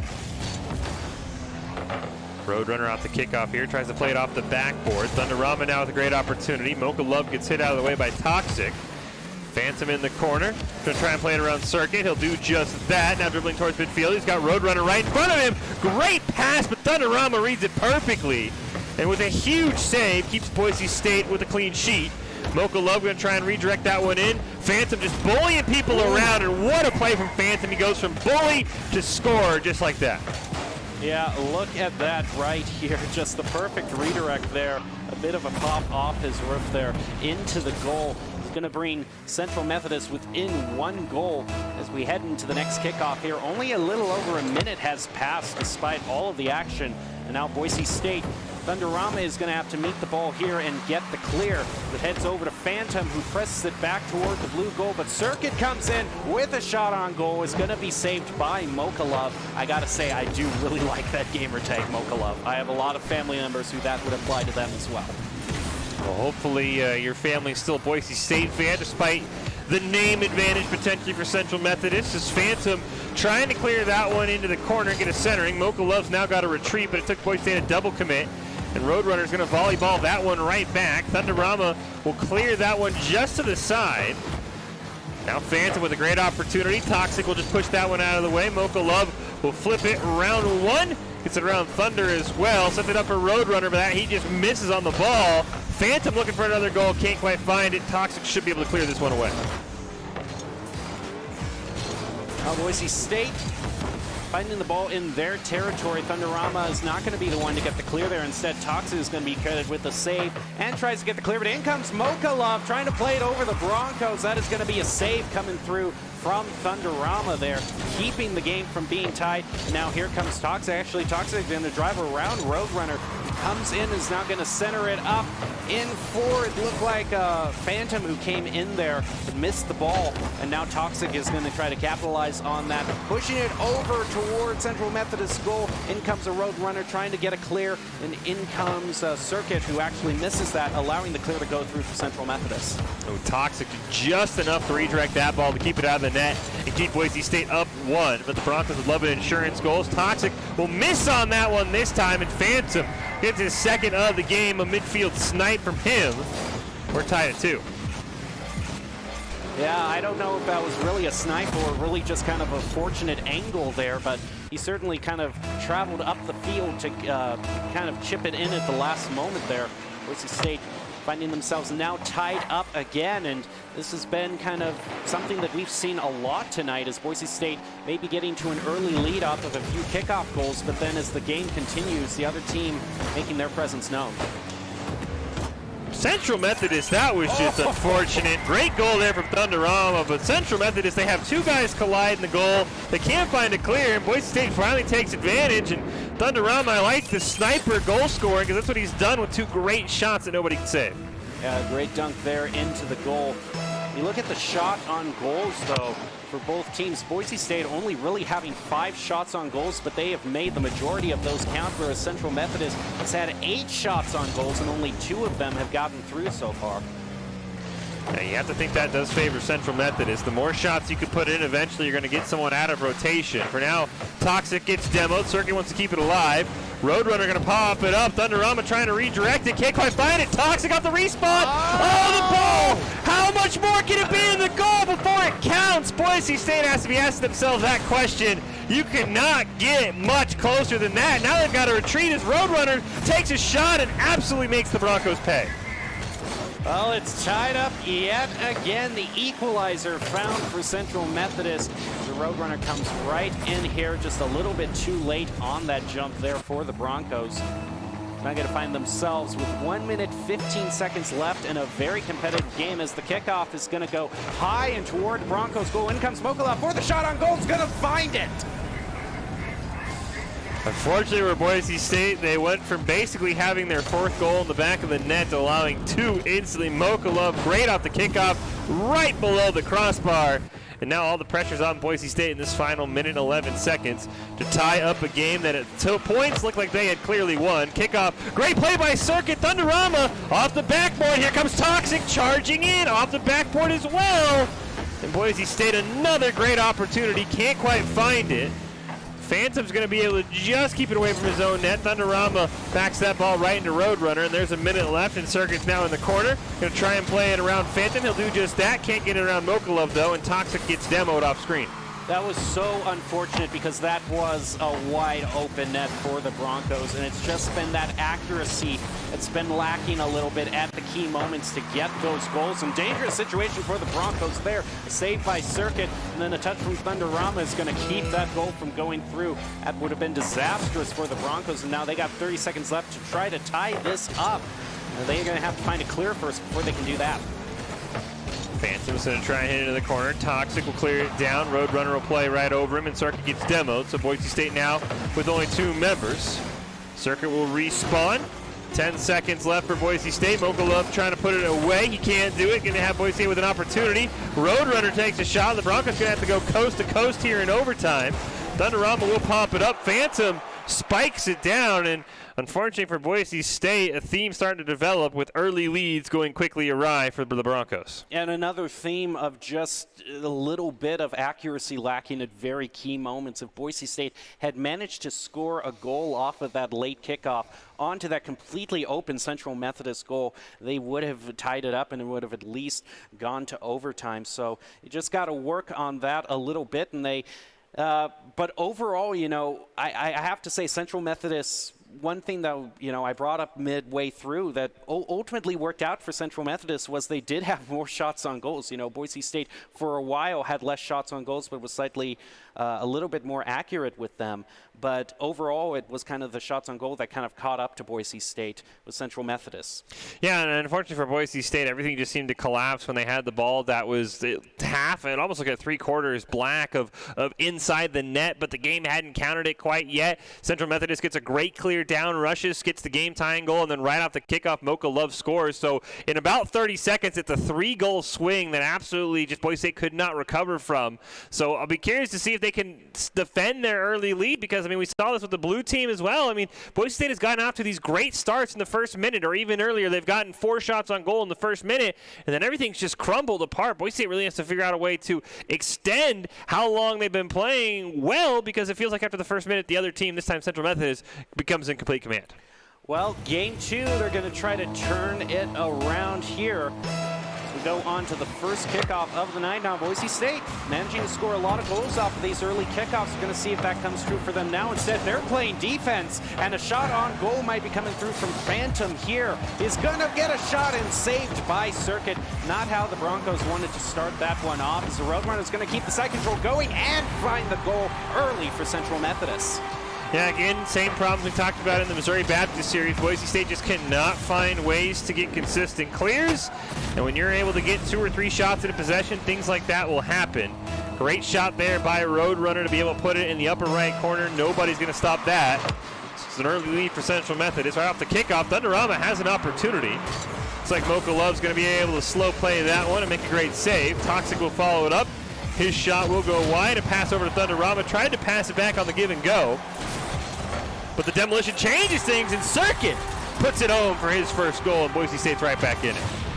And you can see the demo going on there right after Thunderama had passed it over, and Circuit was right there with the follow-up and the flick over into the goal to get it for the Broncos. Now we're going to go in 4 minutes, 10 seconds. Kickoff is going to go over to the side, over toward Bronco territory. In comes Circuit to try to get the clear. It goes past the Roadrunner, but Phantom is going to find it, and the follow-up was going to come through for Mocha Love, who missed the ball there. And that might allow the Broncos to try to score the goal here as the Central Methodist comes in and is going to find the save. Panorama passes it over to Circuit off the backboard. Toxic charging in. They'll hit off the backboard. Circuit nearly in the right spot, but Roadrunner able to make a great save. Toxic going to try and pass that one over to Circuit. Mocha Love intercepts that one nicely. His pass down to Roadrunner, though, just a bit in front of him, and that's going to allow Circuit dribble it up, play it around Phantom. Mocha Love should have a chance here to launch it right back, and he will. He'll follow up his own play, but way too low on that one, and Thunderama's going to be able to clear it. Here comes Phantom, though. Great play around one. Toxic going to stall him out, though, and he'll challenge him on the ball. Circuit elevates just in time over Roadrunner. Toxic with an opportunity. Just misses on that one. But Boise State now in complete control here. Thunderama's going to pass it back. Now comes Circuit, who tried to get the clear there, but the ball was in the center. Now the Eagles might come in here with a shot on goal. Roadrunner is going to try to get it. Thunderama is going to be credited with that save. Now tries to go for the clear, but a Roadrunner keeping it alive. Toxic now over him. Keeps that shot from going through. Now in comes Circuit, who's going to try to put it toward the goal. Phantom misses it, and that allowed Circuit to be credited with a shot on goal there, but not quite finding a goal there for Boise State to put them in the lead. But now the centering is going to come through for Circuit as Thunderama tries to get the shot on goal. Is going to find it and puts the Broncos into the lead. This is a great job by Boise State, what we talked about. They get one shot from Circuit, no clear comes out for Central Methodist, and Thunderama just barely around Phantom. Great job there for Boise State, and now they have that 2-1 lead with the first half of game 2 winding down to a close. The kickoff is going to be pinched off to the side here, and going to go, and it's a goal from Toxic. And my goodness, that I got to see that angle again. Yeah, just a great read by Toxic, just barely redirects it. Roadrunner tactically put it in his own net, but that ball was going in if he didn't make an attempt at a save, so we don't call that one an own goal. Just an unfortunate circumstance, and the Orange team at times has been really slick on kickoffs, like right here. Thunderama's going to win this one. He's trying to play it off the wall, doesn't pass to a teammate, just spikes it down. Roadrunner clears that one away, and now Boise State's got to be careful. Toxic kind of gets bullied, almost scores the ball himself. Thunderama, nice job, plays it around a couple. He's got Circuit near midfield if he can get the pass off. He's also got Toxic waiting in the wings. Circuit's going to put it up. Toxic's going to put it home. Well, Broncos are coming alive with force here in game 2. See the great dunk there from Toxic in right before a Roadrunner can get to it, making it 4-1 now with a little over 2 minutes left in the match. Kickoff is going to go toward the Bronco goal. Broncos looking for the clear. In comes Circuit. Off the hood, and it's going to leave Thunderama to try to get the save there. And by missing that, that left the goal wide open. Yeah, unfortunately, Circuit just absolutely blundered that one. Could not get it away. Puts the team in an awful spot. And a great job capitalizing there by Central Baptist. Just an unfortunate touch by Circuit, but when you're Boise State, you've got that 3-goal cushion. You don't need to be too worried as long as you don't let that tilt you for much longer. Now the Eagles finding themselves within 2 goals of tying it up. Boise State still with a comfortable lead, but bringing it back to 3 goals would definitely be something that they would like. The Thunderama goes right past the ball, misses it, leaving it Toxic, who also misses it, leaving another shot on goal open. It's not going to go through there for the Eagles, but they're going to try again and try to center it up as Roadrunner comes in. It's going to fight Toxic for it, and Toxic, and now Circuit with the flick there and the clear. It's going to keep the goal from being scored. Oh, nice job by Circuit. Redirected that one over to Thunderama. The Toxic was blading that near midfield. Now Phantom's going to go down. He has a one-on-one. A little bit of a hero play there, but Circuit makes a great save. Thunderama and Circuit going to double commit on that ball near midfield. Oh, great job there, dunking it over. Toxic now with an opportunity, a miss from Roadrunner. Pass back! Oh, great double commit save there for Central Methodist to keep them with a chance here. And now they might turn this into instant offense. Thunderama comes across the field to make a great save. Mogilov is going to be demoed by Circuit, now respawns into the field. It's going to be contesting, the ball gets played right over Mogilov, and now Thunderama is going to come in, and a goal might try to be scored here as Phantom now goes toward the ball. The Roadrunner looked like he was going to try to charge in there, but then holds back at the last moment to prevent the double commit from coming through. Smogolov's in front of the goal, a shot right toward the crossbar is not going to find it, and an instant counterattack by Phantom, who dribbles in midair, with Toxic being credited with the save there. Phantom feels like he's trying to do just a bit too much here to try and will his team back as Roadrunner with a nice little shot on the net, and Central Methodist is going to have a chance here. As you see, Roadrunner is going to play his own miss. Mokolov does enough to tie up Thunderama, and also Thunderama with a miss on the ball is definitely going to allow that to be an easier goal than it should have been. Oh, the Broncos had a 3-goal lead, and it would really hurt if they had let that been chipped away at.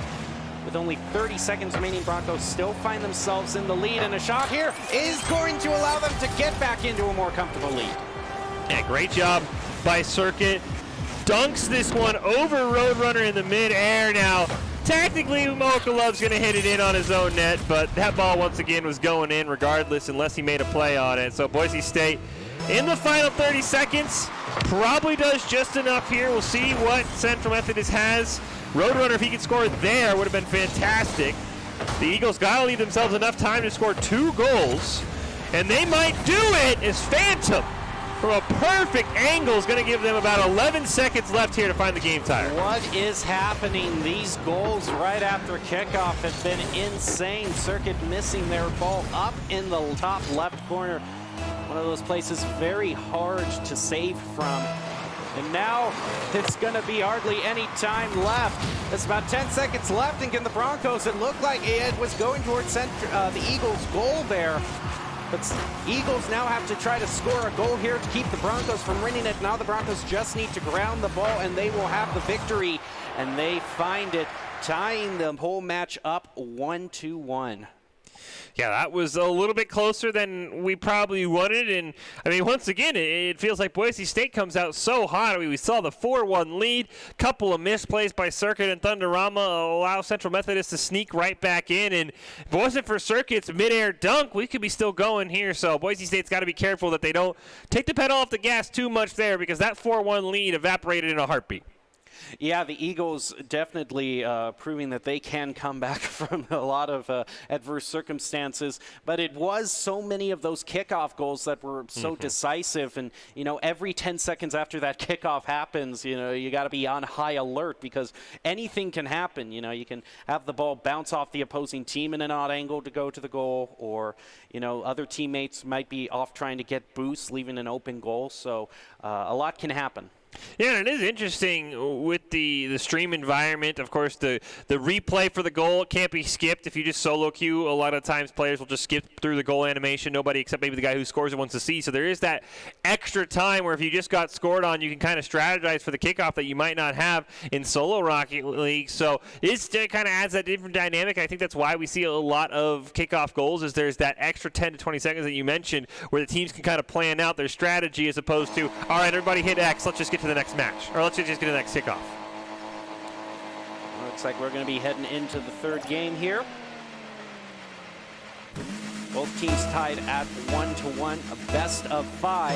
As game 3 starts off, kickoff heading off to the side. Phantom gets the better of that one. Roadrunner following up, trying to set up a goal here early. Toxic is going to come in, clear it back over toward the Eagles. Oh, Roadrunner, nice shot there. Circuit going to be able to push that one away and make the first save of the game for Boise State. Now he's going to try and pass that one down to Toxic. Mokolov tried to tangle him up, couldn't quite find it. Roadrunner makes a nice save on his own end. Now the ball's going to be near midfield. Thunderama with a dunk over. Circuit's going to back pass it to Toxic. A very interesting angle. Shot comes through.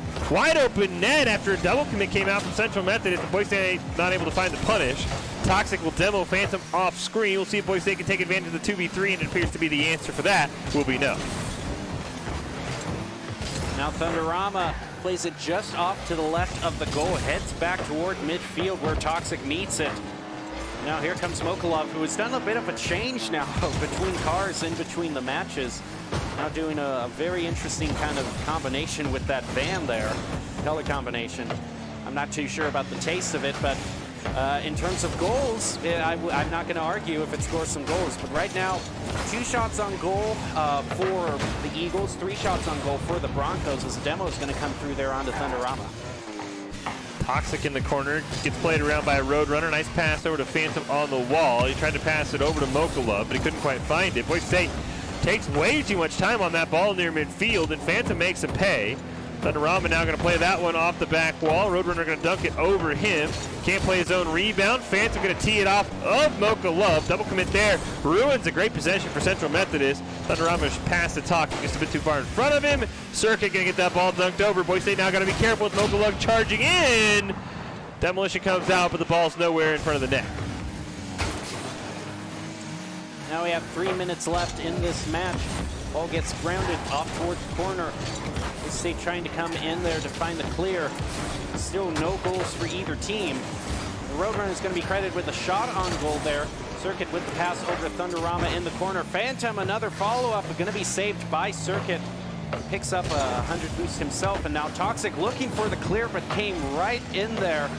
Was Phantom to stop that from going through. Now Circuit is going to be able to find a clear, and hopefully start up a counterattack for the Broncos. Thunderama reads that one off the wall perfectly for Mokolov, trying to set something up for Toxic.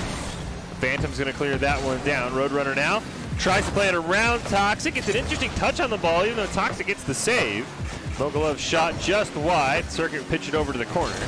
Now Circuit's going to follow it up. Roadrunner takes another shot on net. That one will careen wide. Phantom going to recenter it. Mokolov racing in. He'll choose to bail. Toxic can't quite get it too far on the orange side. Boise State trying to struggle with the side control. The Circuit takes a shot. Huge save there from Phantom. He'll bump him out of the way. Now Boise State's got to retreat. Now a little under 2 minutes left in the match. Circuit going past that ball in midair. Now Toxic, after picking up the boost, is going to be finding the clear there. Mokolov trying to push it back toward the center of the field. Now a Roadrunner toward Boise's goal, right above it. Phantom, the one credited with the shot on goal there. Now Thunderama is going to try to clear it. Instead gets taken away from him. And the ball right in the front of Boise's goal. They got to be careful. Now Phantom off toward the corner again. And in comes a Roadrunner. Is going to try to redirect there. Instead it heads up off the ceiling. Now Circuit meets it in the corner, trying to push it back. Here comes Thunderama looking for the clear off the wall. And Phantom keeps that clear from going forward. Circuit with a follow-up has yet to, is going to keep the Broncos in the running. Toxic right in the corner, able to make a great save. Nice bicycle by Phantom there. Toxic's going to clear it down. Roadrunner will volleyball it right back over to Phantom. Can't find the pass, but just barely redirects it. No chance off the rebound, but Mokolov with a great opportunity. Absolutely whiffs on that ball. That opens up an opportunity for Boise State. Here comes Toxic. Will take a shot on the goal. Phantom's going to be able to clear it away. Thunderama's got to retreat. Stop that ball right near midfield. Neither team giving an inch right now. Mokolov shot turned away. Ball right in front of the Bronco net, though. They've got to be careful. Double commit comes out. It pinballs in with 34 seconds left. Hey, you see the double commit save here coming through. Phantom just kind of drilling it past both of them. A little bit of a pinball going on there. Might not have been the most visible, but the ball was bouncing in between them before it found its way into the goal. Eagles now have a 1-goal lead here. Now a cheeky kickoff goal here might put the Broncos back in the running, but Phantom is going to keep that from happening, pushing it firmly into Bronco territory. Toxic looking for a clear. Phantom is going to beat him to it. Now here comes a Roadrunner off to the side of Thunderama, pushes it up the side of the field. Going to miss it there. Now it's Circuit's turn. He manages to find the clear, and Toxic comes right in, but is going to be demoed shortly after he finds the clear. And finding one of their members taken away with just a few seconds left is not going to be the position the Broncos are going to want to be in, as there were just 3 seconds left, and as soon as the ball gets grounded, unless the Broncos score, the Eagles are going to take it, and they do. Yeah, neither team really finding much there. Just a crazy pinball goal. The only difference between overtime and not, but a great play by Central Methodist. Again, to keep that pressure on, felt like Boise State kind of regressed a little bit, struggled with getting those far clears, and also just didn't have a great offensive possession. It really felt like Central Methodist was ever really in any danger of being scored on there. And so the Eagles with a great defensive effort just to shut down Boise State and realize, you know what, we're just going to put shot on shot, and one of them's eventually got to go in, and that's exactly what happened. Well, that's going to go to the match point for the Eagles right now, only needing one more as we enter game 4 here. Broncos who, enter tonight, their orange squad being tied for first are finding a lot of struggles, but it's just what can happen in one night. A lot can change in just the scope of a few hours. Broncos definitely getting a lot of review material to hopefully improve on, but for right now, they need to find they need to just find it in them to come back. And that last game was a lot more competitive than the other ones. Just no goal being scored until I think it was only about 30 seconds left. Yeah, I mean, really a back-and-forth effort. Neither team really wanted to give an inch. I mean, both these teams, once again, proving that they are definitely excellent on the defensive side of the ball.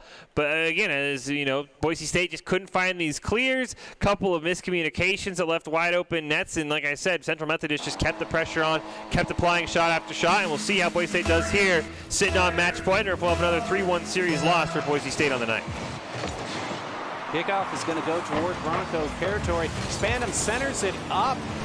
No follow-up there is going to keep the goal from being scored, but now here comes another shot on goal, just barely saved there by Thunderama and then Circuit.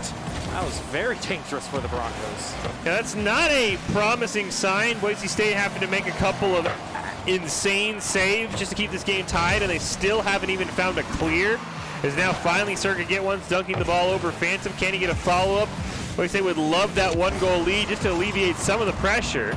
Mokolov's going to clear it away. Thunderama trying to see what Roadrunner wants to do with it. He'll launch it all the way down into the corner, and that's a short-lived offensive possession for Boise State. Now here comes Circuit tries to find the clear, but Roadrunner stops that from going through. In comes Thunderama with the pass over towards Circuit.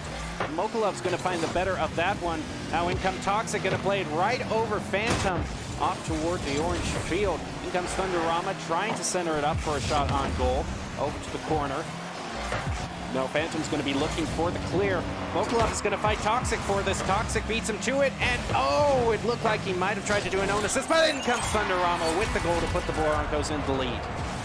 Okay, great job here. You see Toxic, he's looking for the double tap, couldn't find it. Thunderama says, you know what, I'll take that one. Circuit with a nice little bump there. Roadrunner can't quite get in the way. Everybody goes boom, and Boise State once again in the lead. But as we talked about, they've got to actually hold this lead and not just give it away.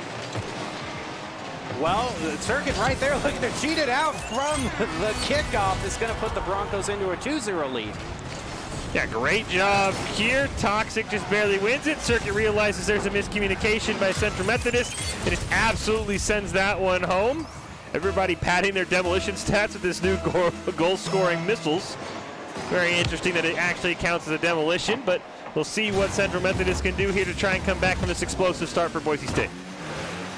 And now a shot over toward the left side of Boise State's goal. Now Toxic is going to be looking to push it up the side of the field as Phantom chases after him for it. Now a little bit of a flick might have tried to come through there from Toxic, and Circuit definitely trying to get a shot on goal there. Does get it, but doesn't find the goal. And now in front of Boise State's goal, Toxic is going to keep Mokolov from hitting that in there.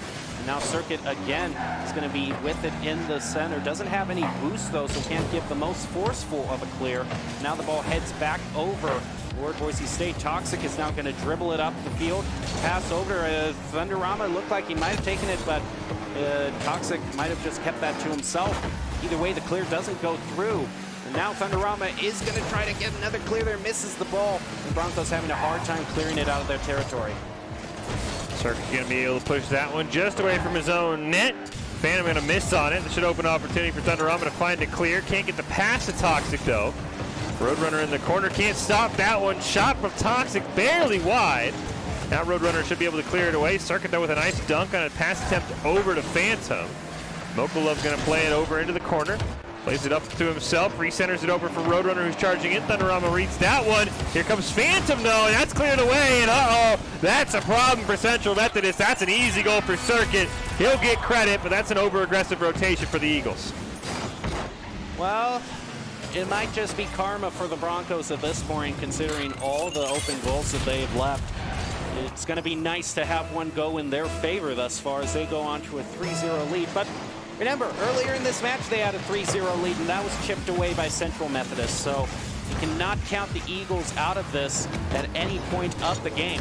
They have a little over 2 minutes left. The Broncos are going to be struggling yet again to find a clear. And comes Toxic around the corner. Mokolov is going to meet him there. Stop it, Broncos, except for Toxic, are a little low on boost right now. Circuit doesn't have any.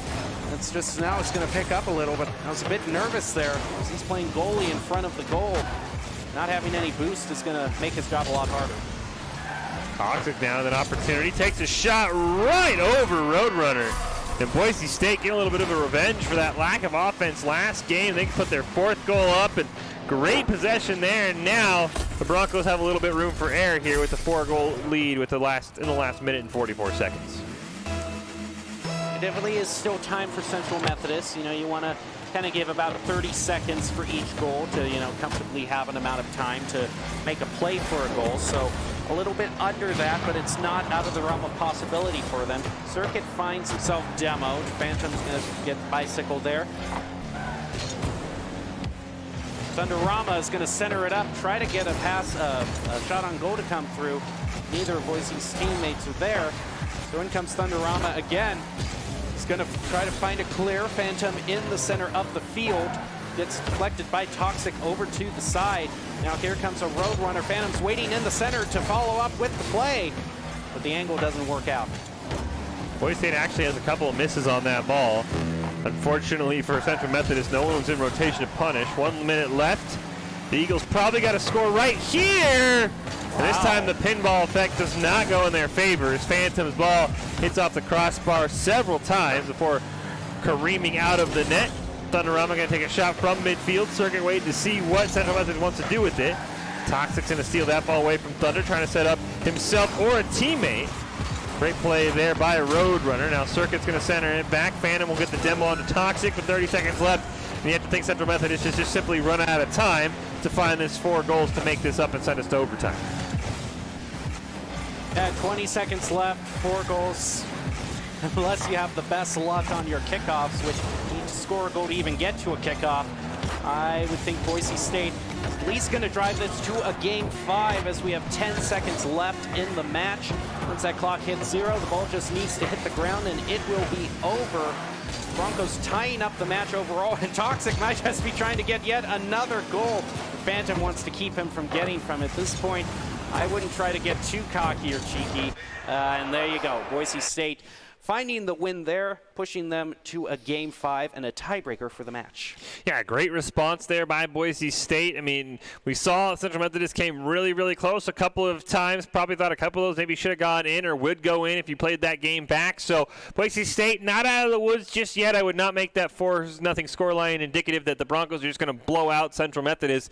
And the shots were actually pretty close. It was only a 9-7 favor for Boise State despite the 4 goals to 0. So Central Methodist definitely has shown that they can compete with Boise State. Would not shock me if this is another team in the upper echelon in the standings. As we mentioned, Boise State came into the night tied for first in their group. They've already dropped one to the team they were tied with, so they're just trying to keep pace. And right now, Central Methodist is not making it look easy for them. This game 5 would not shock me if we get another overtime, low-scoring game. I think some of those Boise State goals probably won't happen again, and we had a couple cross-map goals that just kind of fluttered in. Well, it hasn't just been a night of close games and overtimes, but if the Overwatch matches earlier in the high school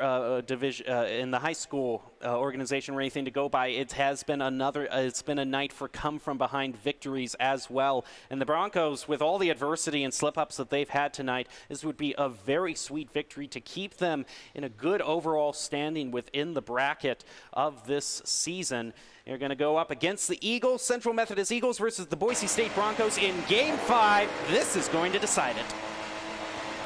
See who gets that early kickoff advantage. That seems to have been the determining factor in the first goal in a lot of these games. And we'll kick right off. Looks like Roadrunner is going to be able to get a shot on the goal. Boise State barely gets a save from Circuit. Now they've got to be able to clear this ball away. Mocha Love gets the demo, but the ball is going to pinch between them.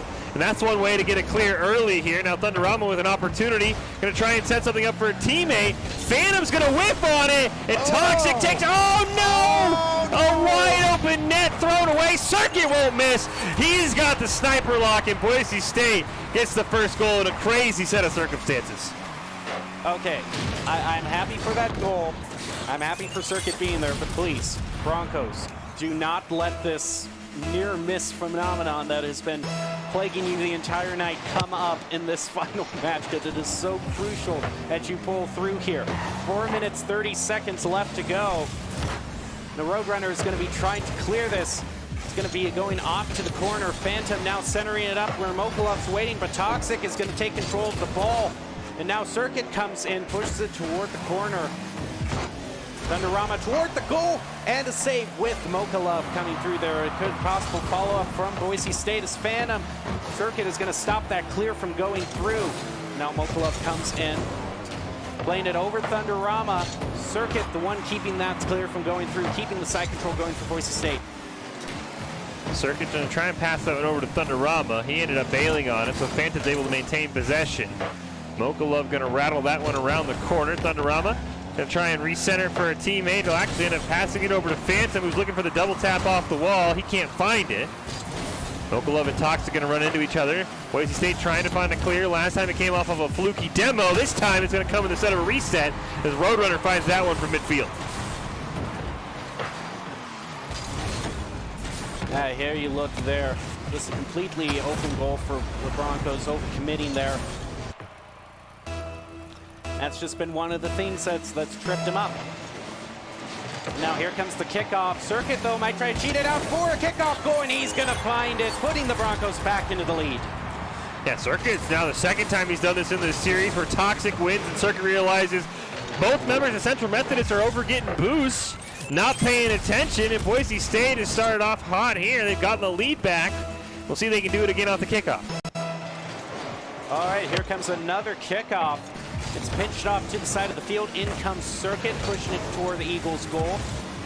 Now Phantom is going to try to ground it. In comes Thunderama with a great shot there, but just a little bit too off to the left. Follow-up by Toxic is going to get the third Boise State goal. Yeah, once again, right up the kickoff, Boise State puts all the pressure on. Thunderama's shot goes wide. Toxic's there. Circuit, you see, he was waiting for the follow-up, and that's what side control can do. You get multiple shots, you make the other team panic, and Boise State's now extended this lead here pretty quickly. All right, this is what I like to see. Now the Broncos coming alive, putting themselves to a 2-goal lead here.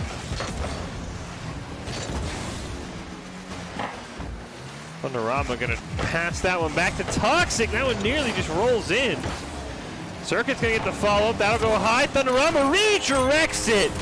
Barely gets it in, and Boise State has come alive in the last minute. 3 straight goals for them and the whole team involved with excellent rotations. Nice bump on the Phantom as well. And Boise State has extended this lead in short order. We'll see if Central Methodist off this kickoff can find a way back in. Boise State's already blown 1-4-1 lead. Can they have another one? Oh, Roadrunner barely makes the save. It could have been 5-1. Pressure still on though. Oh, Circuit charging in. Roadrunner just clears that one away. Thunderama will keep it down in the corner. Phantom can't get a touch on it. That's going to allow Toxic to take another shot. It's slowing up the Phantom. Can make the save. Thunderama wants to keep the pressure on. Toxic says, I got you, man. He'll hit it home, and Boise State putting on the floodgates now. Well, I was considering about a 3-goal lead, what the Eagles can overcome there, but this is quickly spiraling out of control. Yeah, Boise State, that first kickoff just seems to have, they have found something in kickoffs that Central Methodist has struggled with, because every single kickoff has somehow resulted in immense Boise State pressure. Finally, the Eagles do get a little bit of it. Ball right in front of the net, but Toxic able to clear it away. Him and Circuit give a friendly high five to each other. Still got 2 minutes and 20 seconds left to defend this 5-1 lead. Roadrunner's not able to find a quality shot. Phantom doesn't fall for the fake from Toxic and clears it away. Circuit and Roadrunner going to combine to hit the ball towards midfield. Now Roadrunner pitches it off in the corner. Toxic going to clear that one up off the ceiling. Loses his dribble though. Mocha Love, nice pinch right over to Phantom, but a great challenge by Thunderama, and Circuit's going to clear it down. Now a little under 2 minutes left. A demo going on to Mocha Love, and Toxic is going to score. Fish, you don't think Boise State could end this with the Brazil, do you? I mean, they're definitely trending in that way. I mean, that was a very favorable roll right there off the crossbar. Maybe trying to get some atonement for what went wrong for Boise State Blue in that last game against Montana with a lopsided score of their own. A Circuit, he sees another opportunity. Oh! Phantom reads that one. Boise State has found a weakness that Central Methodist has in these kickoffs, and they are exploiting it to a T every single time here in Game 5. Okay, isn't it 7-1? That's a result. 7-1. So Broncos only need to score another goal and keep that one from going through. They managed to find the clear here. And now Circuit is going to clear it out back toward the Eagles' goal here. In comes Thunderama, is going to try to center it up for a follow-through from a Bronco. Toxic comes in, but Roadrunner beats him to it. And now here comes Circuit again. Going to play it around the corner. Toxic finds the demo, but look out for Thunderama. Is going to, just off the crossbar. But the follow-up from Circuit. Oh my goodness, they have managed to bring it to a possible Brazil here, which after all the trouble that the Broncos have faced tonight, that would be incredible if they finished it off with the Brazil in the final match to win. About a minute left on the clock when we go for this kickoff. I mean, ooh, Thunderama just whiffs on that one. I was going to say, we'll see if Boise State can score another kickoff goal. Thunderama's then going to get demoed. But once again, it's still all Boise State. They'll get the pressure on. Roadrunner going to try and clear this one down. Great intercept there by Thunderama. He'll hit it over into the corner. Bounce it around Mocha Love. Nice little play there. Circuit's going to stop that shot. Roadrunner wants the follow-up on the double tap. Thunderama, oh, just jumps over the ball. Mocha Love gets one back. Too little, too late for Central Methodist on the comeback. But nice to know that Circuit went their all. Yeah, Broncos still find themselves in a 5-goal lead. It's going to be very hard to overcome there. As we're a little under 30 seconds now. Kickoff, going to be pinched off to the side there. Circuit comes in yet again. Circuit has been the one to really follow up on those kickoffs, drive it into Eagles territory.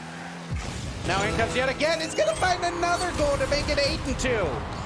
This is a great little play here from Circuit. Once again, off these kickoffs, Boise State has definitely found something. You see, plays it to himself as Mokolov tried to make the save. And now we'll see if Boise State can even add another goal here. Their medals for Circuit and Thunderama clipping off the screen.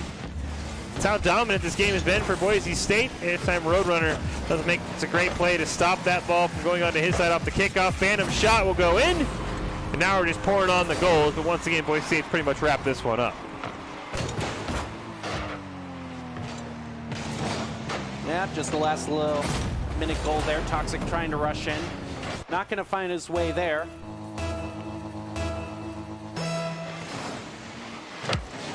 Nice win cleanly off the kickoff for Phantom.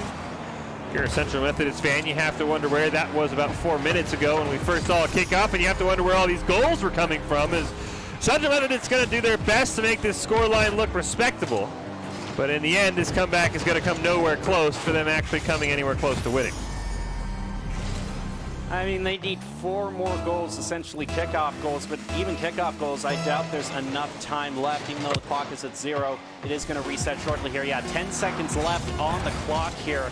I still don't think that's enough to make up a 4-goal deficit, but kudos to the Eagles for managing to get these last-second goals here. But as the ball hits the ground, Boise, with a very hard-fought win there, is going to reverse their fortunes for the night and overall keep their standings in this overall NECC Collegiate Rocket League in a respectable area. So going 1-1 for the night. And you can score pro advice at esportstower.com. Improve your game sense, improve your team play, improve your performance under pressure. You'll get matched with great players and professional coaches to help you rank up. Unlock your true talent at esportstower.com. So after a very hard-fought game, it's just your standard 8-4 victory in Game 5. The Broncos managed to find it. And, man, what do you think was the thing that really came alive for them in that last game? I mean, it clearly came down to those kickoffs. I mean, they got that early goal. Central Methodist answered right back, and then there were just 4 straight kickoffs where it was kickoff goal, strong kickoff that leads to a goal for Boise State. There was clearly something that they discovered in those 60 seconds. Maybe they discovered it in Game 4 and just there weren't enough kickoffs, but there was something Boise State Orange found on Central Methodist kickoffs where they were, I mean, maybe it was when they both split to go get boost and Circuit capitalized, but there was a kickoff difference is really why Boise State pulled away in that one. I mean, we saw 5 straight kickoff goals at one point. Absolutely insane. Well played by Boise State. Huge shout out to whoever noticed that on the team. And now we look back at the Idaho Central Credit Union player of the game for that overall match. If you had to nominate one, It's tough. I think it's between Circuit and Thunderama. It's enemy Thunderama, but I think both those played incredibly well. Circuit definitely had the cheeky kickoff goals that I think really blew Game 5 out of the water, but I thought as a team they all played really, really well. Thunderama, as I said, we knew Toxic and Circuit were going to be stars on this team. Thunderama is just a very solid mechanics player. He has started to find his own these last few weeks and really made this Orange team a complete team, and it's a big reason why they're challenging for first place in their division in the NECC. Yeah, Thunderama was definitely a great key player there. The Idaho Central Credit Union of the game, brought to you by Idaho Central Credit Union, believes a great player makes a team more successful, just like Idaho Central is helping members achieve financial success. Thunderama is the Idaho Central Credit Union player of the game, and it just came completely alive for the Broncos in this final match with, I think, 2 hat tricks for 2 of their members, too, as well. Yeah, Boise State absolutely poured it on in that final game. I mean, Toxic. Technically, if you watch the replay back, that was just stealing a goal. I think Thunderama's ball would have rolled in anyway, but I think Toxic, like I said, he deserves a shout-out as well. All 3 of them played really strong. They found what went wrong in their first series of the night against Missouri Baptist. They made sure that they didn't maybe let those early struggles against Central Methodist kind of slow them down, trailing 2-1 in the series, blew them out of the water in Games 4 and 5. You have to feel that this team has a very good shot of taking that top spot in their division going forward. Well, definitely a great match, and we are going to take a look back on that match with the top 5 plays of the game brought to you by the Idaho Army National Guard. So enjoy those top 5 plays from the game we just saw. With a few kickoff goals, but then as the game continues, the other team making their presence known. Central Methodist, that was just unfortunate. Great goal there from Thunderama, but Central Methodist, they have 2 guys collide in the goal. They can't find it clear, and Boise State finally takes advantage. And Thunderama, I like the sniper goal scoring because that's what he's done. Clear comes out for Central Methodist, and Thunderama just barely around Phantom. Great job there for Boise State, and now they have that 2-1 lead with the first half of game 2 winding down to a close. Kickoff is going to be pinched off to the side here, and going to go. It's a goal from Toxic, and Road clears that one away, and now Boise State's got to be careful. Toxic kind of gets bullied, almost scores the ball himself. Thunderama, nice job, plays it around a couple. He's got Circuit near midfield that he can get the pass off. He's also got Toxic waiting in the wings. Circuit's going to put it up. Toxic's going to put it home. the Broncos are coming alive with. And that's one way to get it clear early here. Now Thunderama with an opportunity. Going to try and set something up for a teammate. Phantom's going to whiff on it. And Toxic takes. Oh no! A wide open net thrown away. Circuit won't miss. He's got the sniper lock, and Boise State gets the first goal in a crazy set of circumstances. That's just been one of the things that's tripped him up. Now here comes the kickoff. Circuit, though, might try to cheat it out for a kickoff goal, and he's going to find it, putting the Broncos back into the lead. Yeah, Circuit, now the second time he's done this in this series where Toxic wins, and Circuit realizes both members of Central Methodist are over getting boosts.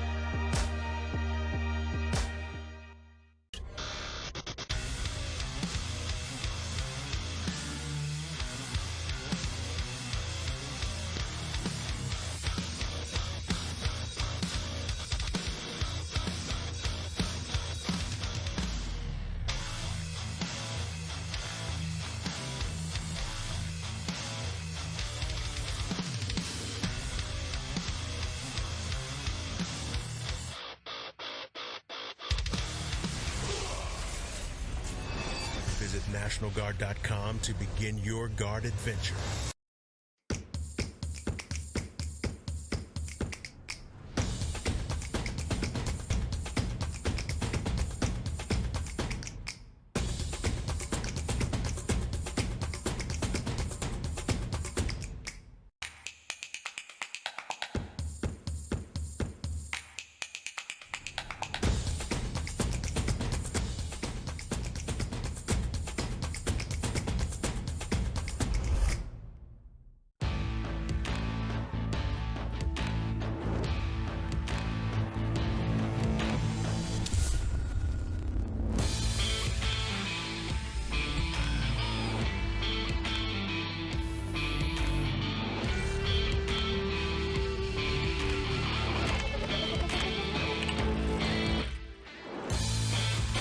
Legendary parts for legendary wins.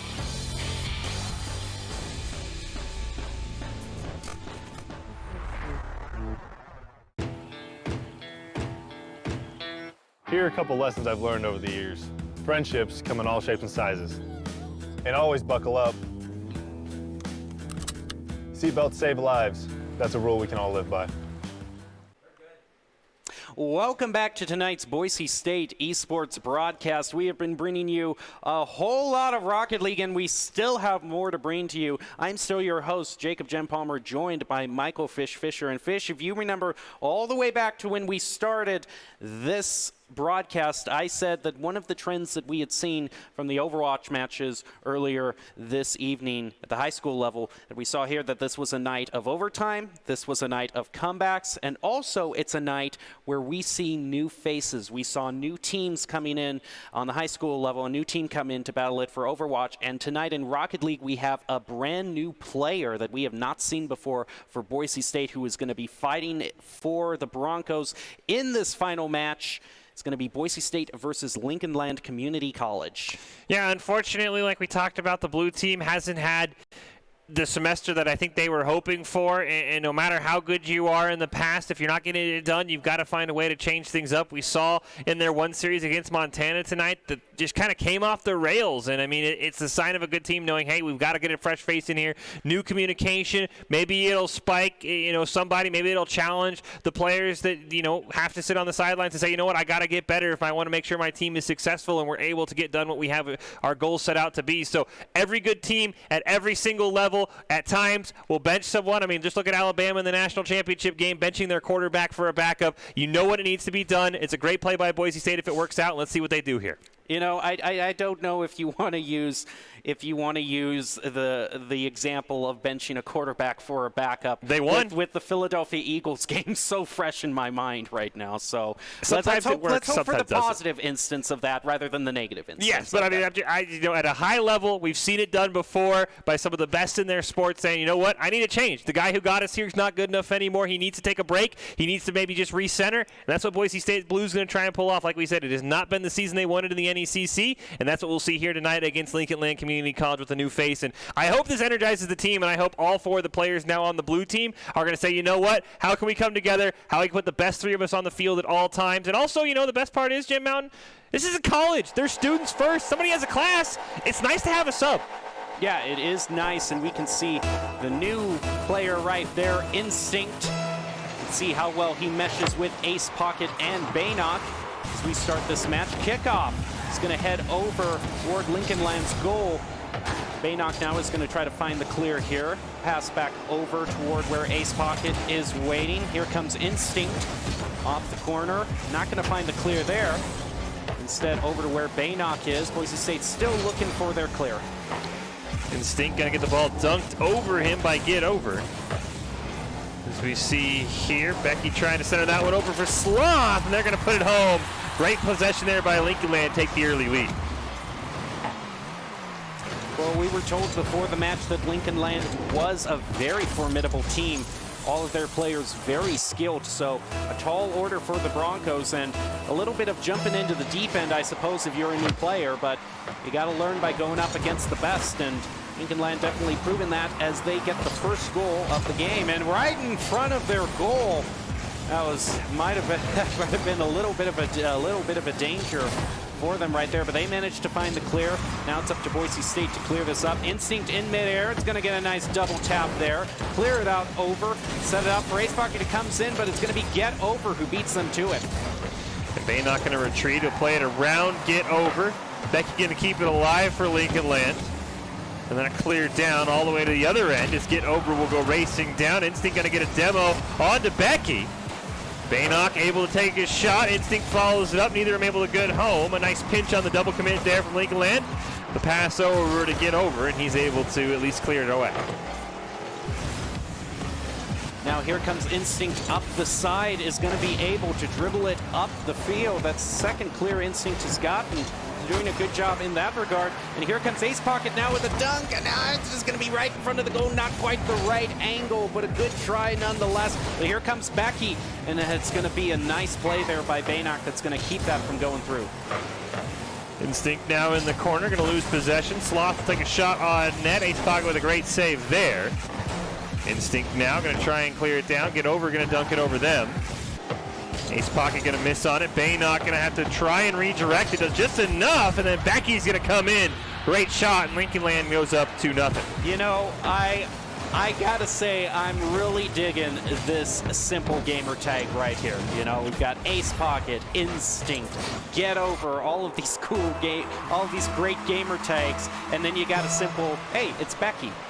I like that gamer tag most of all.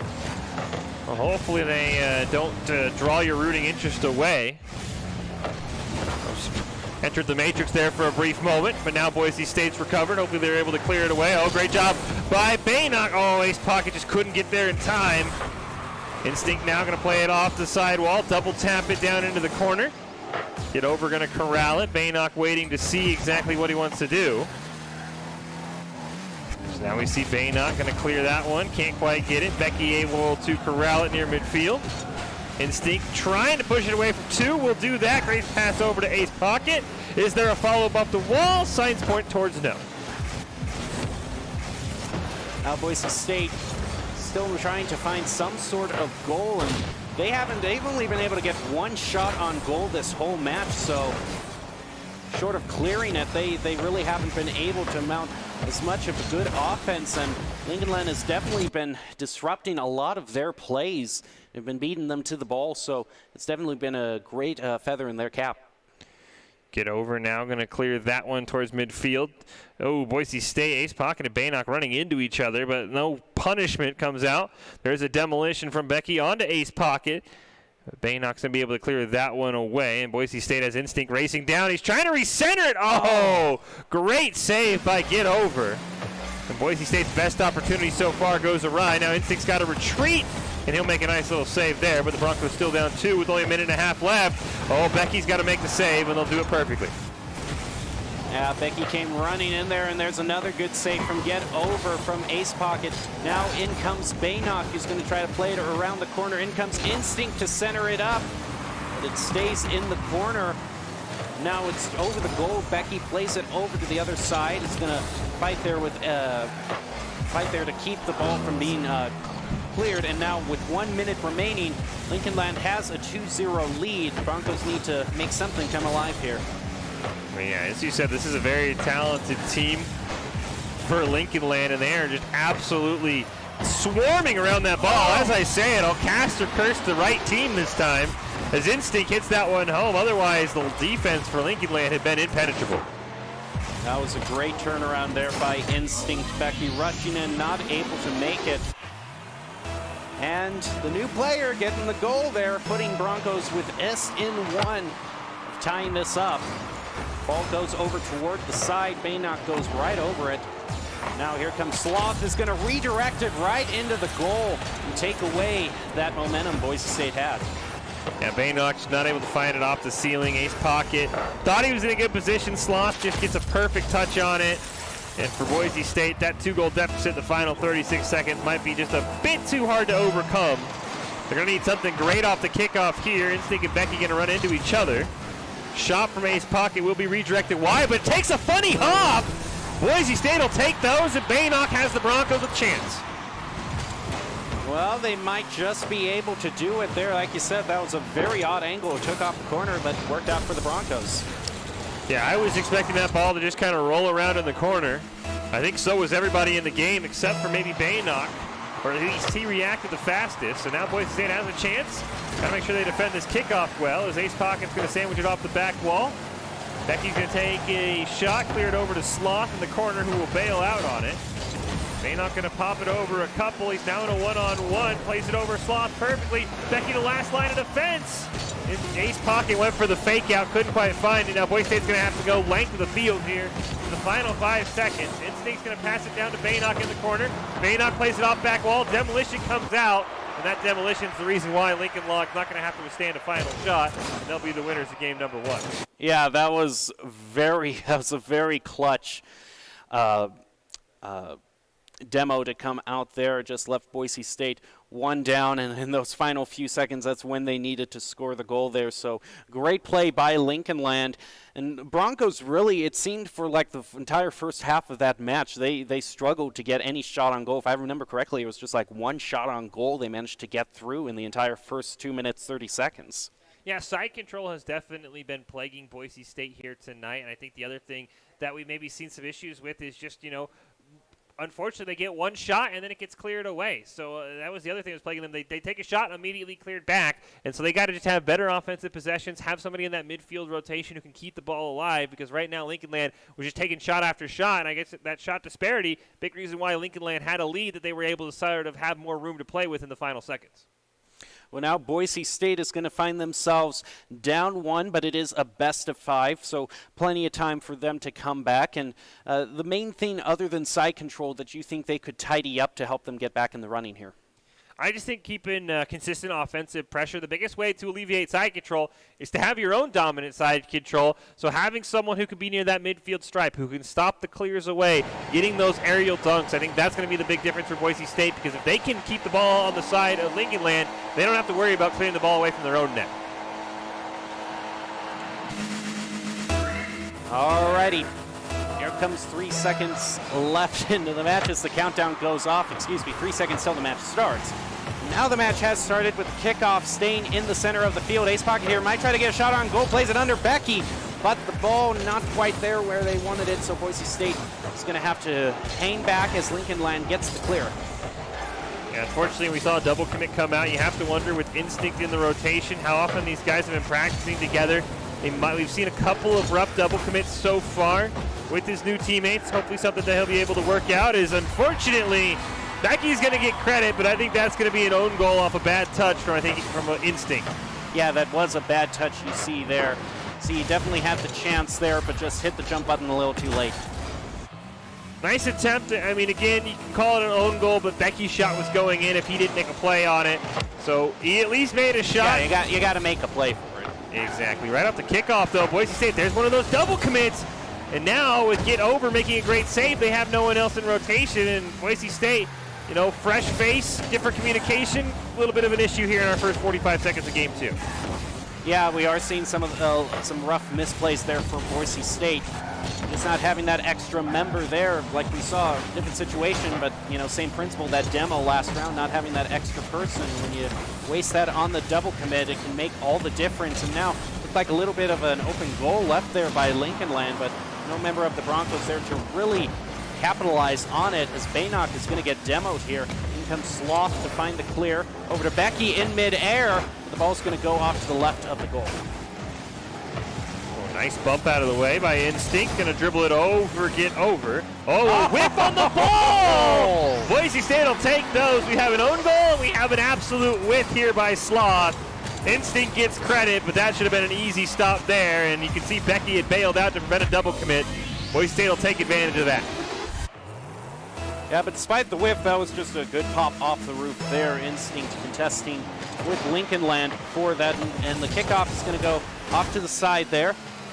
Baynock, Ace Pocket is going to put the ball up in the air. Ball gets cleared back over by Becky, over to Sloth, who passes back to Becky, but now Ace Pocket comes in. It's going to clear it now with follow-up from Instinct and Baynock. Oh, Instinct is going to be the one to drive it into the goal. Yeah, Instinct was the one who was a little bit closer. Yeah, that was a weird touch there. I mean, the pass to Sloth, just for him to pass back, put Becky and Sloth in such a bad situation, and we've just seen a complete breakdown here from Lincoln Land in the last 30 seconds, and that's allowed Instinct to capitalize with 2 goals. Well, a couple of goals will make up for a double commit earlier in the game, so definitely still proving yourself and proving that there's still a lot of skill. We say new player, but that really is kind of a misnomer, because to get to this level and to play for Boise State, these players have to be very highly ranked, and that's shown off with Ace Pocket scoring the next goal. Yeah, great play, solo play here by Ace, realizes it right off the wall, puts it in a perfect angle. You had Baynock charging in if there was a save that even came out, and that's what we're used to for Boise State, those great passing plays. That time they didn't need to pass, and they've just blown this game wide open here in the last 30 seconds. Now here comes Instinct. He's going to get a little bit better of that kickoff. Ace Pocket hanging behind, and the ball looked like it might have been heading toward the goal, but it's going to be passed off toward the corner. Now Lincoln Land trying to find a clear. Sloth's going to have it in the corner. Instinct will sandwich it. Now going to be able to play it down. Great pass over to Baynock, and they have a follow it off the back wall. Instinct over pursues. Ace Pocket's able to pass it back to Baynock, but Becky makes a great save on that shot. Ace Pocket, though, keeps it alive. Sloth comes charging in. Him and Becky miss on that ball again. And Instinct's going to have a chance to carry it down. Baynock does over pursue. Ace Pocket misses, and now it's Boise State with the rotational breakdown, and they'll give one right back to Lincoln Land, and it's a 1-goal game. Yeah, Ace Pocket missing it there. Completely wide open goal left there. Just allow a nice little chip in for Becky.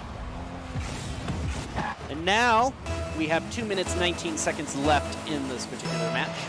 Here comes the next kickoff. Is going to be in the center there. Instinct is going to be the one to follow up on it. Going to get a nice touch there heading toward the goal, but at a very low speed. It's ripe for the picking as Becky now gets the clear back over toward Broncos goal. In comes Baynock to drive it around the corner. Get over, keeps the play alive for Lincoln Land.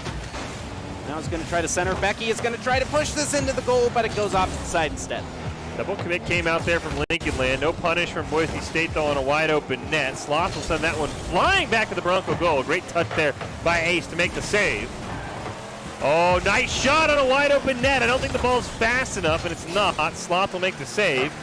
But Lincoln Land in rotation has been a bit sloppy here in the last 20 seconds. They got to be careful, or Boise State can get that insurance goal they need.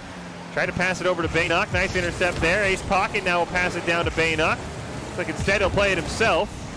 Get over, just barely dunks it around him. Instinct tries to stop Becky's shot. Baynock with a great save there. Follow-up shot. Oh, Baynock with another one. Can he stop it a third time? The answer is no, and Sloth will atone for his mistake earlier, and he'll tie this game up, and Boise State nearly came away with 3 epic saves. It's still a very competitive game. Lincoln Land keeping their hopes alive here. It's going to be tying up the match at 3 goals each.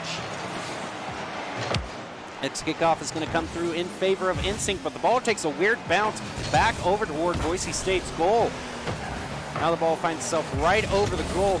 In comes Baynock with a nice little redirect from Instinct there. Is going to keep it going up the field toward the goal, and follow-up from Baynock, just going to miss it and not find the goal there, but a great drive there nonetheless. Boise State's got to be careful. He left their net wide open. Instinct tries to clear it away. It'll run right into Becky. Now Ace Pocket carrying it up. Pass over to Baynock. That shot goes wide, trying to play it to himself. Now Instinct is there, and Becky will clear that one away. Ace Pocket will go retreating. Boise State trying to keep the possession alive. Pass back to Baynock. They'll keep that ball away from Becky as Baynock will pass it back to Instinct. He'll hit it down into the corner. Becky is there. Instinct can't take advantage of it, but Ace Pocket can. Never mind, he'll whiff on it. Baynock, though, is there. Off back wall, right to himself. No, nice dunk over there. Get over, trying to cherry pick. Can't quite find it, and Sloth has to make a huge save. Becky just barely able to push it.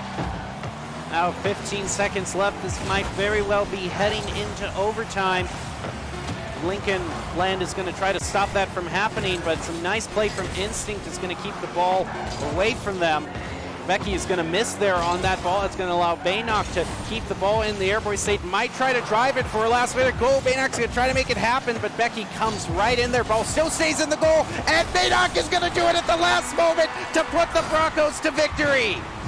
Absolutely insane play. Becky's going to regret that touch right there to keep it alive. Boise State never gives up hope and puts in the game winner with 0 seconds left. They had the 3-1 lead. They let it slip away, but in the end, they're able to be victorious, and they'll start celebrating. Absolutely phenomenal play in the very final moments for Boise State to avoid overtime and get this series back tied at 1-1. Man, that was completely insane there. Very good play from Baynock, and Baynock, like you said, kind of in the second game. Even though the Broncos didn't pull out victory, he's kind of the one to come out and just do these weird angles that you really don't expect to be there. Yeah, Baynock, as I tell people all the time when they ask about this Boise State team and how talented they are, Baynock is going to have one goal a series, it feels like, where you're just going to say, that's not legal, Baynock. You actually cannot do that. That is illegal in the state of Idaho. We're going to have to call the cops on you because he does something that you just cannot believe every single game. And that was a particular play right there where you're just like, okay, they got their shot attempt. It's not going to go in. Ace keeps it alive with a great play over to Instinct and then passes it to Baynock, who's in the perfect position. And this whole team has come together in this game, too, and we'll see how it goes. I mean, it is a little bit concerning. They had a 3-1 lead and let it slip away on a couple of bad rotational plays, and I think some of those early goals were definitely more Lincoln Land's own fault as opposed to Boise State's successes. So I think this series is still pretty close, and I would not just say that Boise State's running away with it quite yet. Yep, they are still tied 1-1. We are at least going to be seeing a game 4 here as far as we're waiting to get into game number 3. And Boise State, I gotta say, I do think that they are for still having a new player. I mean, we are seeing some double commits and some communication errors, but not too much. It's been a handful of times, and so I think all things considered, this new player is meshing pretty well. Yeah, I've heard from the Boise State coaches that they were really impressed with the instinct in the practices they saw him in, and that's a big reason why they felt confident being able to put him in right away on that blue team. So we'll see if that will stand up here in game 3. Great pass over to get over. Instinct's able to make a great save. Fortunately, Boise State cannot clear it away as Sloth take a shot on the back of the net. Ace and Bay not going to combine to clear it, but then that leaves nobody in the goal. Becky will take advantage, and Boise State's inability to clear rears its ugly head once again. That's going to be an early lead there for Lincoln Land. As we head into the next kickoff, Boise State still managing to be a team that can score a lot of goals off of kickoffs, so we'll have to see how this one is. Look out for Baynock here, but Get Over is going to be the one to get to that goal first. Keep Boise State from trying to score there, but a nice clear there from Instinct over to Ace Pocket, and that was a great shot on goal. A great save by Sloth as well, who was already back in position. Now he's going to carry that ball down. He'll dunk it over Instinct. Force Ace Pocket to make a great save. Sloth takes another shot, just goes wide of the net. Now Instinct's going to try and carry it up towards that side there. Has to deal with Becky, plays it around them, but Get Over is able to get in place. Clear that ball away. Boise State keeps the possession alive with Baynock. Now Sloth's turn to try and get it past that midfield stripe, and he'll do that well, carry it into the corner. Ace Pocket will stop the ball, but now they got to play it around Becky. Looks like they're going to go for a back pass here. Sloth to Get Over, going to run into each other. That throws the ball off, and Instinct's not able to corral it. Get Over now has an attempted a shot, and Becky and him are going to collide, and we've seen the double commits come out for both teams here in this series. Now Get Over there with a shot that's just going to go a little bit to the left of the goal. Now off the crossbar, Ben Becky's going to be charged with that shot on goal here. Now a clear from Boise State is going to be coming out, although Get Over is going to have something to say about that, pushing it back over and centering it up for the follow through from Sloth. Yeah, I just never really felt like Boise State ever really regained possession on that whole series. Just felt like at all times Lincoln Land knew where they wanted the ball to go. They get a great pass from Becky over to Sloth, and Lincoln Land now maybe, now that they've shored up a couple of those mistakes they've made, they've got themselves a nice 2-goal lead here, but Boise State still has plenty of time to try and come back in this game 3. And now Get Over is going to pop the ball off his hood, and is not going to find a goal with it. Now Sloth comes in, going to try to center it up, but Instinct is going to try to chase after him. Now in comes Becky here. Boise State's still struggling to find that clear. Now Instinct there. It's going to try. It doesn't get a really good angle there mid-air. Still looking for the clear, and that's not going to be high speed enough. Sloth answers that back. Keeping it in Boise State's side, and still struggling from the Broncos. It's like they tried to pass it there. Great intercept by Get Over. Sloth not going to play it around. Great pass over to Becky. Instinct will make a nice save, though. Game 3, halfway done. Instinct now going to try and carry this one. Just to the right of the net. Can they have the follow-up? Baynock tries to find it, but Becky's going to clear it away. Boise State's going to have to unfortunately reset. Now Get Over barely stopped by Instinct. Follow-up shot turned away by Baynock. That was still some great aerial control from Instinct there, even though it didn't quite turn into a goal. That was, I think, 3 taps overall in midair, so some great management there. Unfortunately, not going to find a goal there. Sloth is going to be credited with the shot on goal. A little under 2 minutes left. Boise State needs to find that clear again. Now here comes Instinct, but Get Over is going to beat him to it. But now off the top of Instinct now, they're going to be making a play there. As in comes Ace Pocket, doesn't find the right angle. Now Baynock rotates in. Now look for the assist from Ace Pocket or Instinct here. It comes through, but it's off the crossbar. Now Ace Pocket saves it and gets a goal for Boise State. Yeah, great job by Ace Pocket being in the perfect spot in the rotation. You can even see Baynock was bailing out in case that hadn't gone in, so they didn't get scored on. And Boise State puts themselves down only 1 goal with a minute and a half left here, and a great chance to tie this game up and maybe take the lead in the series as they'll win the kickoff cleanly. Ace Pocket's going to force Sloth into an ugly clear. That allows Instinct to take advantage. Just barely the ball gets behind Baynock. Now he's got to retreat. And unfortunately for Boise State, they full committed just a bit too much, and Sloth's able to get that 1 goal back. Yeah, Boise State just left too much of an open goal there. Baynock not close enough to get to it. Putting Lincoln Land back at a 2-goal lead. See what Boise State could do off the kickoff here. Ball will go onto the side of Lincoln Land. Instinct gets the shot, and how about that? Boise State says, you know what? We can get right back in this game. Ace Pocket with a great side swipe there to set it up. Barely over Sloth. He'll get credit for the touch, but great play by Ace Pocket and Instinct. That is a great show of individual skill right there. Definitely, I'd say that one would be in the running for a top 5 play of the game.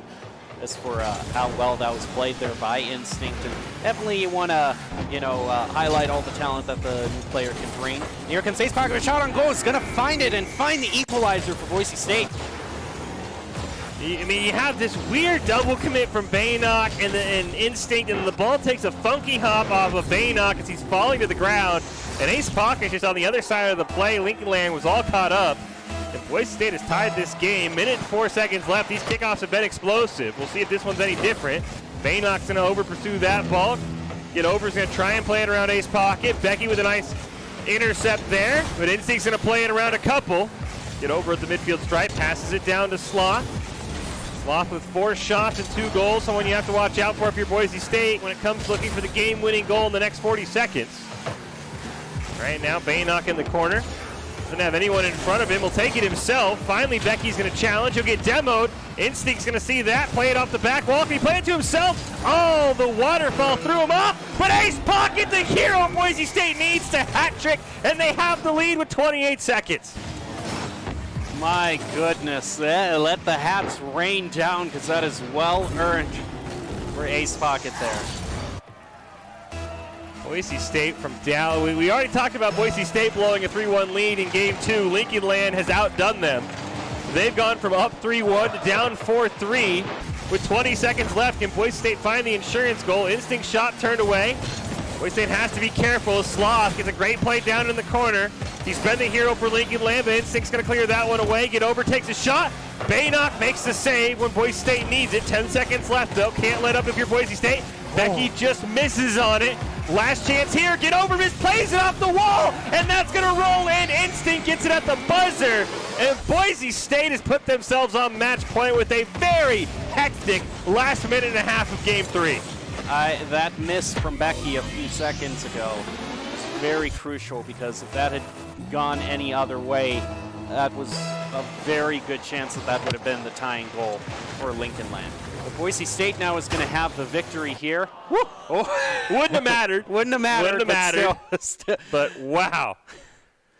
Well, the Broncos now are going to be entering Game 4 at match point, so now they will have 2 opportunities to take the victory here. And overall, we've described, as much as we've been describing this evening as a struggle for the Broncos, for all that they face in Rocket League, getting off to a bad start, but ultimately, if they win here, the evening goes to 2 victories and 2 losses, which it hasn't necessarily felt like that, but that'd be a pretty good way to end it, turning it around, going the first 2 games losing them, but then turning that around in the last 2 games to make it 2-2 for the overall evening would be a great way to finish this. Yeah, I mean, every time Boise State plays, they're probably hoping for a win. I mean, you can definitely learn from a loss, but yeah, if they're able to pull this series out, would definitely be a great way to end, especially with Instinct making his debut and doing it rather nicely. Of course, some of the old faces coming in clutch. Ace Pocket, absolutely huge. Take a bow, young man, because you 100% carried Boise State back in that game, but I still think this series is far from over. I would honestly, just set yourself up for a Game 5 right now because it still feels like Lincoln Land is just slightly better than Boise State. They have a lot more opportunities than Boise State. Boise State just finally started cashing in on those opportunities, and then Lincoln Land kind of, I don't want to say got overconfident, but everything just kind of came apart in those last minute and a half when they had that 2-goal lead. So Boise State still got to be careful. If they can kind of repeat what the Orange team did and come out to an early 2-3-goal lead, then I think Boise State has some confidence. But these are 2 evenly matched teams here, and this time they're going to Game 4. All right, and it looks like we have a bit of inclement weather for this 4th map. First time I've seen this kind of snow on there. That's just cosmetic. It's not like the hockey version, correct? Yeah, I don't think that sanctioned play would allow any sort of field effects to be in place. So, yeah, just the cosmetics here. I know they've opened it up to which fields you can actually use, because in the past we kind of were always stuck on the default field. So definitely going to be something we want to keep an eye on here if any of the players maybe get lost with the ball being white on that white ice. But for the most part, everything's still going to play the same as your normal Rocky League here. Instinct now in the corner with a great opportunity. Tries to set up for his teammate, just loses the ball. Baynock tries to clear it over to Ace Pocket. Now Boise State's got to be careful. Instinct retreating. It's a 1-on-3. Can't get there in time. Yeah, some nice dribbling back and forth here between these two members of Lincoln Land here.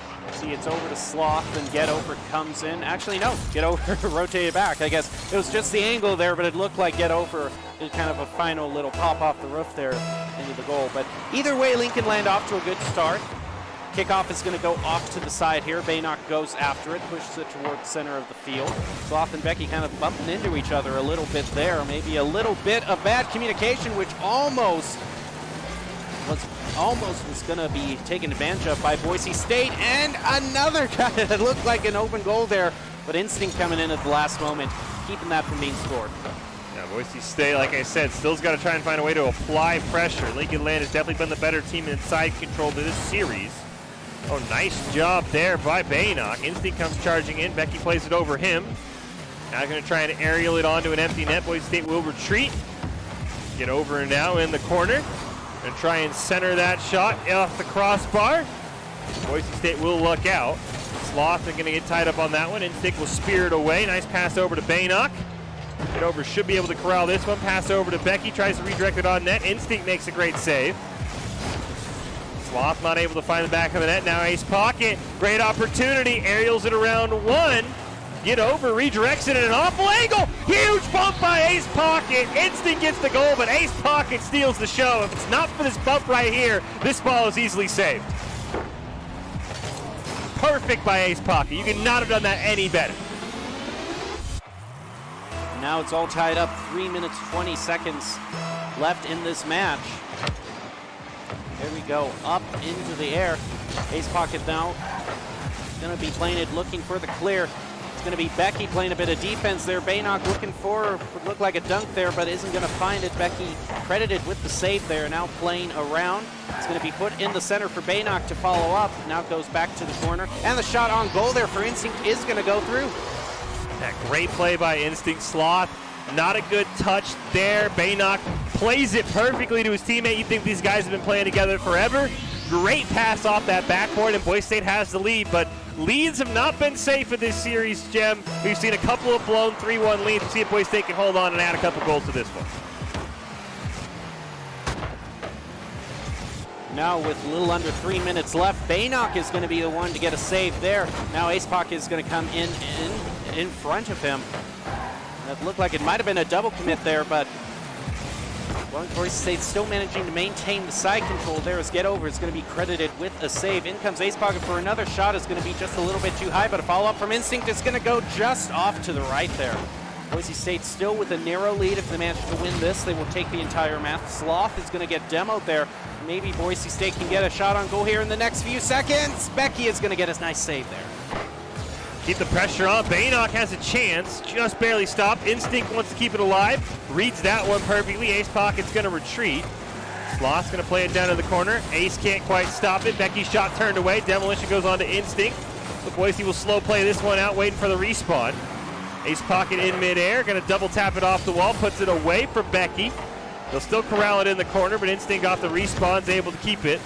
Sloth now near midfield, has possession, plays it off the ceiling. He's got Get Over near midfield. Baynock makes a great save here, just under 2 minutes left. Instinct trying to get that pass, plays it over Becky. Baynock can't quite find it, but they fooled him. Sometimes the misplay's the right play. Baynock misses on it. Lincoln Land sold out on the pass. Instinct says, I'll take that myself, and Get Over, nothing he can do.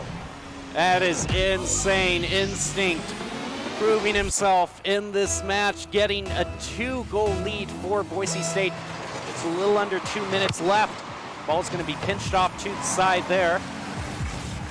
No cheat coming through yet from either team. Ball still staying in the center, all things considered. And now Boise State is going to be looking for the clear as Instinct is up in midair. It's going to continue the clear from going through there. Get Over doing a bit of resistance to that, but still, now it's in Lincoln Land's territory. Becky is going to keep that from going through with the pass over to Sloth. And another follow-up coming through from Becky, but it just missed. That was a very dangerous situation for Boise State. A goal almost scored there. Now another clear coming through from Lincoln Land. Ace Pocket in the corner. Stops Sloth from taking a shot on goal. Baynock going to sandwich that one off the wall. Becky will take a shot. Baynock trying to prevent the waterfall. Ace Pocket will come in. They'll double commit, but they'll stop the ball. 1 minute left. Time ticking down on Lincoln Land. Baynock, missed the ball. Sloth passes it over to get over, and we've got a game here, Jim, with a 1-goal difference with 53 seconds. And you can see right there just the right bounce, and get over is there to follow up on it. Boise State still managing to maintain a lead, but not count Lincoln Land out at any point. And a nice cheat there for Baynock, almost turned into a goal right off the kickoff. Instinct's going to keep that ball alive. Ace Pocket tries to slam it home. State will retreat. Baynock in the corner, gets it around Becky. Ace Pocket is there to keep it away from get over, but he'll be able to keep it alive. He'll take a shot. Instinct makes a great play on it. Sloth able to sandwich it and keep the ball alive. Baynock in the corner, 30 seconds left. Boise State in the kill mode. Able to kill some of the time off there. Instinct now going to clear it all the way to the other end of the map. Great play there. Ace Pocket plays it off the backboard. Get over. Not very quick with the ball, allowing Boise State to get full possession in the corner. Time is of the essence. Lincoln Land is burning a ton of it. Baynock tried to pass over to Ace Pocket to end the game. 10 seconds left. Get over, going to get demoed. Becky's going to center it up. Ace Pocket reads that one perfectly. Steals it away from Sloth. Bit of a double commit for Boise State. Lincoln Land's got to go the length of the field. Boise State's already done it. They can't get there in time. And Boise State with the come-from-behind victory to pull them 2-2 on the night, and a great win for the blue team in Instinct's debut. Yeah, a great debut for Instinct. Definitely came into play for a lot of the goals that Boise State scored there. And a nice victory and a worthy opponent in Lincoln Land, ending the night on a positive note for Boise State. Well, Boise State Esports always looking for new talent in Overwatch, League of Legends, and Rocket League. And production roles as well. You can go to boisestate.edu/esports to get all the information that you want out of this new program. And of course, even if you do not see one of the games you play down there in that list, we always have special events that we are hosting, so you never know when a game that you hold dear might be showcased here. So stay with Boise State Esports on their website for all the news and information that you need. Yeah, that was just a well-played series by Boise State. A very strong showing from all three members on the team. I thought Instinct in their debut played phenomenal, but I mean, Ace Pocket and Baynock also had their moments. So really a great showing for the blue team, and hopefully a sign of things to come as they try and turn things around in the NECC.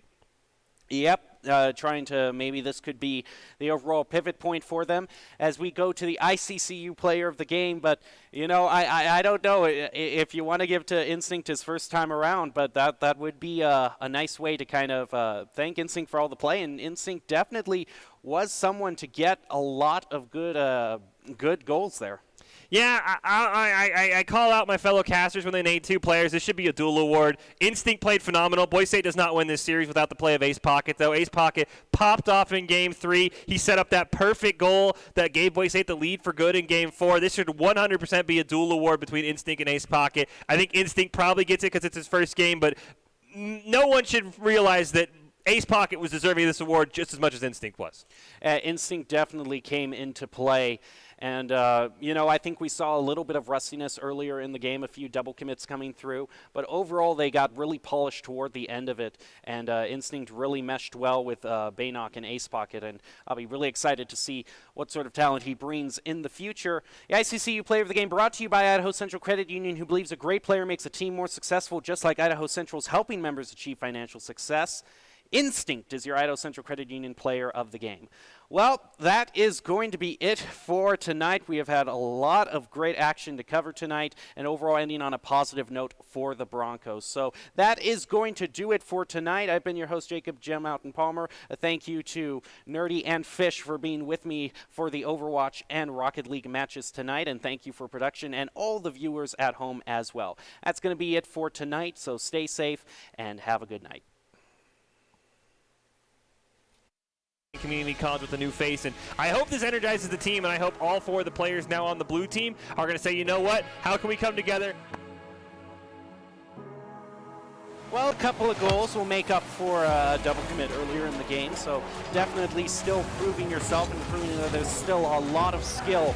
You know, we say new player, but that really is kind of a misnomer because to get to this level and to play for Boise State, you know these players have to be very highly ranked, and that's shown off with Ace Pocket scoring the next goal. Big touch on it. And for Boise State, that 2-goal deficit in the final 36 seconds might be just a bit too hard to overcome. They're going to need something great off the kickoff here. Instinct and Becky going to run into each other. Shot from Ace Pocket will be redirected wide, but it takes a funny hop. Boise State will take those, and Baynock has the Broncos a chance. Right now, Baynock in the corner. Doesn't have anyone in front of him. Will take it himself. Finally, Becky's going to challenge. He'll get demoed. Instinct's going to see that. Play it off the back wall. Can he play it to himself? Oh, the waterfall threw him off. But Ace Pocket, the hero Boise State needs to hat trick, and they have the lead with 28 seconds. Sloth not able to find the back of the net. Now Ace Pocket, great opportunity. Aerials it around one. Get over, redirects it at an awful angle. Huge bump by Ace Pocket. Instinct gets the goal, but Ace Pocket steals the show. If it's not for this bump right here, this ball is easily saved. Perfect by Ace Pocket. Black goal, Baynock's going to try to make it happen, but Becky comes right in there. Ball still stays in the goal, and Baynock is going to do it at the last moment to put the Broncos to victory. Absolutely insane play. Becky's going to regret that touch right there to keep it alive. Boise State never gives up hope and puts in the game winner with 0 seconds.